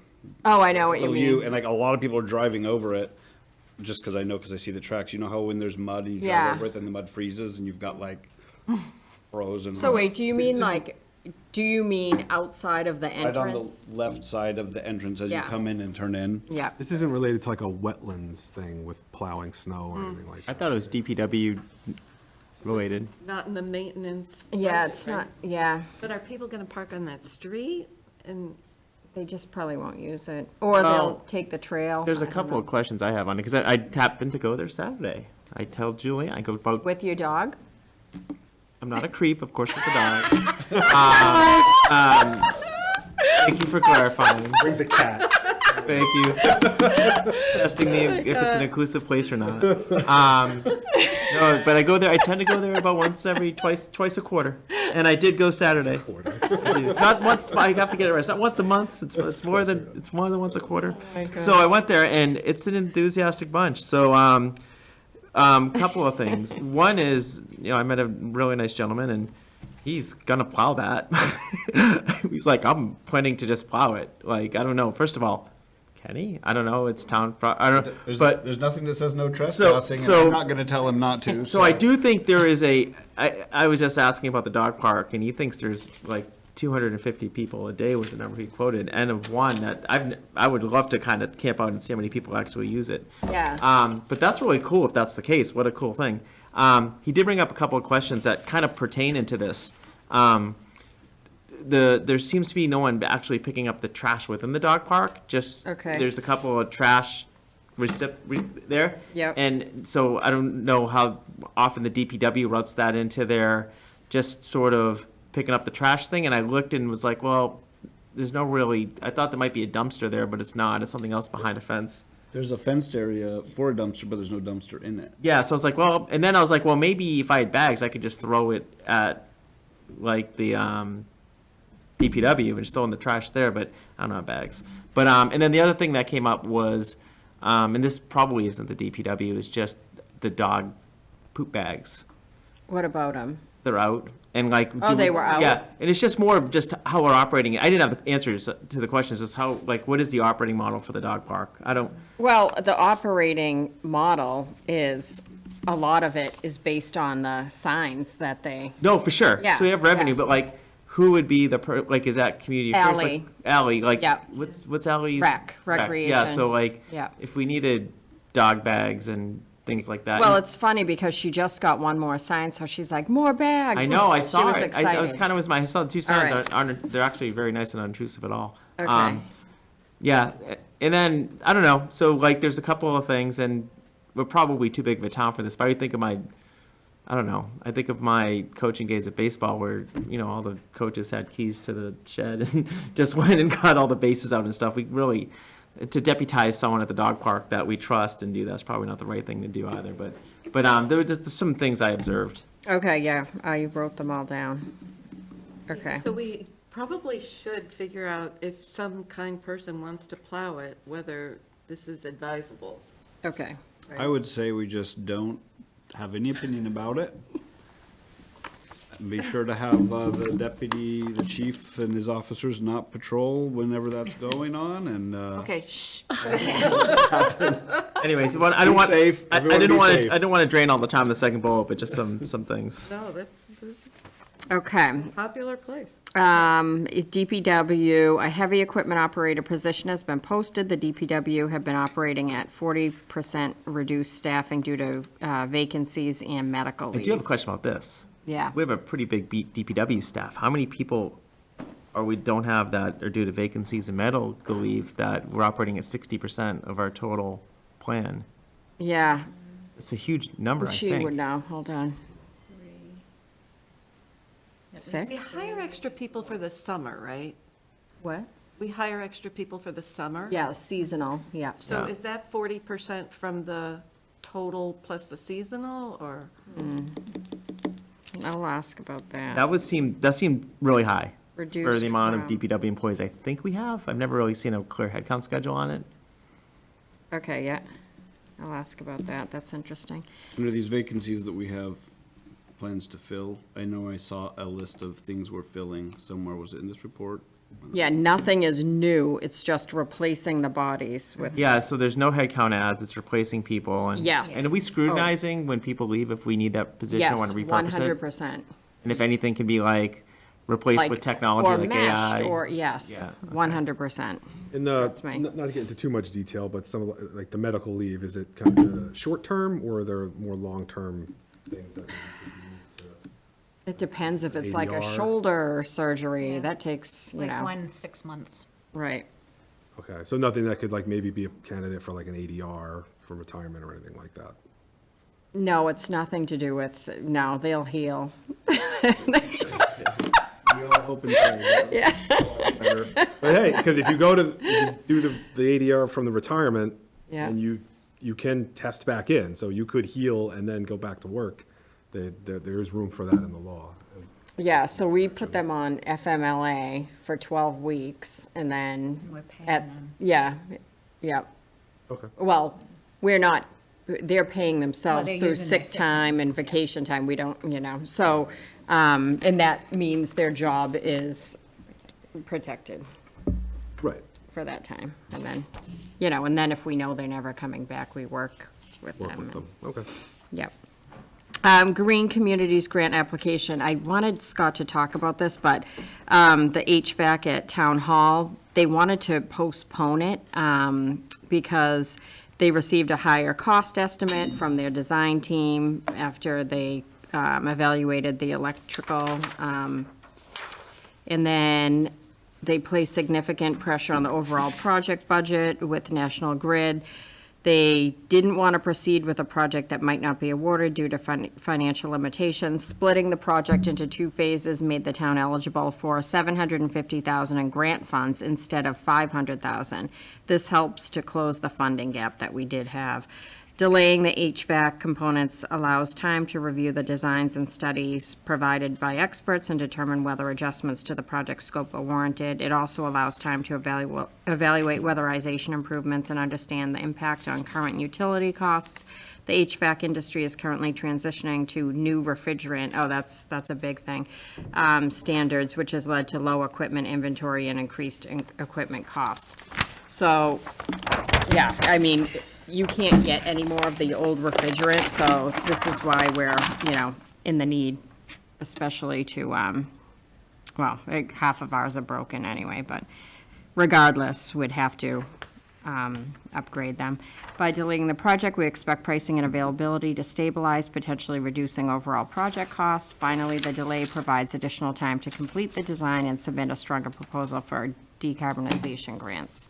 So, the grant process, I guess it does look better to put it in 2 different pockets because we could get more money, but it's just the time it's gonna take to redo, and then that kind of puts a hold on the rest of the projects in Town Hall, because that's the most expensive one, so if we don't have enough money to fix our HVAC, then we can't do the carpets, and we need to see, how much all of that is first. So I have to talk to Scott more about this, but I understand his method behind it, and it's, of course, money-driven, but, yeah.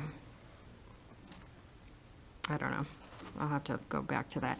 Fire Department, 3 conditional offers have been made, 2 for paramedic students and 1 for a firefighter position. Quick question on that, Steph. Oh, yeah. Those are backfills, no ads? No. No ads. And no Safer Grant, hiring early, anything like that? Those are 3 people left or hiring 3 people? One of the people was a safer position. Yes. Yep.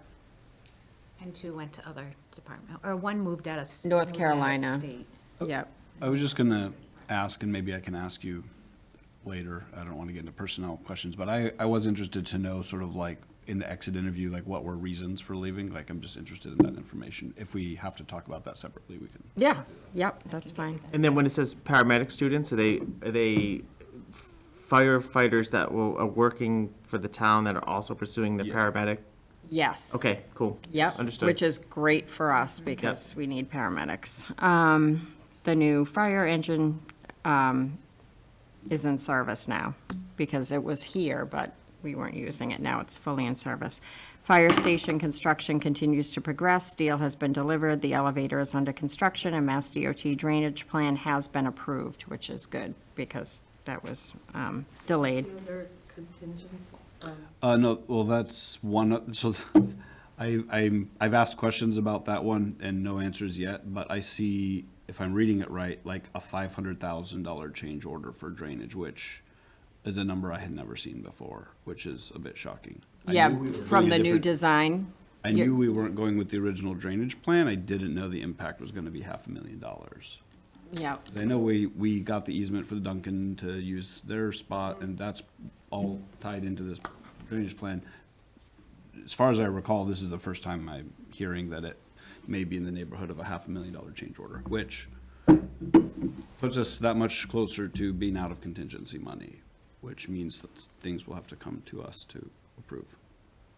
So I'll be asking questions about that on Wednesday.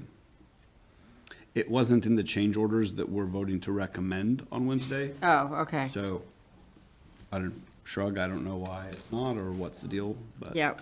I know sometimes things take several weeks or months even to mature, so. All That's right. why it's hard. It's like, well, you saw this on the radar. I was like, well, there's a lot of stuff on the radar that never turns into reality, so. Okay. Sorry, I interrupted.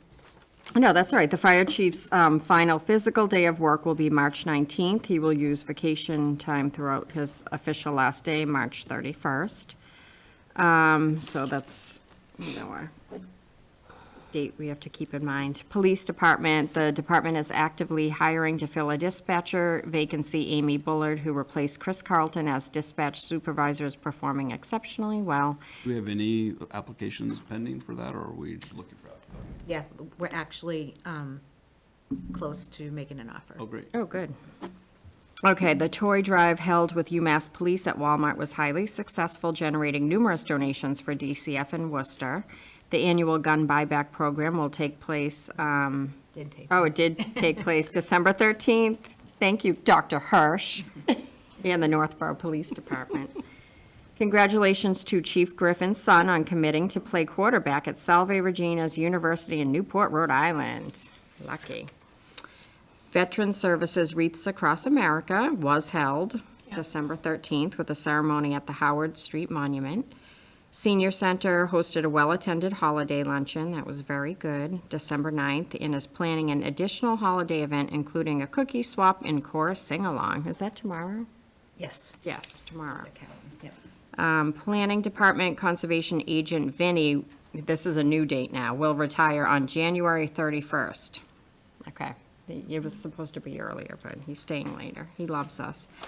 Planning has hired a new board clerk, Christine, who will work 12 hours per week preparing meeting minutes. And when I mean new, it's not new. It's replaced. Yes. Brenda, she replaced Brenda. Yep. I assume that's not just for the planning supports like 6 meetings. Yeah, that's a number A of. lot of them.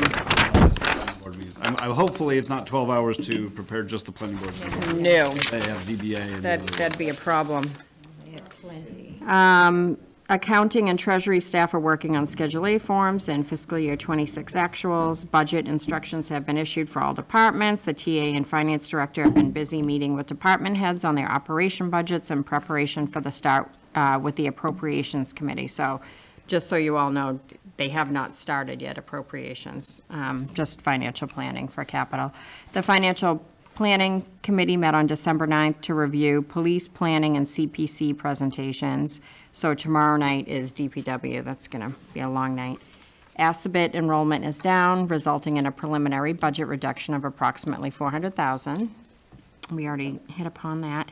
Health and Human Services, a new regional health agent, Vincent, has been hired and will serve Northborough, Southborough, Boylston, and Westborough. Welcome, Vincent. He replaced, oh my God, Michael. I wanted to say Chris, but it's not Chris. Yes, so that's good, and we were very relieved because they're very hard to find. Building Department licensing renewal inspections are underway. Building permit volume has increased from 700 last year to just under 1,000 this year. Recreation, the annual New York City trip on December 6th was a great success. And congratulations to Ally, our rec director, as last week she passed the Certified Parks and Rec Professional Exam. In addition to this, she was recently voted onto the Mass Recreation Park Association Executive Board. She's looking forward to contributing her knowledge and experience at the state level and continuing to advocate for importance of rec in our communities. Great job, Ally. Congratulations. I That's know, awesome. isn't that good? Recreation will offer 2 days of programs in the town hall gym during the holiday week, so it might get busy. White Cliffs, since meeting with several contractors, the environmental cleanup at White Cliffs is around the ballpark of $1 to $2 million.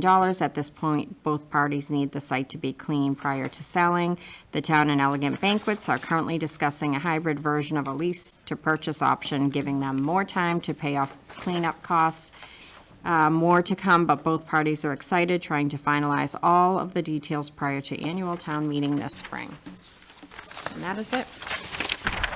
It's a wrap. No report. Thank you. Okay, public comment. Anybody see a hand up? No one here. Future agenda items, I wrote down, we want to have the superintendent explain circuit breakers and the budget. Oh, yeah. Yes. And is there any other business to come before the board? Question? Yes. So, I know we didn't talk about it that much in our board, but the Appropriations Committee, when they were looking at, I'm looking at your update on the building permit volume increase? Yes. Oh, it's like trending up, or at least it's been Yep, yeah. significant, that's like 50% jump. Yep. So we have the permits are increasing, we increased the fees for the permits. Something that was raised in the appropriation committee, what are we doing a fair budget estimate for fiscal 2027 for revenue from permits? Because we received way more than we budgeted for Yes. this last time. So I would just say, this is another data point that I would say, Yep. bring up with our finance director of like, let's make that number as Yep, and we have done that. realistic as possible. Yep, That's exactly. a smart point. And the other one that rings a bell like that was our excise tax, which might include our mail tax in there. I'm not sure, but like we have more revenue than anticipated under the category excise tax, I believe. But if we can get those numbers more accurate, that would be good because I feel Yep. like Yeah, we talked to Terry at Financial Planning. He had an concern with that. So, yeah. And meals tax, that's separate, that's a separate budget. that's not on the excise tax. That's a different line Yeah. item. Yep, Yep. absolutely. Okay. So if there is no other business to come before the board, at this time, the board will enter into an executive session pursuant to Mass General Law, Chapter 30A, Section 21A3, to discuss strategy with respect to the agreement between the Town of Northborough and Elegant Banquets for the White Cliffs property located at 167 Main Street, as authorized by town meeting under Article 43 of the 2024 Annual Town Meeting warrant, and to discuss the initiation of litigation regarding 61 to 65 Main Street, where discussion in open session may have a detrimental effect on the town's position. The board will adjourn from executive session and will not return to open session. Do I have a motion? So moved. Second. Jacob, moved by Jacob, seconded by Laura. This should be a roll call vote. Laura? Aye. Mike? Aye. Aye. Aye. Julianne says aye. So this portion of the meeting has ended, and we will now enter into executive session.